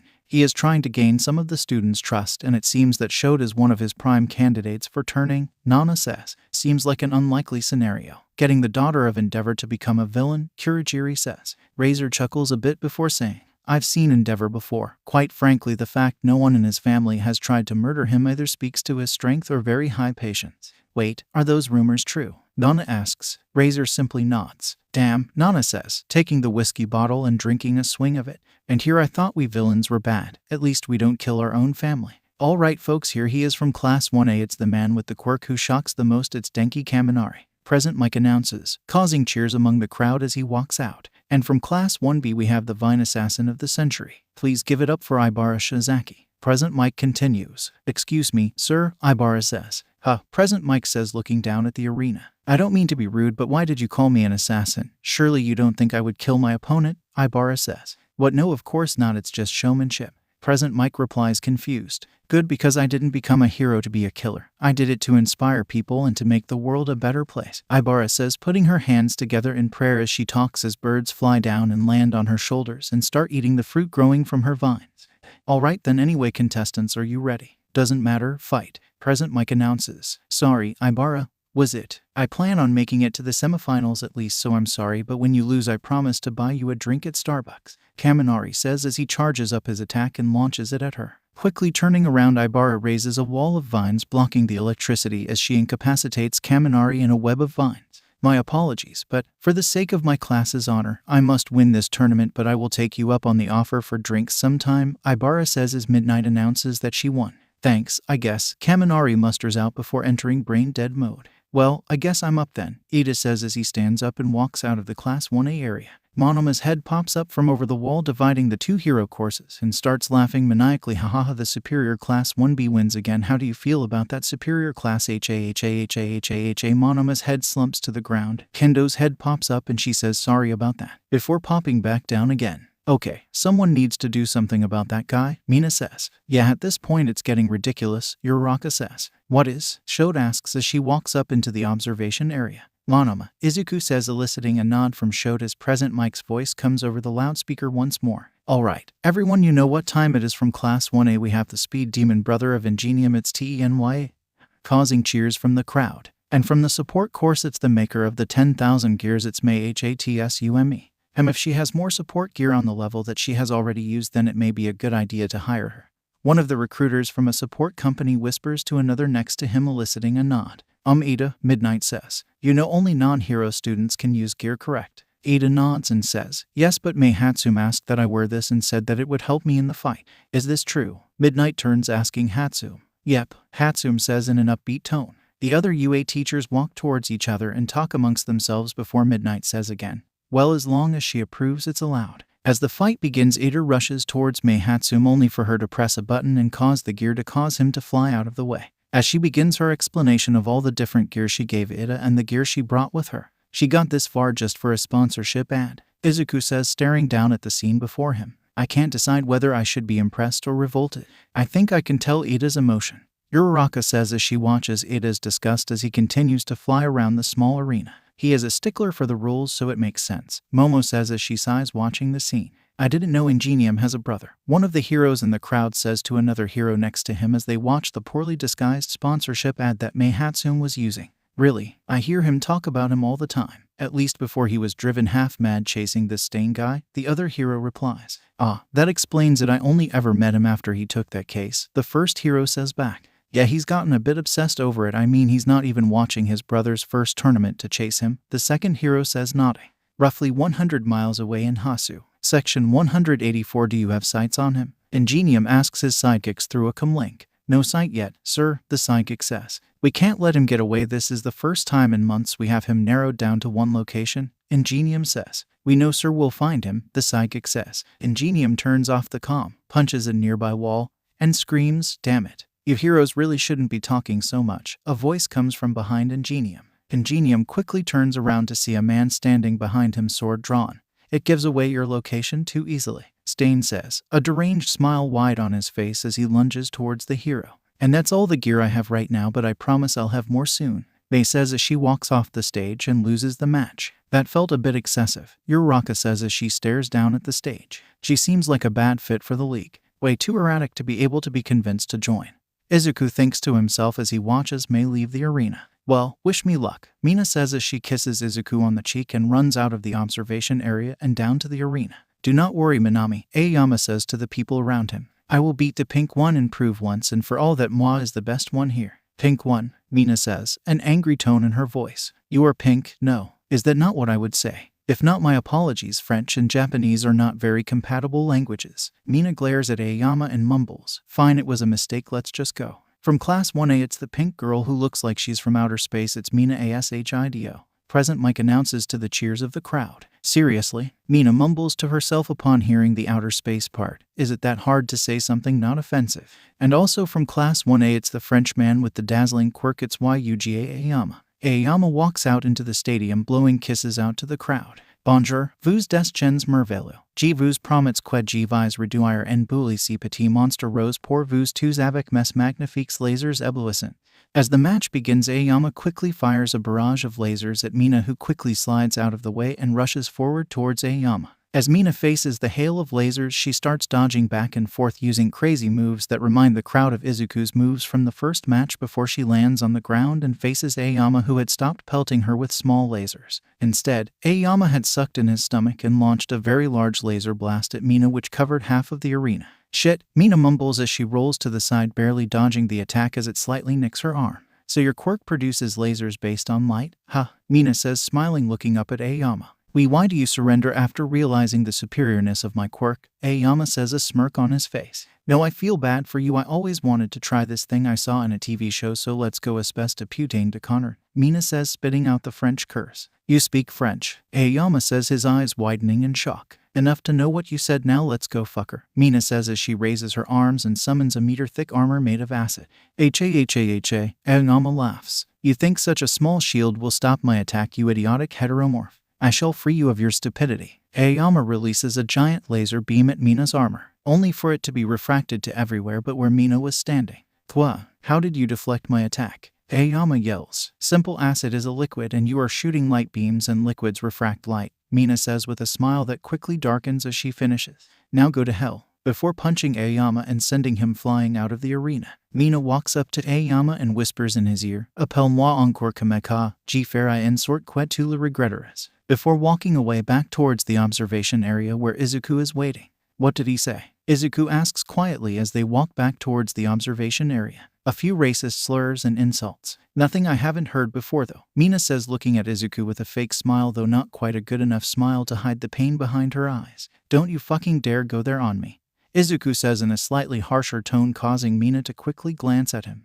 Thinking that acceptance of your treatment is what makes you a target. When people say stuff like that, go and fight back, don't take it lying down, Izuku says. Easy for you to say, Mina says with a sad smile. You are one of the strongest and smartest people. I wasn't always strong, Izuku mumbles as he raises the arm that he used to show the scars to them the other day. If I had fought back just once, there would have been a chance they left me alone. Instead, I did nothing, and because of that, nearly everyone I knew treated me worse than dog shit on the side of the road. Izuku stops and turns and looks Mina in the eyes and says, don't make my mistakes. When people say stuff like that, fight back. You realized I just beat the shit out of him, right? Mina asks, looking at Izuku. Yeah, but you didn't go far enough to make him stop now, did you? Izuku says, gesturing to Aoyama being carried away on a stretcher and mumbling more slurs in French. Mina's smile fades slightly as Izuku sighs and says, but right now that's unimportant, let's go celebrate your win with the others, okay? Mina nods, the force of her smile returning as she and Izuku walk back into the observation room. Present Mike clears his throat before starting his announcement. Alright folks, from Class 1A we have the class representative.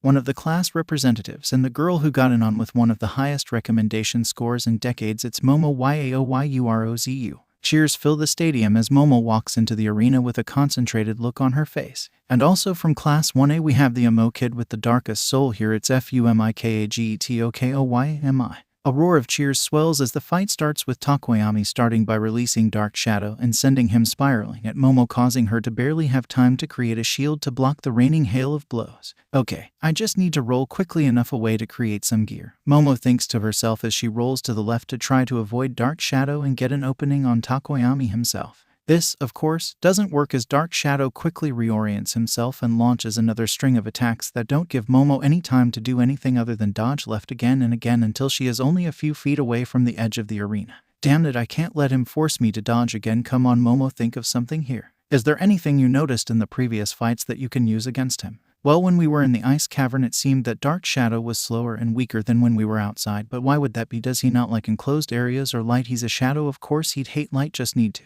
Before Momo can form a flashlight, however, Dark Shadow hits her with one last strike that sends her spiraling out of the arena and causing Tokoyami to win. Did I just lose? Momo thinks to herself as she just slowly stands back up as she and Takoyami walk back to the observation area. I barely even did anything, Momo says as she sits next to Izuku and Shote. For what it's worth, Takoyami probably has one of the hardest quirks to counter in the whole class, Izuku says, patting her on the back as the sounds of Kirishima and Tetsu's fight, which for the sake of ease the author has chosen to not put in this story because I'm getting tired of writing fight scenes, because 8 fight scenes is a lot of fight scenes to write. I didn't even stand a chance though, Momo says as she stares down at the floor. But you still put on a good showing. You managed to dodge and get out of the way enough times to where I guarantee you'll be viewed favorably after all. You did well in the last 2 rounds as well, Shote says, comforting her. I only got through the second round because of you though, Momo says, looking up at Shote. I'm going to tell you a secret, Momo, Izuku says as he stands in front of Momo. I don't think I could win against Takoyami without my gear. What? Momo says, quickly looking up at Izuku. Izuku nods as he continues. It's true, trying to beat Dark Shadow would be very difficult for me without my gear, plus based on the fight with Shote he has better reaction times than I do. At least without letting on I have the perception quirk. Izuku thinks to himself before continuing, without my sword I wouldn't be able to cut through Dark Shadow, and Takoyami could just block all of my attacks until he finds an opening and punches me out of the arena. How would your sword help exactly with that? Shote asks. A magician never reveals all his secrets. Anyway, Momo, the fact you lose shouldn't get you down. Everyone loses. Sometimes it's just about learning from those losses so you can win the next time. So what did you learn while fighting Takoyami? Momo looks up and thinks back on her fight and says, well, if I ever fight him or someone like him, I need to get to cover so I have enough time to get a weapon to counter them. Exactly, Izuku replies with a smile on his face. Take the losses and learn from them. It will make you a better fighter. Momo looks up and nods her head as some of her confidence seems to return. Okay, I'll do that. And it's a tie, folks. Kirishima and Tetsu have both been knocked out simultaneously. I guess we should go watch Uraraka's match, Izuku says as looks towards the observation area. I just hope I get to watch Bakugo get his ass beat again. Alright, ladies and gentlemen, you know what time it is. From Class 1A we have the kid who survived the sludge monster attack. It's KATSUKIBAKUGO. Also from Class 1A, it's the one I'm personally rooting for. It's Ochako Uraraka. I need to get in close, otherwise I don't stand a chance, Uraraka thinks to herself as she dashes forward towards Bakugo. Die! Bakugo yells as he throws an explosion at Uraraka, causing her to be thrown back a dozen feet and filling the arena with smoke. Trying to mimic Deku, huh? Bakugo mumbles as he looks around in the smoke. Bakugo notices the colors of the UA uniform move through the smoke. Smiling, he mumbles, got you, as he lunges forward, an explosion in hand. As the explosion lands, however, he realizes that in the shirt there is no flesh and blood underneath the cloth, and he quickly turns around to see Uraraka behind him, hand outstretched. Too slow, Bakugo yells as he throws another series of explosions, knocking back Uraraka another dozen feet. Again and again, Uraraka ran at Bakugo, trying dozens of different feints and dodges, yet every time she was sent hurtling back. Is this allowed? Mina asks Izuku. I mean, the match is basically over and she's getting her ass handed to her. It does seem unfair, Ida replies. Izuku meanwhile is staring not at the ground but upwards as he says, no match is over till it's over, and I have a feeling that if what she's planning works, Bakugo may not make it past the first round. What are you talking about? Mina asks, staring at Izuku. Izuku points upward, and as the rest of Class 1A, minus Momo and Shote, follow it, they see what Izuku is talking about. Hovering above the arena is a ginormous pile of rubble and debris from Bakugo's explosions. I have a feeling this match will be closer than most of you think, Izuku says with a smile on his face. And I for one am all for Kakin getting his comeuppance. I think he's starting to notice, Uraraka thinks to herself as Bakugo starts glancing around the arena and then up towards the sky. Release, Uraraka says as the pile of debris comes crashing down towards Bakugo and herself. All I need is one opening and then I'll win the match, Uraraka thinks to herself as she rushes towards Bakugo, ignoring the throbbing pain throughout her whole body. As Uraraka reaches forward, inches before she touches him, she is knocked back by the shockwave of a large explosion coming from Bakugo's hand, which is raised towards the sky. As Uraraka looks up, her hopes quickly fade as she realizes that all of her debris was reduced to little more than ash within the one explosion. That was a decent move for an extra, Bakugo says, looking up at the sky. For that, I'll let you have one more chance to surrender before I beat the shit out of you. No, Uraraka says as she struggles to get up. I will never surrender, not to a bully like you. What are you talking about? Bakugo says. Izuku told us about what you did to him. We haven't told the teachers solely based on his request, Uraraka says as Bakugo's eyes widen. He may not have the heart to beat the shit out of someone he used to call a friend, but I don't have that problem.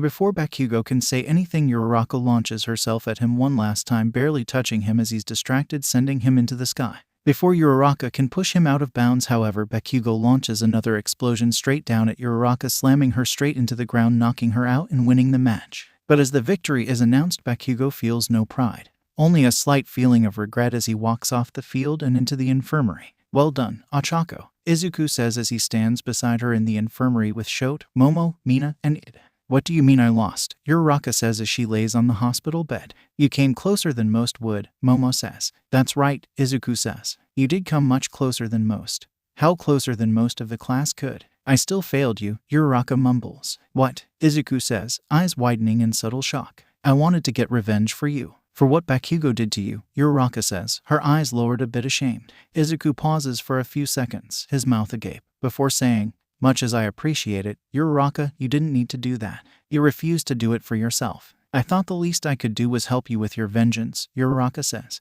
"Damn, thank you," Izuku says in a shocked tone. "Though I do have to ask, why? Is our friendship plus an opportunity for revenge not good enough?" Uraraka asks, her eyes twitching slightly. "Potentially, though I feel fairly confident there's something more," Izuku says, pausing for a moment before continuing. "However, if you do not wish to share, I will not force you." "You remind me of my brother," Uraraka mumbles. "Huh?" Izuku says. "I didn't know you had a brother." "I did," Uraraka says. "He was quirkless just like you, but he always came home with a smile on his face despite the well-hidden bruises." Sniffing, she continues saying, "We just thought he was getting into fights, you see, because that's what the school said." "Fights? I'm sure you know exactly what the term fight means for when someone is quirkless and without training." Izuku nods, a sad look in his eyes. "My parents, however, had no idea that the term fight for quirkless is just a revised term for bullying. So my parents would go and yell at him for hours and hours on end. He, of course, would defend himself, saying he never fought anyone, the bruises came from falling or something, but my parents believed the school over their child." Uraraka looks up, a sad and angry look in her eye. "This happened for years upon years on end. You see nothing but bullying and pain, though I didn't see it. After all, he was my older brother. I thought he was invincible. Nothing could hurt him, for he was incredible." Shote, Momo, Mina, and Ida all stand in silence, simply listening to the story, while Izuku stares at the floor as he quietly asks, "How old were you when it happened?" Uraraka quietly says, "I was 10, tears running down her face. Izuku solemnly nods while Ida looks up and asks, "Wait, when what happened?" Uraraka is too busy with the tears to notice the question, so Izuku says, "What happens to nearly every quirkless in this day and age." Turning, Izuku sits down next to Uraraka and starts comforting her as Mina also walks over. "What?" Ida says, still very confused. "Her brother committed suicide," Shote says quietly. Ida quickly turns towards Shote, eyes wide as he says, "Wait, what? Why would he abandon her like that?" Izuku looks up at Ida, anger in his eyes. But as he starts to stand up, Momo steps between them. "He was absent that day, remember? He was going to see his brother, so he doesn't know." Izuku pauses for a moment before he nods, an angry look still in his eyes. "Right, sorry, I forgot." Izuku turns back towards Uraraka and says, "I'm sorry for your loss," in a quiet tone before he stands up and walks out of the room with Shote. "Where are they going?" Mina asks. "The competition is still going on, remember. I doubt it will be long before they are called upon," Momo says as she walks over and takes Izuku's place next to Uraraka. "All right, everyone, you know what time it is." Present Mike's voice calls out. It's the first battle of round 2. The Quirkless Demon and the Ice Queen face off in this epic battle. "Before we begin, I have a question," Shote says. "Yes," Midnight says. "It was said earlier that if the opponent agrees, a hero course student could use their gear. Hence, I would like to request that Izuku use his gear," Shote says. Before Midnight can answer, Izuku says, "No, I will not use my gear." "Why not? I'm giving you a chance to show them what you can do." Shote asks. "Oh, don't worry, I've already freaked out at least half of the audience who used to bully the quirkless into wondering whether or not their victims can do this." Izuku smiles as he continues. "Plus, I see no reason to show them all my tricks at once." "Fine," Shote says as she prepares herself to fight. "Don't worry, so long as you fight seriously, I will too," Izuku says as he puts his hands together behind his back. "Begin," Midnight says. Shote quickly raises her hand and launches the same ice wall she used against Zero. However, faster than anyone in the audience could track, Izuku appears behind Shote. Does nothing. Shote quickly realizes Izuku is behind her and launches another ice wall. Time and time Shote launches ice wall after ice wall, only for Izuku to dodge and stand directly behind her. "Why won't you fight back?" Shote yells as she launches another attack at Izuku. "You aren't fighting seriously yet," Izuku says as he appears on top of one of the ice walls, hands still behind his back. "Fight seriously and I will too." "I won't use it," Shote says, coldly punctuating each word with a barrage of ice. "Why not?" Izuku says. "I could have attacked you at any time during this fight and won. Is that what they would have wanted, for you to die because you held back?" Shut up, Shote says, launching another wave. It's not his fucking quirk, Shote. Izuku says, appearing behind Shote again. And even if it fucking was, it doesn't matter, it only matters how you use it. I said shut up, Shote yells, throwing another ice wall. Come on, Shote, would they want this? Would they want you to lose a fight? Come on, Shote, show me what you can do. Fight back, Izuku yells. I won't give him the satisfaction of winning, Shote says, throwing another barrage of ice. You can use it without him winning, Shote, Izuku says as he nearly effortlessly dodges another ice wall as the arena is now nearly fully covered in ice. Really? How? Should I fucking only use it once and never again? Or should I fucking break my promise and use it all the time? Shote yells. Izuku appears in front of Shote as he says, will it matter if you keep your promise if you join them in the afterlife? Shote pauses before launching another ice wall at Izuku, which he again effortlessly dodges. I won't let the bastard win. So you're just going to let him control your life instead? Izuku says. How is doing something to spite him any better than doing what he wants? Shote pauses, launching another ice wall at Izuku. Yeah, that's what I thought. It doesn't matter, Shote, if he thinks he won or not. Just fight, Izuku says, causing Shote's eyes to widen. 8 years previously. Useless, Endeavor shouts as he smacks Shote on the head, sending her falling to the ground crying. Toya was never this bad when he was your age. Please stop, Shote cries. I'm trying the best I can. Leave her alone, Dad. Toya yells, standing in between Shote and Endeavor. It's not her fault, you're just too hard on her. Quiet, Endeavor yells as he launches a barrage of flames at Toya. She should consider yourself lucky to have me as a teacher. Is this the face of someone who considers themselves lucky? Toya says, pointing toward Shote. Endeavor glances over and mumbles, fine, a 2-minute break. As Endeavor leaves the room, Toya crouches down next to Shote and takes out a salve that he puts on her arm. There, that should help you feel better. Thank you, Shote cries as she sits on the floor. I don't know why he's always so mean. I think he just wants to toughen us up so when we become heroes he doesn't look bad, Toya says with a smile. Easy for you to say, Shote cries. Your fire is impressive, meanwhile I can barely get a quarter of the output you can.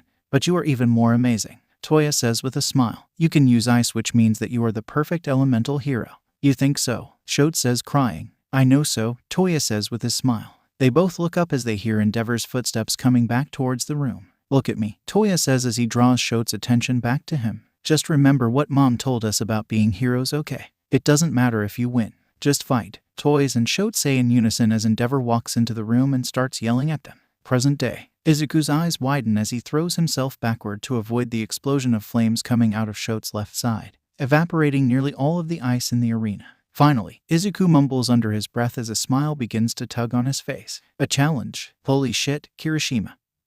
Who won his tiebreaker fight with Tetsu? Tetsu mumbles, staring down at the fight before him. You're telling me, Kaminari mumbles as Shote launches a wave of fire at Izuku, which quickly dodges under and launches himself forward towards Shote. How the hell are we supposed to be able to beat this? I don't know if we can, Uraraka says, eyes still slightly bloodshot from crying. And I think that's one of the things we'll have to learn here. No matter what we do, there will always be someone we can't beat. That's depressing, Mina mutters as she watches the fight. I just hope neither of them hurt each other too much. For some reason, I think that's the last thing on their minds, Momo says. Izuku smiles as he dodges another wall of ice from Shote, quickly using it as a platform to launch himself toward her, only for Shote to launch another wave of fire, forcing him to dodge again. But before Izuku can hit the ground to regain momentum, Shote manages to hit him with a wave of fire. Present Mike starts announcing.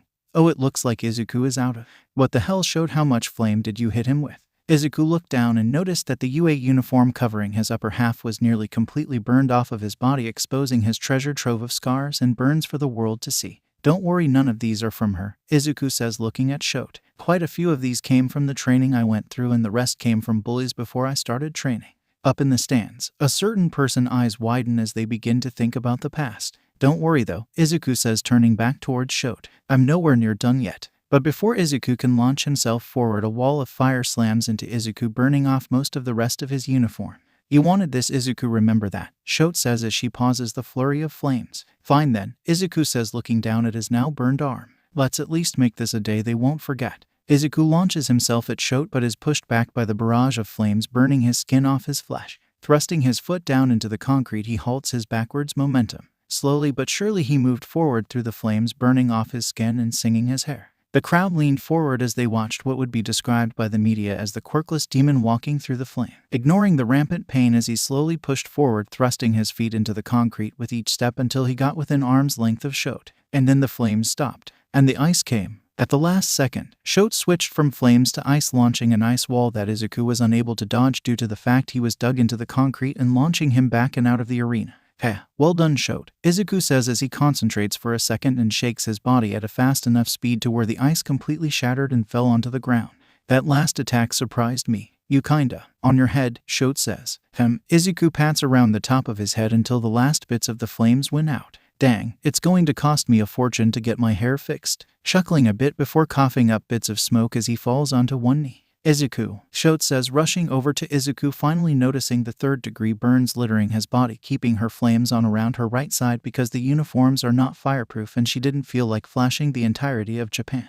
I'm fine, Izuku says between coughs. Nothing I haven't had before. You call this fine? Recovery girl says as she, along with most of the staff, rushes towards Izuku with a stretcher. What the hell, kid? Present Mike yells as he rushes forward. What happened to you? How did you get all those scars? Midnight asks, for once not in a sexual manner. All of the members of the staff except for All Might, Nezu, and Aizawa start asking about what the hell happened to Izuku for a solid 2 minutes before they finally are stopped by Izuku starting to chuckle. Why are you laughing? Present Mike asks in a concerned tone. It's funny, it just shows how little you heroes know about the quirkless, Izuku says as he stands up now sans the new burns due to Recovery Girl's quirk.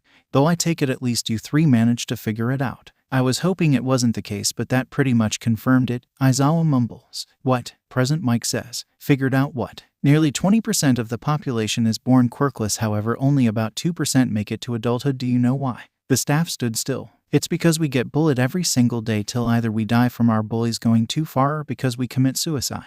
This, Izuku gestures to his scars, is what that bullying looks like. Why don't you ever say anything? Vlad King says. Izuku looks up, a glare on his face. We get ignored at best and at worst get bullied even more because of it. Most parents who have quirks just don't understand or even bully their children themselves. Hell, it isn't that uncommon for a parent to murder their child once they are discovered to be quirkless because they're a failure. Wait, what? Snipe yells. What the hell are you talking about that would be reported on? Izuku starts laughing as he says, by who? The people who killed them. They're non-existent friends. They're bullies who are now sad they don't have anyone to pick on. No reports ever come in, and quite frankly, even if they did, I highly doubt many of the police or heroes would do a thing about it. Snipe blinks under his mask as Izuku continues, this is the life of a quirkless, and this is what I fight against now that I'm healed. Thanks, by the way, Recovery Girl. I'm going to go grab some clothes and watch the rest of the matches. Do any of you have a problem with that? Most of the staff shake their heads, but one of them steps forward. Meet me in the teacher's lounge. Why the fuck would I do that? Izuku says, glaring at All Might. I want a word about what you said. All Might responds. I also will be joining in on this meeting, Nezu says. I want to see if this is true. Fine, Izuku says as he follows the two staff members inside. I'm surprised he lost, Nana says. I mean, I know he was trying to get her to trust him, but it seems like she had a lot of training with using her ice and fire simultaneously. She was trained by Endeavor, Razor says. Despite being probably the most evil hero besides Mind Touch and an all-around asshole, no one has ever been able to argue with his skill or efficiency. That is true, Kurogiri says, nodding. There's a reason he's been number 2 for so long, even with his minimal popularity. True, though I imagine it would take that much to kill him, Nana says, causing Razor to spit out her drink. Yeah, no, Razor says between coughs. His flames are the hottest that we have ever been able to find. His only weakness is collateral damage and overheating. Neither of which happens often enough for anyone besides maybe Izuku to figure out the exact limits of his abilities. Personally, I would only avoid him more than All Might because at least All Might has that stupid time limit now. Dang, Nana says. Explains why he's number 2, I guess. Yes, he is one of the most powerful heroes. I imagine it would take quite a lot for anyone to kill him, Kurogiri says. Razor just nods as Nana says, hey, should we be worried about that? Pointing to the screen of Izuku walking in with All Might and Nezu. Probably not, Razor says. He did just show off to the world his myriad of scars. Even heroes can't ignore that. Who did this to you? All Might says as he sits in a room with Izuku and Nezu. Did what? Izuku asks with a glare on his face. Don't play jokes, Izuku. Who gave you those scars? All Might says. Which ones? A solid quarter of these are from my training, Izuku says, gesturing to a few of the scars on his body. Then where did the rest come from? Nezu asks. From a variety of bullies, Izuku says, looking calmly at Nezu. Who specifically? All Might asks. Oh, why now you care? Izuku says with a sideways glare at All Might. I always care about others, All Might says. No, you don't. You care about the ones with quirks. And to answer your question, I don't know half their names. After all, a solid amount of bullies don't give you the opportunity to look up off the ground to see their face or ask them politely for their name. Izuku says, why didn't you report it to the authorities? Nezu asks, didn't you hear what I said out there? The authorities don't give a shit. Hell, some of these scars are from my old teachers. Izuku chuckles as he continues. But that's how this world works. People only respect the strong. The weak are left with nothing but scraps and an army of the strong trying to break them. That's not true, All Might mumbles. Izuku glares at All Might as he says, oh, what do you know about the weak number one hero? You have one of the most powerful quirks in the goddamn world, only behind Star and Stripe and maybe a handful of villains. Trust me, I know, All Might says. Really? Izuku says sarcastically. Tell me, oh number one hero, unless you inherited your... You got him, motherfucker. Izuku, All Might asks in a concerned tone. You weren't born with a quirk, were you, All Might? You motherfucking inherited it. Izuku says. What are you talking about? All Might says. Oh, it's so goddamn fucking obvious once you know the pieces, Izuku says in surprise and anger. That's why you have a time limit. It's a limited supply per day since your fight that left you with half of your respiratory system was destroyed.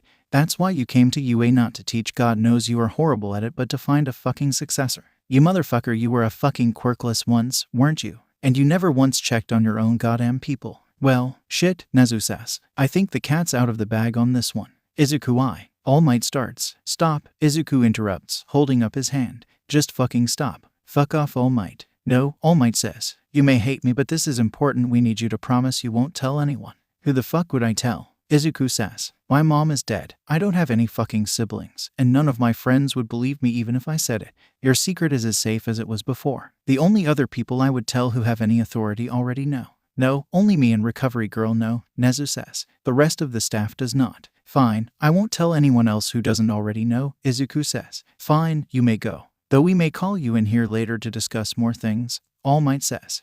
Fine, Izuku says, standing up and entering the hallway. Hopefully the fights aren't over. Fuck you, Izuku hears Shote yell. I'm not following your motherfucking teachings. This is to spite you, you motherfucker. As Izuku watches Shote storm off, he watches Endeavor lean up against a wall in frustration. So I'm going to take it to join me and together we shall rule the galaxy. Speech didn't go well, Izuku says as he walks up behind Endeavor. The what? Endeavor asks, turning towards Izuku. Right, pre-quirk references rarely get understood anymore, Izuku says. But I'm guessing that Shote is still pissed off. That's one way to phrase it, Endeavor mumbles. I don't suppose you would be willing to help convince her to accept my teachings. Entirely depends on two things, Izuku says. Which are? Endeavor asks. What are you trying to teach her specifically and who died? Izuku says. She told you about that. Endeavor asks with a curious look on his face. More, I overheard you two before and I asked. I have no idea who actually died or anything, just her side, so I'm going to try to hear yours before I make any promises or anything. Izuku replies. Endeavor sighs as he starts. Well, to start with, I'm trying to train Shote to be more powerful than All Might,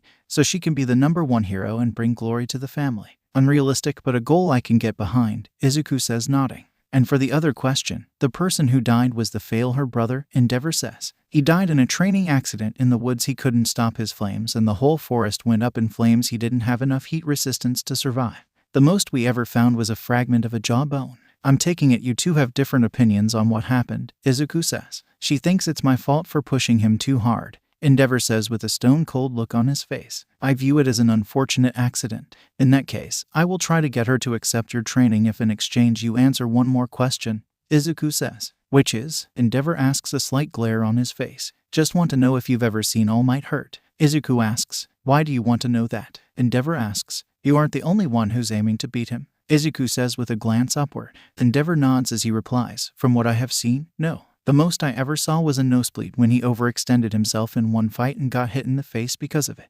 Izuku nods as he says, good to know. In that case, I'll do my best. Endeavor nods as Izuku walks up the staircase to the viewing area of Class 1A. Izuku, Mina says, running up and hugging him. You're okay, I thought you would. Oh Jesus, what happened to your hair? Fire and hair don't mix, Izuku says with a smile as he notices that a solid quarter of the class is now looking at him with more fear than anything else. So did I miss any of the fights? No, not yet. They just cleared the ice and fire from your guys' match, Momo says. I take it Ida is preparing then, Izuku says. Correct, Shote says, out of curiosity. What was with All Might and Nezu taking you inside the teacher's lounge? Mina asks. They wanted to ask questions about what I said down there, Izuku says. Oh yeah, Shoji gave us a basic rundown of what you said, Momo says. Izuku turns and asks, so they didn't even fucking let anyone else hear it? Momo shakes her head as everyone else glances down at the ground. Typical fucking heroes, Izuku mumbles. Ignore the problem. and eventually it goes away. Shote nods slightly upon hearing the mumbling as Momo says, "You lucky Ida wasn't around to hear that. He would have yelled at you about disrespecting heroes. Hence why I didn't say this while he was here," Izuku replies.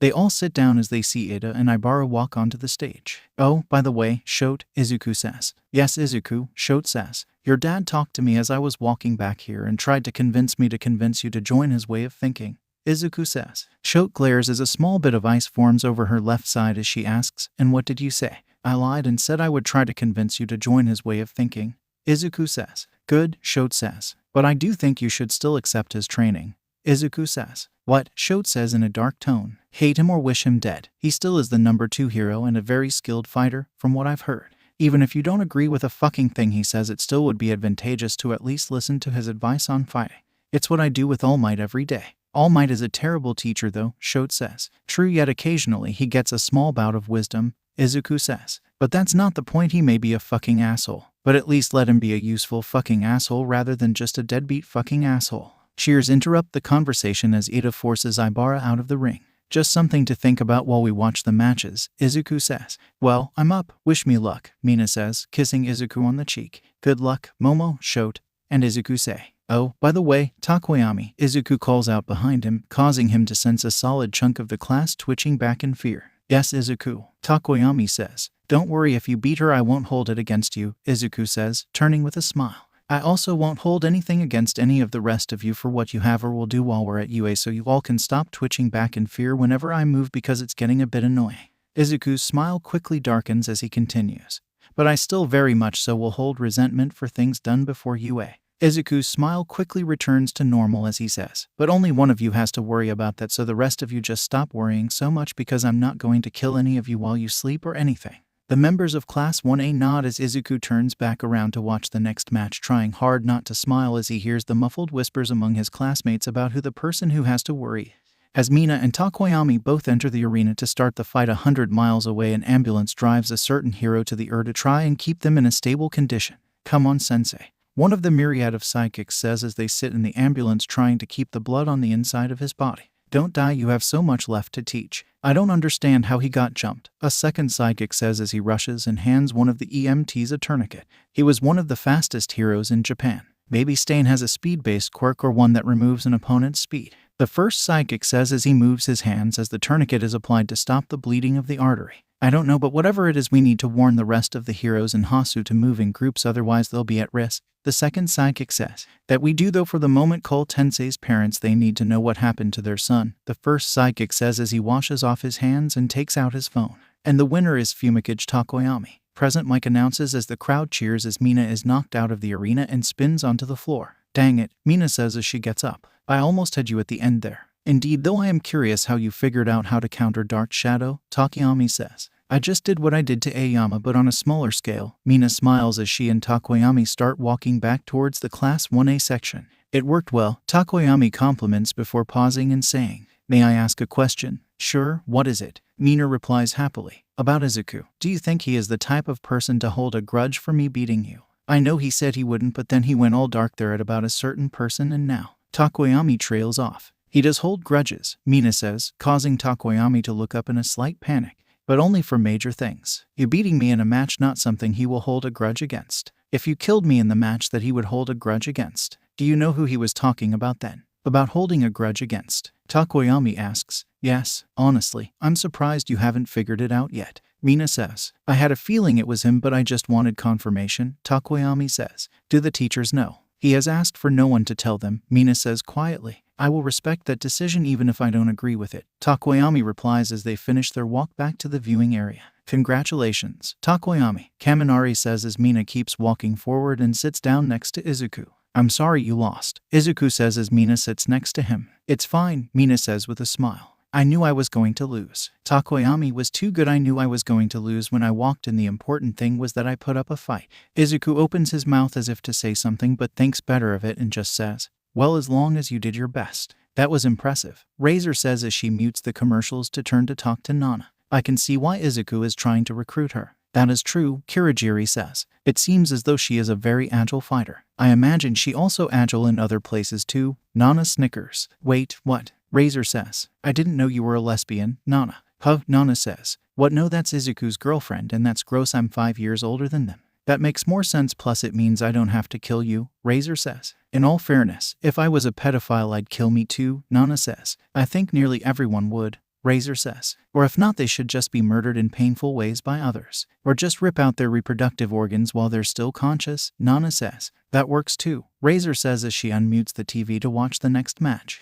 Kirishima raises his arm as he blocks one of Bakugo's explosions and attempts to punch Bakugo with little success. Bakugo quickly twists his body around Kirishima and hits him with a full power blast on his side, causing him to stagger him and cause the next punch to miss. Is it just me, or does Bakugo seem to be fighting differently? Mina asks. No, he definitely is, Ida says. He seems to be trying to copy the moves Izuku used on him in the first battle trial. Makes sense, Izuku says. He may not seem like it, but he is adaptable when it comes to 1v1 fights. When working with a team he absolutely sucks, but in terms straight up fisticuffs he is a very good fighter. Better than you? Momo asks. Izuku smiles as he shakes his head. No, not better than me, but in all fairness I had a very strict training routine that forced me to fight many different opponents and find their opening quickly, or I would risk losing. So for someone without any of that I'd say he's doing well. He is leaving several openings that you did not during our fight though, Shote says. I imagine it won't take long for Kirishima to land a blow on him. That is true, Izuku says.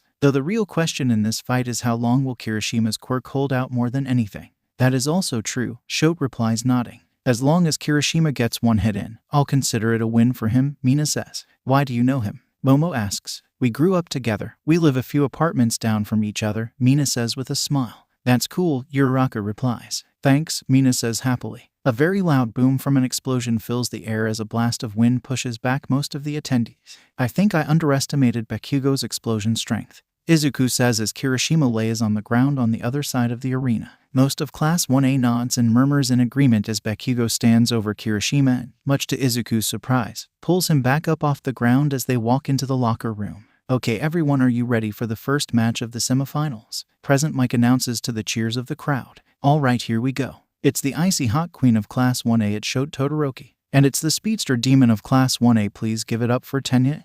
Now then you two, let's have a memorable fight. Go, go, go. Upon the last word, both Shote and Ida quickly rushed into action, with Ida quickly dodging to the side to avoid one of Shote's ice walls, only to have to dodge again to avoid a second one on the other side, boxing him in. Surrender, the match is over, Shote says to Ida. If my brother has taught me anything, it's that no fight is over till only one is left standing, Ida says as he rushes towards Shote. As Shote throws another ice wall at Ida, he quickly leaps off the ground, and with a yell of recipro burst, he slams his leg down into Shote, slamming her to the ground. Got you, Ida says as he quickly grabs Shote and runs towards the arena's edge. I have 10 seconds to get her out of the arena before my engines stall, Ida thinks to himself. But I can make it in that time and make my brother proud. Before Ida can make it more than 10 feet, however, he notices that he has stopped moving. What? How did my muffler get plugged? Ida says. It was fairly simple, just a small sheet of ice, Shote says as she stands up from the ground, small shards of ice falling off of her back where Ida had hit her. I told you the match was over. No, it's not, Ida says as he tries to move forward, only to find that his feet are stuck on the floor. Yes it is, Shote says with a finality to her tone.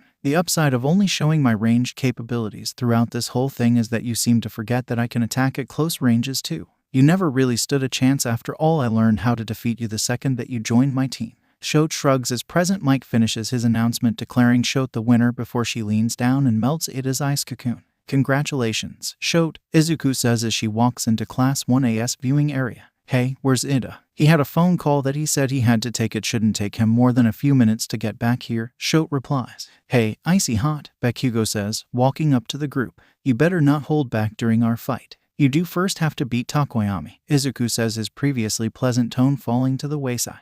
Bakugo's eyes twitch, but uncharacteristically he doesn't respond with a yell or a threat of violence towards Izuku, instead just ignores him as he continues. If you don't go all out, I swear I'm going to pound you fucking skull in. Not very hero-like behavior, Bakugo, Momo says. Perhaps you should have tried to join that league of villains who tried to attack the school. The hell you say? Bakugo yells. Some people really don't know how to take a joke, Momo mumbles under her breath as Kirishima starts dragging Bakugo back as he tries to throw explosions at Momo. Yes, Mom, I'm sorry that I lost the match, Ida says as he stands in the hallway with his phone. That's not why I'm calling, Ida's mom sniffles out. Something's happened to Tensei. Ida's eyes go wide as he listens to the call and quickly rushes out of the building to get a train ride to Hasu City Hospital. Okay everyone, it's time for the second match of the semifinals. Present Mike announces to the cheers of the crowd. From Class 1A we have the Emo with the bird head and a dark soul, it's FUMIKAGETOKOYAMI. And also from Class 1A, we have the angry Pomeranian who somehow got a human body, it's KATSUKIBAKUGO. The hell, I'll show you an angry Pomeranian. Bakugo screams as the crowd cheers as he tries to throw an explosion at the announcer's box only for nothing to come out due to Aizawa's quirk. I told you he would respond negatively to that announcement, Aizawa says, glaring at Present Mike. Oh, take a chill pill, Eraserhead, Present Mike says. It was a joke. He pauses and looks down at Bakugo, still trying to angrily throw explosions at the announcer box, and he mumbles. Also, it's kinda accurate. Yeah, a bit accurate, Aizawa mumbles back. But that doesn't mean we're allowed to say that. Present Mike nods as he goes back to his announcing voice to say, anyway, let the match begin. Takoyami quickly sends out Dark Shadow to try to attack Bakugo while he's distracted, but he quickly turns and starts releasing a small barrage of explosions as he holds out both of his hands and walks towards Takoyami. Unlike that quirkless's girlfriend, I can easily counter your quirk, Birdman, Bakugo says as Dark Shadow starts recoiling from the light of the constant explosions. Takoyami starts backing up as he tries to think of some way to get Dark Shadow to get past the light, but before he can think of a solution he runs out of room to back up and Bakugo rushes him and sends him sprawling to the ground, a rain of explosion going off in one hand to keep Dark Shadow restrained. Give up, Bakugo says. You know you can't win. Takoyami pauses for a few more seconds trying to think of a way out, but he just sighs and says, I surrender. And the angry Pomeranian is the winner. Present Mike announces. HIZASHI. Aizawa scolds. What? Present Mike says, a smirk on his face. Well, it seems that I'm up, Shote says as she walks forward towards the exit.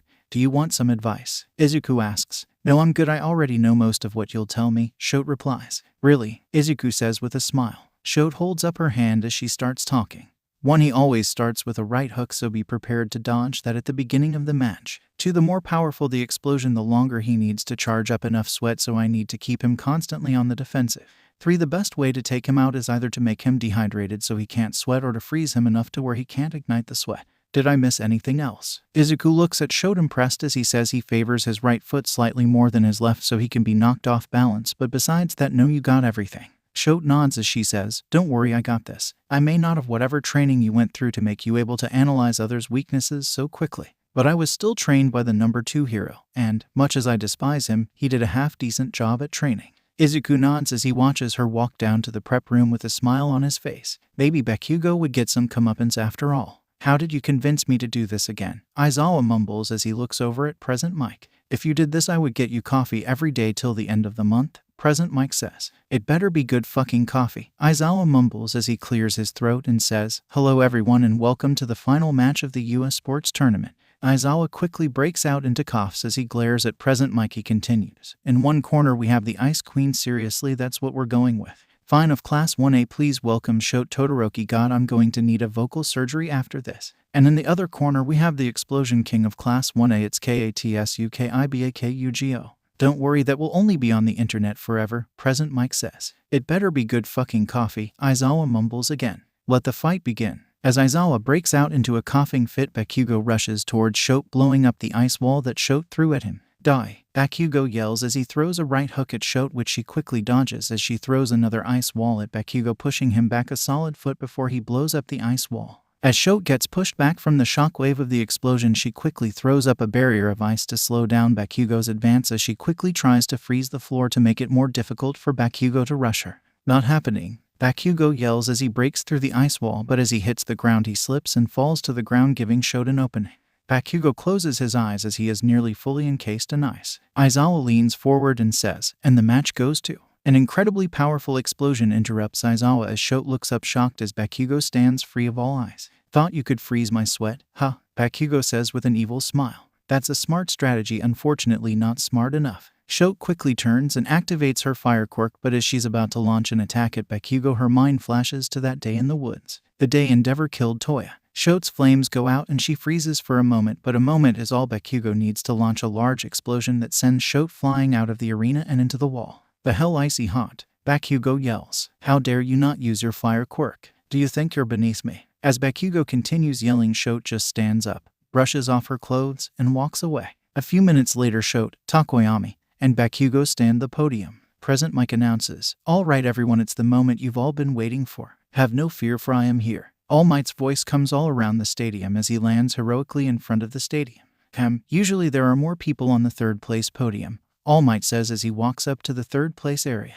Ida texted and said he had to leave because of a family emergency, Takoyami says quietly as All Might walks up to him. "Aw, thank you, young Takoyami," All Might says as he puts on the third place medal on him. "You did very well, Takoyami. However, you must also train your body so that you may have more options when you fight different types." "Thank you, sir," Takoyami says as he bows his head and accepts the medal. "Young Todoroki, you did well. I don't know why you rarely use your flame, but it will be a useful asset if you choose to use it," All Might says, eliciting a nod from Shote. "I hardly think this is necessary," All Might says as he walks up to Bakugo and puts his hand on the muzzle, breaking it off despite the protests of the other students and teachers. "All Might," Bakugo growls. "First place like this is not worth anything. Even if the world recognizes it, if I don't recognize it myself, it doesn't mean shit." All Might chuckles slightly as he says, "In this world where people are being compared to each other by the public, there are few who can aim for the top of this harsh world. So here, take this medal so you never forget this wound you have faced." "No, I don't want it," Bakugo yells as All Might tries to put the medal on his head. "There we go," All Might says as he forces the medal onto Bakugo's neck. "Well, there are this year's winners," All Might says. "But I want you to know that anyone here could have been on these podiums. It's as you just saw, you need to fight and keep on improving each other. That way you can become the ideal hero.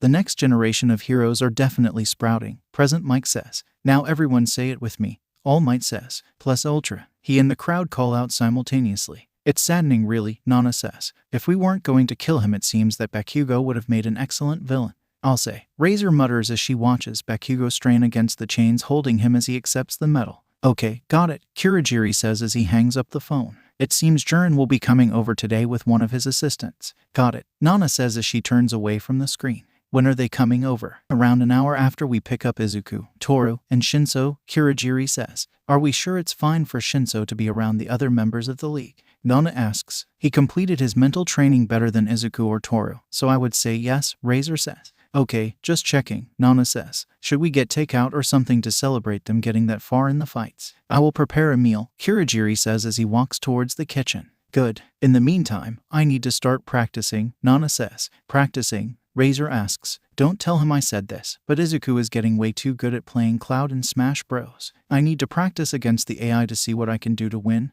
Nana says. Razor shakes her head as she walks off and mumbles, "If only the heroes could see what the famous League of Villains is doing now." 30 minutes later, Izuku, Toru, and Shinso walked through one of Kurogiri's portals and back into the LOV headquarters. "I still don't understand why no one said we had a third spy at UA," Toru complains. "You two were in charge of finding people in the hero program to corrupt. I was put in charge of the other 3 courses, Shinso says. "And I take it you didn't find any," Izuku says. "No one trusts the person with the villain quirk, so I figured best that the best course of action was to go up the proverbial ladder and get into the hero program," Shinso says. "How do you figure you'll get in?" Toru asks. "He managed to fight me for a solid 2 minutes before I launched him out of the arena, and his skill with a Kusarigama should make it so that he gets recruited to join one of the classes, especially since mine to quit," Izuku explained.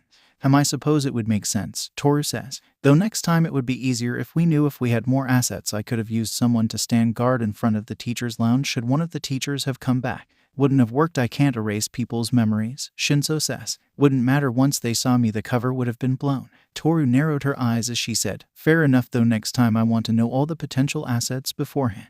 "Asset," Shinso says, a touch of anger in his voice as his stance moves to a slightly more defensive position. "Toru, chill. We'll tell you next time, and don't use the word asset, it's degrading. Use something like ally instead," Izuku says, de-escalating the situation. Toru's eyes narrow for a few more seconds before she sighs and says, "Sorry, just spent a while with Razor. You know how she likes phrasing things." Shinso's body relaxes as he nods and says, "Yeah, I know how it is. Hey, don't badmouth your teacher when she's standing right here," Razor says, her voice causing Shinso and Toru to straighten up slightly. "Didn't think you'd be back from assignment for another week," Izuku calls out to Razor as she walks over to her students. "Managed to finish up quickly enough to watch my students' tournament, and I must say I'm very impressed by all 3 of you."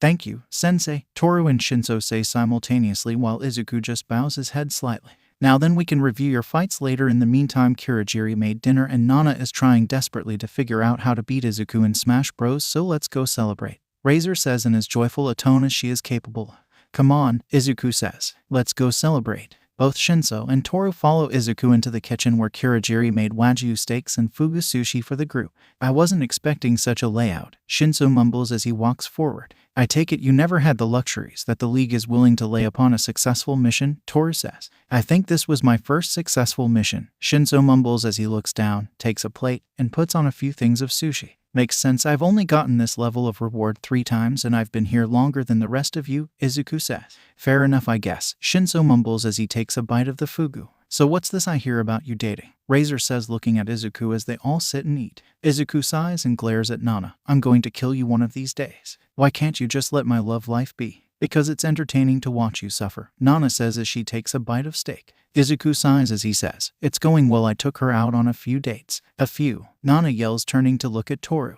Why haven't I heard of these? Because he paid me in leftovers not to say anything, Toru says with a smirk on her face. Betrayer, Nana says glaring at her. Anyway, Razor says bringing the conversation back on track. That's good to hear, I thought you would never back to that level of normal with all this happening.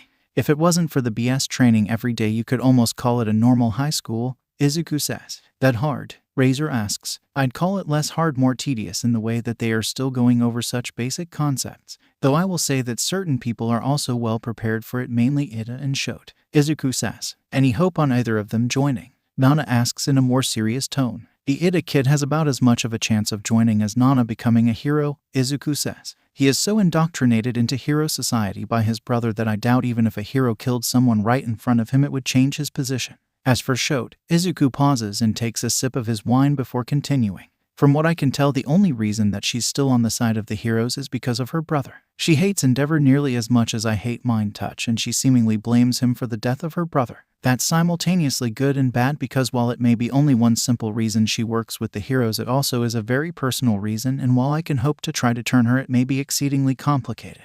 Anyone else you can turn? Nana asks. You know, if you actually read the weekly reports I write, you may not need to ask so many questions, Izuku says, giving a playful glare towards Nana. Where's the fun in that? Nana says with a smile on her face. Izuku just sighs and turns and changes the subject as they all continue to talk. Roughly an hour later, GODDAMNIT. Nana yells as the announcer says game. On the Smash Bros. I don't understand how you're so good at this, Toru says as she sighs slightly. I mean, we on you and yet somehow you still beat us. Never doubt my ability to win when Cloud is a possible character, Izuku says, a smile on his face. Is this a regular occurrence? Shinso asks. You don't get to talk, Mr. Second Place, Nana says. How did you get so good at countering him anyway? I just played video games, Shinso says with a half shrug. Nana narrows her eyes slightly as she says, I'm forcing you to teach me later. Sure you are, Shinso says with a smirk on his face. Why, you little, Nana's voice is cut off as she stands still, her eyes going blank. Shinso, Razor says. Hold on, I feel like there are some opportunities here, Toru says with a smile. Much as I would like to see my cousin do the chicken dance or something, she'll probably kill you if you force her to do anything, so I recommend letting her go, Izuku says. Shinso sighs as he walks over, taps her on the shoulder, and wakes her up from the trance. Did you fucking put me under? Nana says, putting her hand on Shinso's shoulder. Oh, lighten up, cause it was just a harmless prank, Izuku calls out. Nana glares at Izuku and then back to Shinso and says, don't do that again or I'll turn you to ash. Got it, Shinso says with a slight smirk on his face. The doorbell interrupts any potential retaliation from Nana for the snarky comment as she says, you two wait here, Izuku, get your mask on. Jurin's here with the new batch of cargo. Izuku nods as his smile quickly fades, and he quickly taps the side of his ear and Deku's nearly trademark demon mask forms in front of his face. Deku looks over and sees that Nana had put on the hand that covers her face, completing her transformation into Blight. Let's go. A distorted voice comes out of Deku's mask as he and Blight walk out of the back room. Took you too long enough, Jurin says as they open the door to the bar, taking a seat near the back of the bar. I take it you have our merchandise, Blight says. I do. However, the payment first, Jurin says. Blight looks at Deku and he takes out a briefcase and slides it across the table to Jurin, who quickly opens it and confirms its contents. All seems to be in order, Jurin says as he pulls out a walkie-talkie and presses a button. Okay, bring them in. Jurin sighs and says, well, now that uncomfortableness is over, can you get Kurogiri to bring me a shot? Blight nods and says, of course, though I hope you excuse us if we keep our masks on. By all means, I have weirder things that clients do, Jurin says with a smile as the cargo begins getting pushed into the room by his assistant. Holy shit, Izuku. A shocked voice rings out from the doorway. Izuku blinks, quickly turns around. and with wide eyes and a shocked tone says, Uraraka. As they both stare at each other in shock, Blight says, is it just me or would this be an amazing opportunity for that dun-dun-dun sound effect? Izuku, why are you with the League of Villains? Uraraka asks, quickly glancing back and forth between Deku and Blight. Well, shit, Deku says, glancing at Blight as he quickly tries thinking of a way to divert the conversation. Better question, why are you working for a criminal broker? I told you I need money now, why are you working with the LOV? Uraraka says. Just go into the back and explain it to her. It will probably make this easier, Blight says. In the meantime, Kurogiri, get this equipment to the storage area. Kurogiri nods as Deku sighs, waves Uraraka over, and takes her after knocking on the door before entering the room. So, we have a slight problem, Izuku says to Toru and Shinso. What? Toru asks. Izuku waves over as Uraraka enters the room, causing Toru to say, oh shit. Toru, Shinso, Uraraka says, you're part of the LOV too. So, surprise, Toru says in an awkward tone. How did she find our base? Shinso says in a more serious tone. She's apparently one of our broker's assistants, which she has so far refused to elaborate on, Izuku says. So I take it we partially completed the mission, Toru shrugs. Apparently so, Izuku says. Technically, we don't know when she became a villain. So it may just be a coincidence, Shinso says. What mission? Uraraka asks. You'll figure that out later, Izuku says. Now more importantly, when did you become a villain and why? I started doing this as a part-time job a few years ago since, as I told you, I need money, Uraraka says. Becoming a villain is a part-time job. That's unusual, Toru says. Izuku glances at Toru and takes a deep breath before starting. So before we begin, I'm going to start with this. Are you going to tell the teachers at UA about the LOV? If I did that, then I also have to explain to them my part-time job, so no, Uraraka says. Okay, good. Izuku sighs in relief. In that case, care to join the celebration for doing so well in the tournament? I don't want to intrude, Uraraka says. Plus I think that we'll be leaving soon. Fair enough, I suppose we'll have to throw out the wagyu steaks and the fugu sushi, Izuku says as he walks towards the kitchen. On the other hand, I wouldn't want you to waste anything, Uraraka quickly says, following Izuku into the kitchen. As Izuku and Uraraka walk into the kitchen, Shinso begins to walk with them, but Toru puts her hand on his shoulder and says, don't let him work his magic. His magic? Shinso asks. You'll see, Toru says as she points at the TV. Come on, let's go get this place cleaned up. We don't want to seem like slobs, do we? Shinso nods as he glances back toward the closed kitchen. This is what you live like? Uraraka asks in awe as she quickly walks over and grabs some of the food from the buffet-style lineup of wagyu steaks and fugu sushi. Only for special occasions, but most of the time we do eat food of relatively high quality, Izuku says, sitting down at the table as Uraraka quickly joins him. This is delicious, Uraraka moans, as she takes bite after bite of the expensive food. You can thank Kurogiri for that, he is an excellent cook, Izuku says, a calm smile on his face. He's the misty guy who spared 13 right. Uraraka asks. That is correct, Izuku replies, a calm smile still on his face. He seems like a nice person, Uraraka says as she finishes her food. May I recommend the byakuya as a dessert? Izuku says. You managed to get byakuya, Uraraka says in a shocked tone. Yes, we did, Izuku says, his smile widening slightly. I'll go grab it for you. Izuku walks out of the main dining area and over to Kurogiri, whispering, byakuya, please. Kurogiri nods, quickly opens a portal, and grabs one out of one of the high-end restaurants that acts as a money laundering spot for FO's criminal empire. Thanks, Izuku says and quickly walks back out the door. Here you go, Izuku says as he walks over, starts putting down the plate in front of Uraraka, gently touches her exposed hand, and activates his memory viewer quirk. Mom, don't. We need this money, the voice of Uraraka yells in his ear. We can manage, and I don't want you to work for him, a voice, probably Uraraka's mother, Izuku thinks, says back. Oh, please, Uraraka yells. We won't manage, we can't. Not with Dad's business going under because you won't let me use my quirk to help you. We will, I promise, Uraraka's mother's voice rings out. Uraraka scoffs. I'll believe that the second you do. As Izuku finishes putting down the plate, he walks over back to his seat watching as Uraraka starts eating the byakuya. So, Uraraka says, you're a villain. That is correct, Izuku says. I'm going to be honest, if anyone turned out to be a spy for the League of Villains, I would have put my money on Bakugo, Uraraka says. Izuku's eye twitches nearly imperceptibly as he says, he definitely seems like the type. He does. Uraraka pauses and nervously takes a sip of water before continuing. So are you going to kill me for finding out? Izuku raises his eyebrow and laughs, saying, no, why would I ever do that? It would ruin our reputation in the underworld for us to kill our broker's assistant. Uraraka's face visibly gets less worried as she says, well, that's good, I didn't want to die. Few people ever do, Izuku replies. So if you aren't going to kill me, why take me to a back room? Uraraka asks. 2 reasons. First, you nearly beat Bakugo today, and that level of entertainment, especially his confusion when you went and told him about how I told you guys what he did to me, deserved more of an award than I could have given before now. Izuku pauses and takes a sip of his water. And the second reason, Uraraka asks nervously. I'm going to give you the chance to join the League of Villains, Izuku says. Huh, Uraraka says. You have an immensely powerful quirk if used correctly. You're an incredibly smart student based on your exam scores. You're a good liar based on the fact that UA hasn't caught you. Plus, you know how broken the current system is, Izuku says. Uraraka pauses before saying, thank you for that, but, and I mean no offense, I already have a job in the villain world as Jiren's assistant. I don't really need another villain job. Technically, Jiren is our direct broker, so it'd be more like transferring rather than anything else, Izuku says. Plus, the benefits would be far greater than just being an assistant to a broker. What benefits would those be? Uraraka asks, her interest piqued. For one, you get to destroy the current system of how quirks work, so you'll be able to help avenge your brother and your parents with their failing construction business, Izuku says. How do you know about that? Uraraka quickly asks. Oh, I know lots of things, Izuku says. Another benefit would be better food quality and stuff than you are currently getting.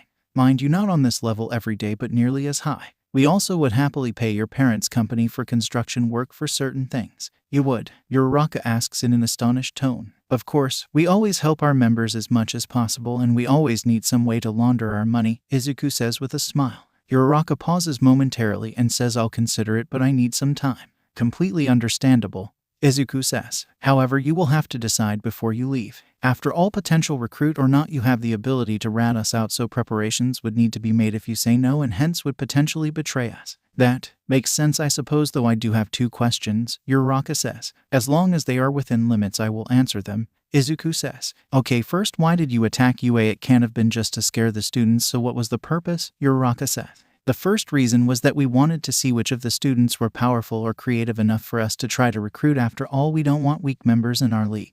The second reason was to either kill or incapacitate All Might. I take it you didn't succeed on that last one, Uraraka says in a slightly amused tone. Incorrect, we did succeed on that part, however how we did that will be reserved for whether you join us, so what's your second question? Izuku says, pretending not to notice the curiosity that lit up in Uraraka's eyes. I'll want to talk about that part later, but for now the second question is simply, why? Uraraka asks. Why, what? Izuku asks. Why did you join the league? Uraraka asks. Izuku's smile widens as he says, oh, that's simple, revenge. Against who? Uraraka says. Against society for treating the quirkless like shit for so long. Against Bakugo for his years of bullying. Against All Might for what he said on the rooftop that day. And against, well, I already took revenge against him, so it matters less. Izuku's smile fades into an angry snarl. Who's he? Uraraka asks. Mom. Izuku's past voice rings out through his head. Oh, I didn't realize she had a child. A man's voice rings out through his head. Doesn't matter, Izuku says, shaking his head and snapping himself out of his memories, his smile returning in full force as he continues. He long ago left this world and entered the inferno. Oh, in that case, would you mind giving me some privacy while I decide? Uraraka says. Of course, Izuku says as he walks out of the dining area and into the main bar. So do we have a new member? Nana says. She's in the middle of considering. My best guess is within 5 minutes she'll agree to join, Izuku says. Out of curiosity, how much does she know about the underworld? Nana asks, turning towards Jiren. Minimal, Jiren says. I mostly use her for transporting the heavy cargo. She only figured out that I was a broker a few months ago. Makes sense, Nana says. She doesn't seem the sort to pick up on things quickly. Don't underestimate her. She's more perceptive than she seems, Izuku says. Really, how you figure? Nana says. Izuku leans up close to Nana and whispers. For one, she's sitting with her ear against the door trying to see if we're going to kill her.